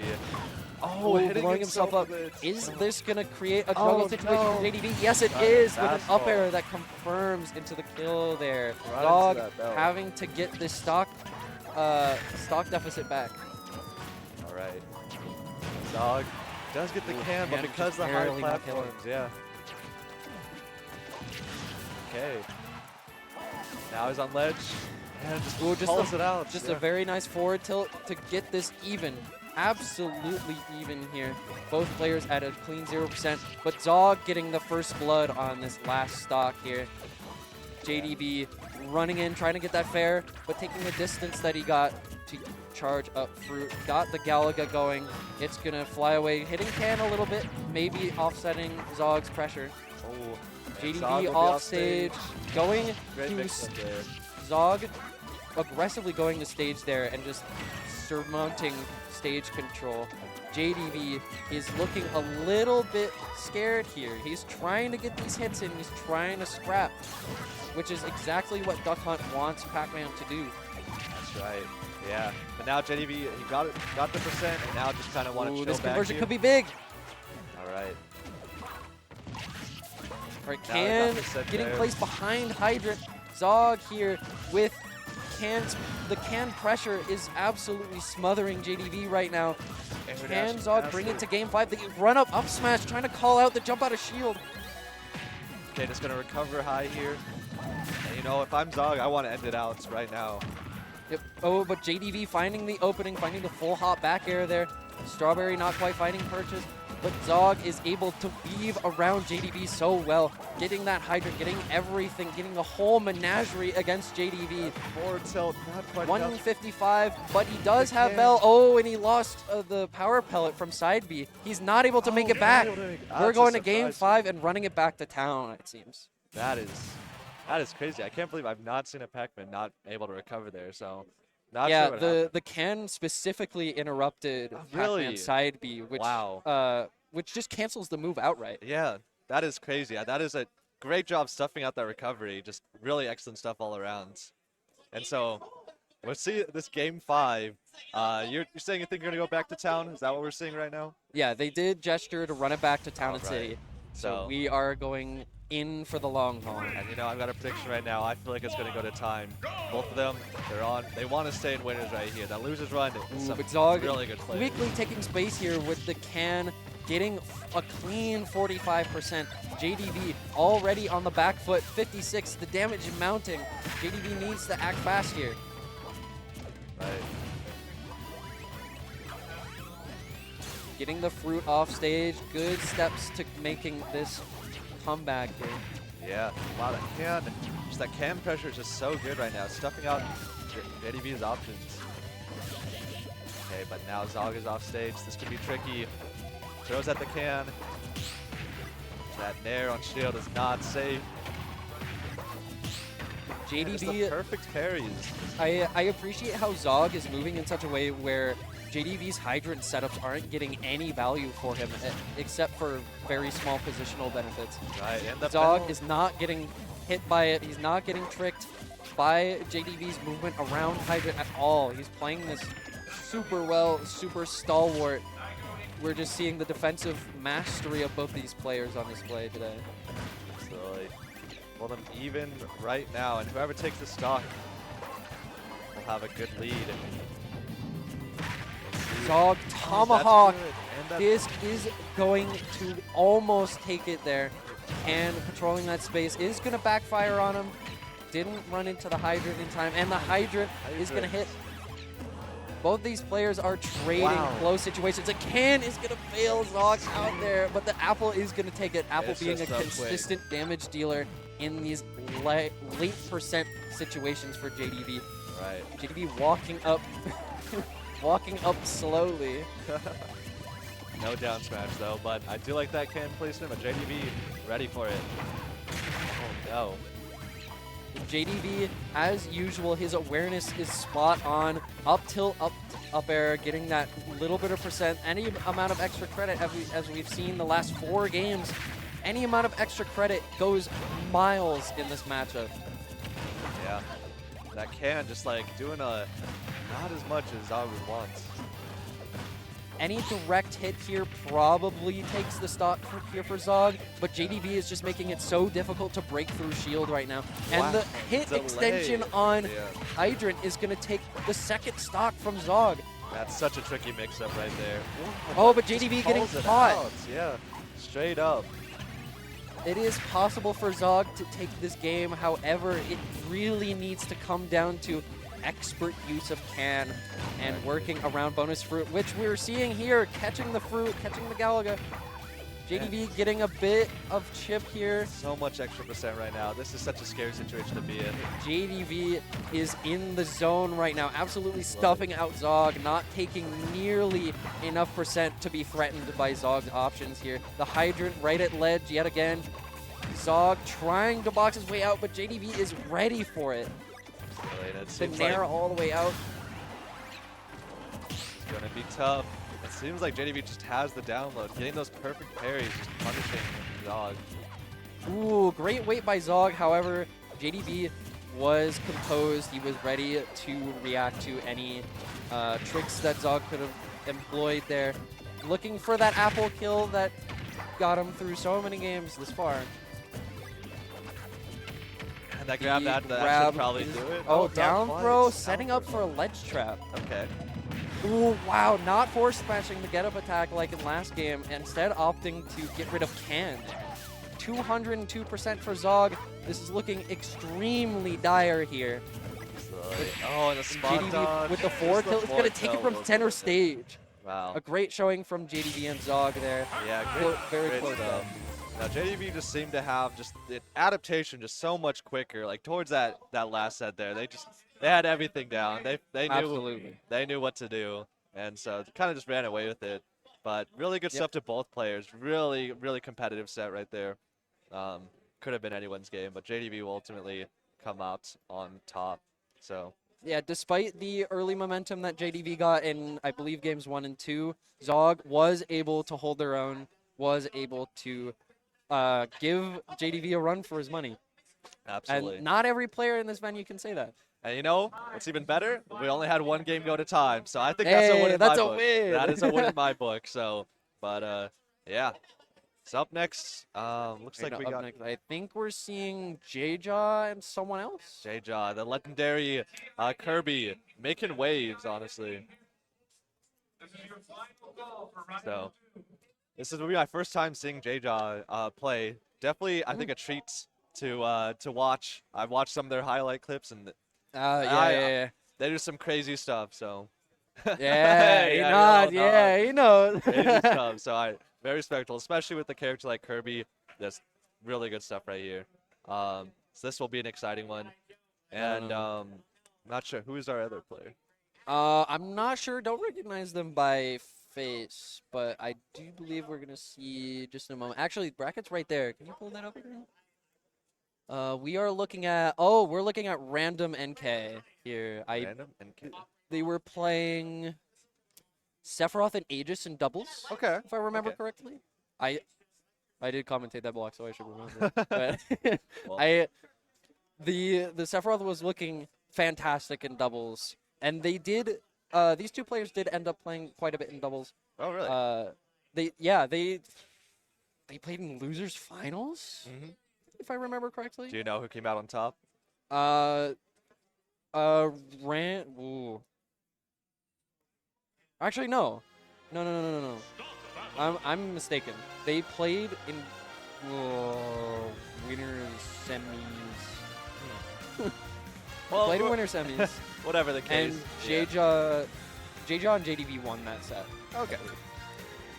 Although Side it was a nail-biter game. It was a nail biter. All right, so I'm hoping this will be a good set then. Hope all these top sixes will be a good set. Oh, yep, we're seeing the... Here, right there. Okay. I expect this to Oh, be we're seeing the Aegis here. Okay. I expect this to be an explosive set then. Seeing J-Jaw, I think, is very familiar with this matchup. So. Yeah, absolutely. At this day and age, you have to be with Aegis. Yeah, it's just everywhere, you know, so we'll see how they start this out. Starting out on PS2, just a classic. And just right off the bat, the thing I love most about J-Jaw's play style in this game is his weird movement. He has such funky movement. He walks, because your airspeed as Kirby isn't great at all. Going for the that work? offstage interaction not there, quite though. but he's Wow. going to be safe for it. Taking a Both little of them making chip. it back. Oh, going for it again. Once more. It's an immediate up B by Random. All right. Yeah, it seems like J-Jaw didn't get what he wanted off of that interaction. I've seen the inhale footstool work too many a time, But I and think, Random is wise to it at this point. yeah, they were ready for it. Wow, just so much damage just off of one conversion, one grab. The dash attack out of nowhere. Now back on stage. Just holding middle of stage, but just like that, it's J-Jaw here. reversed. They're both kind of alternating, getting tossed around by each other, but the Pyra probably is going to be pretty hard to get around. Air Random dodge not getting the gentleman offstage interaction against J-Jaw here. The get up attack is going to stuff the ledge trap though. Yeah, that forward tilts. Wow. Ooh, what a tech by Random. Ready for that. Crazy reaction right there. And I like that side B to recover. We're just trying to go in with that nair, but up kill. throw is going to take it. Yeah, that's such a good throw, especially on PS2 when you have this platform too. It will kill. It's a great platform height. Not too high of a ceiling where your kill throws are going to kill at like absurdly high percents. So it's just such a consistent way to take those later stocks that you can't find those openings for. Yeah. But Random is going to get Pyra to take that stock. All right. So now we're even gonna back up right here. Just throwing out moves, seeing what hits. Ooh, J-Job trying to go for that copy ability or trying to get that offstage inhale footstool interaction going again. You never know. Kirby's copy abilities in this matchup are significant. They're not the best, but they are significant. It's not like a matchup definer like it can be in some matchups. I feel like we're gonna see J-Jaw just trying to go for the suck so that they have that on lock. But yeah, J-Jaw is putting on the offensive pressure, and Stone is just going to stuff the juggle attempt by a Random there. Yeah. Going you're right. for the Lightning Buster there, trying to get that copy ability to get some leverage. Are we going to see it? Oh, the combo just getting like that the extra custom chip. combos right there. Oh, just doing it out of shield. Hit up the Uno Oh, and reverse. the SD there doesn't from quite Random. connect. Game That's one tough. going to J-Jaw pretty confidently there. Yeah, great stuff from J-Jaw. Just seems like they just were able to convert a little bit better than Random NK. And yeah. Yeah, the thing that is a bit underrated about Kirby in matchups like these, in particular against top tiers, is that Kirby kind of struggles to get in, but when he does get in, those openings that he can get out of you are so devastating. Oh, absolutely. Attacks on so much damage, and it's... Oh, switch to Korin. All right. Oh, okay. Interesting. Korin does have about the same range as Pyra Mithra, so see what the idea is here. Yeah, it seems like Random wants the range of Pyra, but the damage output of Mithra kind of in one. So we're just gonna see the Korin for a little bit. Yeah, just like not letting go of the gas. Just not Oh, and letting also I Random guess a free. more safe recovery. That That move is does true. have a gigantic hitbox and iframes at the start. I didn't even So think of that.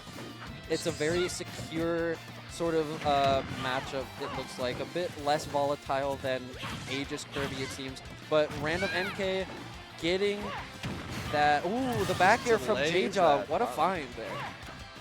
Yeah, just delayed it just enough. Now J-Jaw running with the big lead. Ooh, trying to get that pin. Yeah, not quite. Random just trying to hold on to the space against J-Jaw. An expert in just finding those minute opportunities just like that. I would be hard-pressed to find any other player in the venue that could find an opportunity like that to get a turnaround up. Right. I would be hard-pressed. J-Jaw is such an expert at finding these opportunities, but the pin is just barely not going to kill off the top there. J-Jaw having to recover against Korin. And that extra percent. Just running in and going for dash attack dash there. attack, yeah. No fear in J-Jaw's heart. The ledge trump, but not quite though, yeah. J-Jaw showing a little bit of an emotion in the player cam there. All right. Stone gets the tech, of course. No problem here. Spot Spot dodge down dodge. smash is going to take it a whole stock lead against Random here. Yeah, this one's a tough one for sure right here. Random's going to need to do a lot of extra work right here. J-Jaw making the most of his lead, playing super safe, getting the trip off fair 3. J-Jaw running away with the game right now, moving around Random, but he's able to find an opening for a fair, getting J-Jaw back on ledge, and this time capitalizing on this disadvantaged position that J-Jaw's been forced into. Not One sure there's any last options jump, here. getting right back to ledge, just barely. Yeah, that up B just barely allowing J-Jaw to get back to the stage. All right, small move here, but that pin gonna put J-Jaw off stage again. Ooh, J-Jaw aggressively going onto stage there, but getting pinned in the process. Now we are Random back looking on for stage. this offstage conversion here. The second up B from J-Jaw is going to bail him out there. It looks like Random is... Ooh, the high up B catching J-Jaw's lurking there. Right. Random air dodging to the much platform percent is going right to get now. caught by a back air. Yeah, this one's a tough one.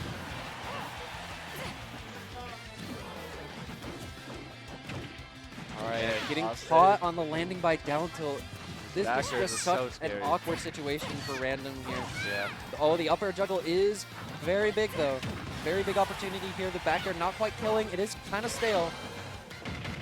Oh, but the fair is definitely going to take it. Yeah. Game 2 going to J-Jaw again pretty confidently, but this time we saw Random make a little bit more ground. Absolutely, yeah. This one just a tough matchup. It seems like I'm not sure that they were familiar with the Kirby matchup, especially not someone. So, lost my breath there. It's really good stuff though. I just don't think he was ready for J-Jaw. That's just the Right. reality. I mean, it's hard to prep for a Kirby that just J-Jaw- moves like J-Jaw does. Absolutely. J-Jaw is one of those players that you would never have to worry about until you do.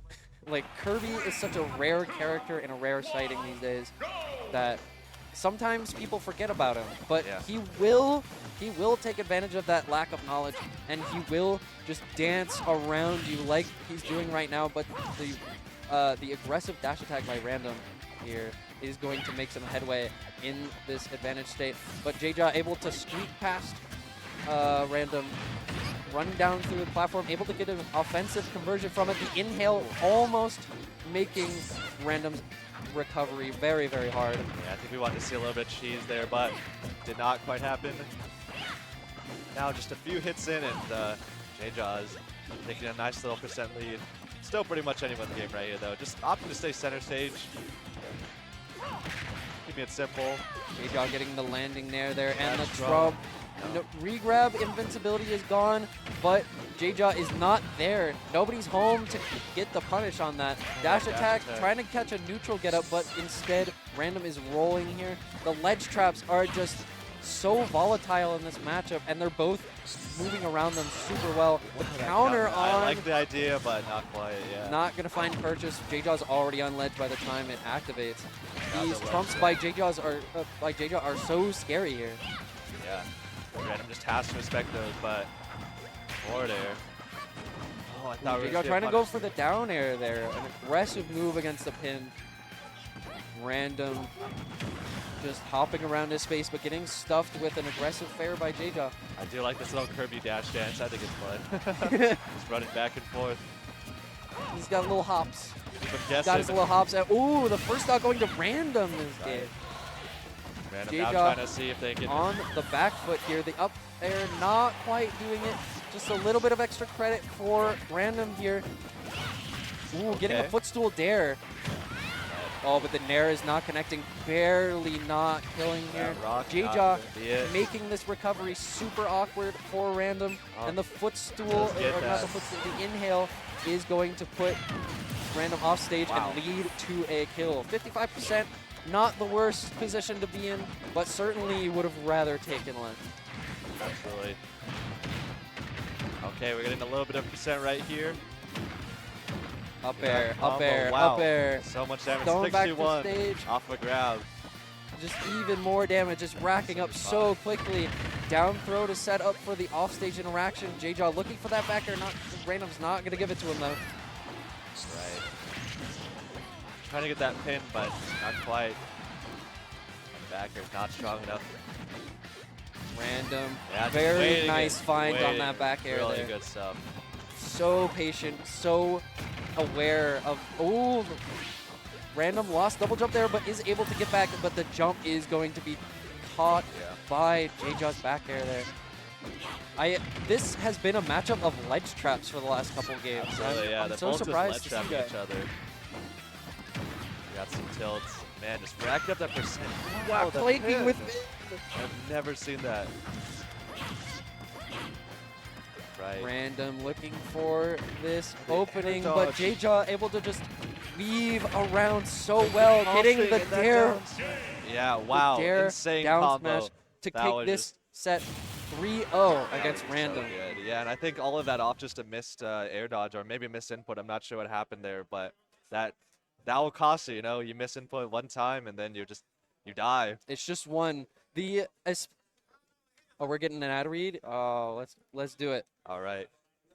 All right. I'll announce Ziply Fiber or not. We're going to straight to ICCU, Idaho a Central Credit Union. premium credit union for anyone looking for banking services in Idaho. They are Idaho's best bank.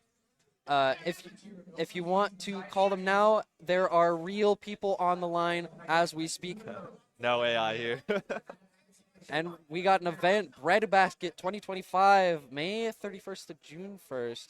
A Canadian regional, it seems? Yes, and Premier Edmonton, tournament series. Canada. Edmonton, Canada. So. If you're in the area in late summertime, Breadbasket 2025, Canada. Canada always has top talent going to these brackets, and it'd be great to see PNW represent.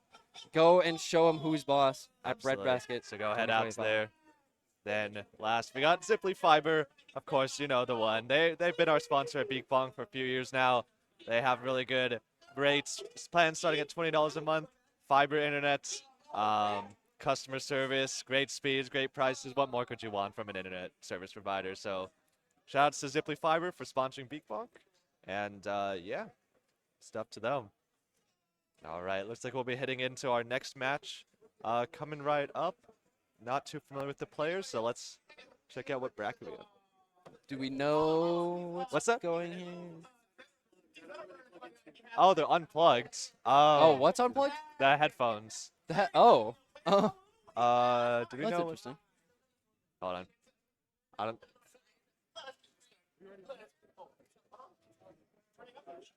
All right, looks like we'll get someone on that. So, yeah, I guess we got some headphone issues, a little bit of technical issues, but that's okay. Right, We'll but get it sorted looks out. like we're going to see OPZ and D tier here. Steve and Ice Climbers, Steve and respectively. Ice Climbers, okay. Not seeing too many Ice Climbers nowadays. I know we have at the big level, we have Big D, but not too familiar with this Ice Climbers. Hopefully we can see some good combos from both of them. Hopefully it'll be an exciting set. But Yeah.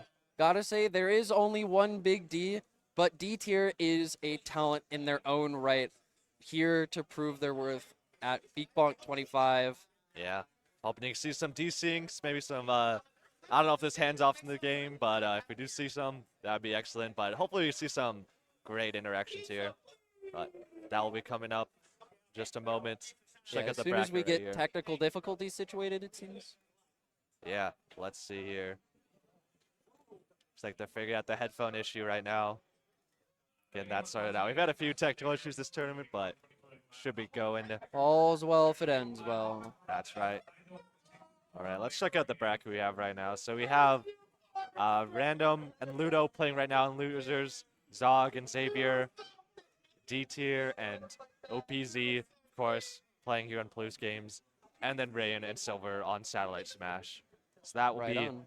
exciting. And then in winners semis later today, we will have Louis Money and Jojo the Hobo and JDV and Jja in winners semis. So I that'll be believe coming if up you want to catch those sets, they will be on mainstream on Satellite on Smash. Satellite Smash. So see Uh, over there.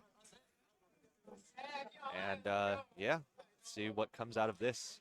Now, I'm not too familiar with Ice Climbers, but I do know that in this matchup, it can be difficult. The Ice Climbers, they want to get in, they want to get their combos, and the Steve just wants to keep them away. Absolutely. Build yeah. a wall, of course. You know how it goes. And it looks like getting right into it. Imagine we're Oh, probably running it. see No PS2? character switches yet. Oh, just a small battlefield. Classic. And we'll probably see some resource building. Oh, getting in with an aggressive side B for D tier here. Wow.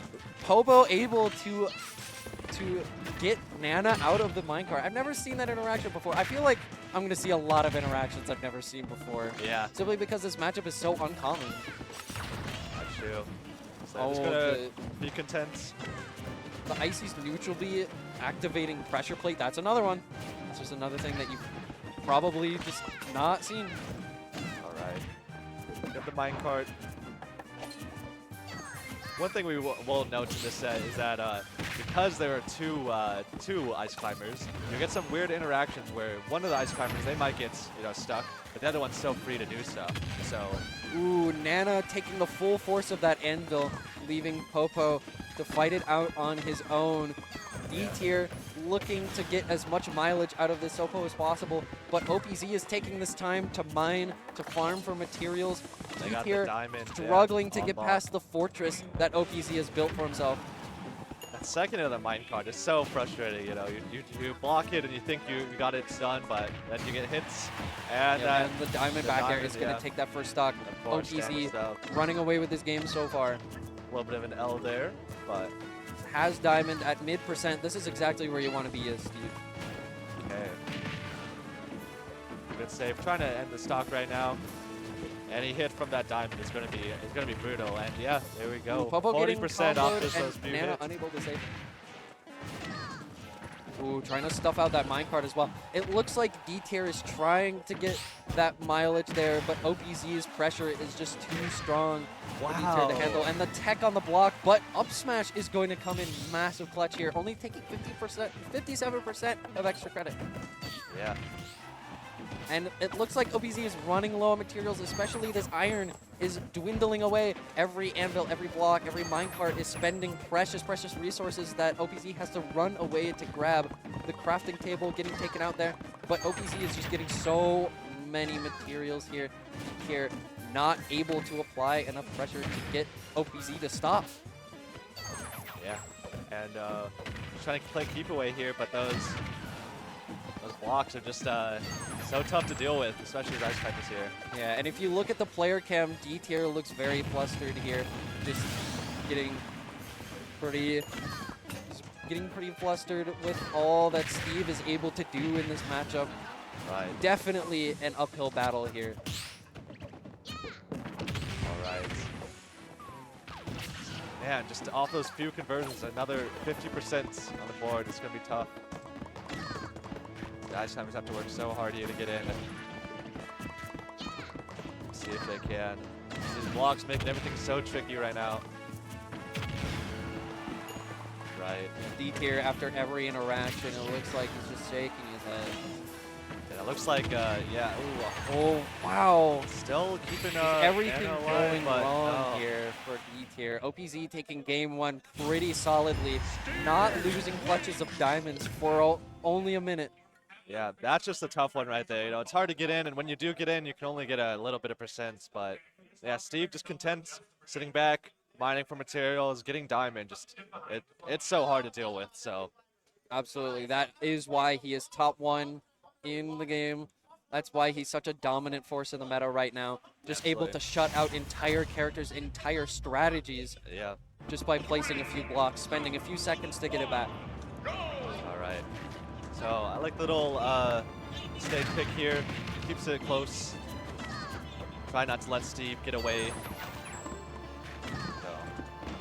So trying to set up those blocks and Going right under OPZ, getting no percent here, no distance here, but the minecart is able to break D-tier's pressure. the parries though, great job. Nana patrolling the top platform while Popo's got the back. Right. OPZ getting caught by forward smash, but it's not quite gonna kill. Some of the quick taunts. And Ooh, I the do like forward that. smash. Oh, the How looking they're to grab going that. Wow, crazy. no tech on the downer. D-tier with Crazy. a great first stock here. Going all the way to the depths to get that kill. Great stuff. Now Steve taking out OPZ taking the opportunity to combo Nana, but they are able to get back to stage here. Yeah. Man. And now, wow. Ooh, Popo able to come in clutch to save Nana though. Tricky situation right here. Yeah, minecart. It does It's look happening. like the other Talking commentator. about Marvel Rivals. I really might- hope it's yeah. getting in the mic. This is great. Yeah, they got some. They're talking about Marvel. Get off Marvel Rivals. That's so valid though, honestly. You better be watching Beak Bonk 25 with That's all true. of your Yeah. RAM. Get off Rivals. We got more stuff coming our way. Oh, and And just it looks like all the leverage, all of the effort that D-tier went to get this first stock is just all gone after Doesn't quite one connect interaction that, that yeah. OPZs took. that spot dodge. It's tough. Side B getting a little bit of damage there though. Yeah. Ooh, the air dodge out. Popo. Nana and Popo back together again. The Blizzard Is this uphill. gonna combo? It is Yes, going that to is. pick the That's a true second stock combo. for D-tier. D-tier looking very strong, much stronger than last game. Looks like he's found his groove here. All right, the aggressive side B covering Yes. minecart with back air. Good stuff. Knocked him out that minecart. Great conversion, Nair into side B, getting that positioning just right. Nana, That block, I think, actually saved Popo there, so. yeah, Popo got saved by the blocks, but Nana had no such good graces. Yeah, and so now GT Just is making gonna a have house with the blocks Yeah. and the Hollow Bastion platform. Gonna have The a tough time minecart getting in. command grabbing him there and just stuffing blocks. D-tier out there. That's just so tough right now. And Is OPZ, OPZ going to be able to make up this extra credit that D-tier's been getting here? we got a ledge trap situation. I like the Nana desync charging there. up smash, and while Popo is patrolling the jump, And the there's that up parry smash. on the Not enough. on Wow. the aerial That is jab. surprising. OPZ taking Going Nana out. to her And now grave. this is gonna The be Soko tough. back air is going to take it. Yeah, just a neutral get Great up. throwing from D-tier, making it look absolutely possible. Exactly. for Very this set to doable go this either game way. right here. But If, on the other if side, we were just going yeah, off of last game, that was a little bit of a steamroll. absolutely. Not a lot of people can say that they're mentally able to come back from that. But Completely D-tier different. steeled himself, was able to just let go of the grievances that he has with Steve, just get that one game win, and just from there, the set is winnable. Absolutely. Yeah, the only thing we have to notice is that OPZ now has the counter pick here, so we'll see where they go to. I imagine a stage like Town or something is what we're going to be seeing. But we do see PS2. PS2. Okay. I do very much like the stage choice from OPZ. This is an iron stage. He has been running out of iron on a lot of occasions. So just having that consistent resource here, while it is a little bit risky for his early game plan, if he's able to amount that pressure and get the first stock here, there is a long way for D-tier to go to be able to take that advantage back from him. Tries to get that desync, but those combos. Ooh, not Nana able to coming hit in. Wow. Oh, But the dare That's not hitting enough. Yeah. Nana and letting Popo fall to his death. Crazy stuff. Now, OPZ running away with it right now. D-tier Like trying to a stop that different game. minecart, but I believe he's shifted the positioning on it a little bit. Pressure is just so good from OPZ right now. Setting up so many blocks.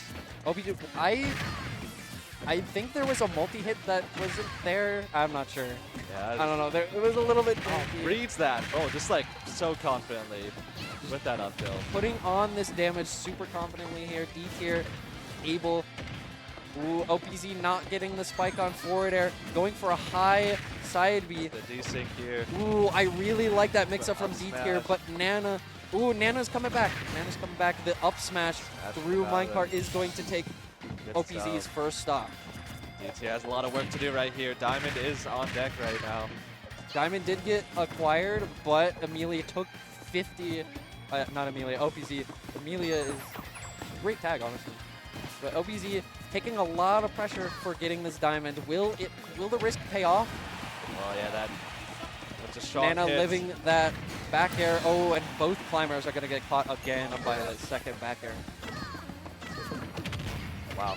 We Down might throw see some fair. combos, Nana but, able yeah. to get a blizzard out before OPZ is able to finish his The ledge conversion. trap right now. That's gonna be tough with that parry. Ooh, what a great parry by D-tier. Not looking like by the shake of his head, not looking like he got what he wanted out of the interaction. Just getting each and every parry. OPZ landing with these aerials, but Really D-tier good delay, is yeah. on it. Absolutely showing this just pressure and this mastery of what this matchup takes. Yeah. That Setting minecart, up though. an absolutely dastardly trap with minecart there. Yeah, this is tough. All right, the down tilt through blocks is going to do a lot here for D-tier. A lot of ledge pressure right here, but that minecart just going through. Ooh, the climbers are split up. Very sticky situation for D-tier, but Okay, able but- to get them reunited here. Exactly. OPZ taking the time to just amount the resource management lead and able to separate the climbers again, going 2-1 in favor of OPZ. That's right. So, yeah, really good stuff. Almost clawed it back, but, you know, it's just a tough hill to climb, especially when you just got all those blocks in your way. And Yeah, so we will see D tier with the counter pick though, so maybe this stage pick may help them out because that iron was just doing too much. Those blocks were just staying around and Yeah, couldn't get past absolutely. them. So PS2 is one of those stages that you have to watch out for Steve because of that reason. A Yeah. lot more iron means a lot more tough to break through walls. exactly, yeah, they take a And few hits to get through. Ice so- climbers, it looked like he had some things to poke through, but if Yeah. OPZ didn't mess with the immediate range that D tier likes to be in, Exactly. he just didn't get anything out of the interaction. So we're going to FD here. Okay. I like the pick. They're FD limiting FD OPZ's is another options. great Steve stage, mind you, because he gets to use the shovel for mining, which means that he doesn't use any tool durability that he would use for his attacks to mine. Big consideration when picking stages against Steve. But Yeah. it looks like D tier is able to get that TNT out of the way with neutral B. OPZ getting that back air, getting that minecart, just getting all the pressure he wants. Even with wood, he hasn't even gotten to diamonds yet. Right at 120.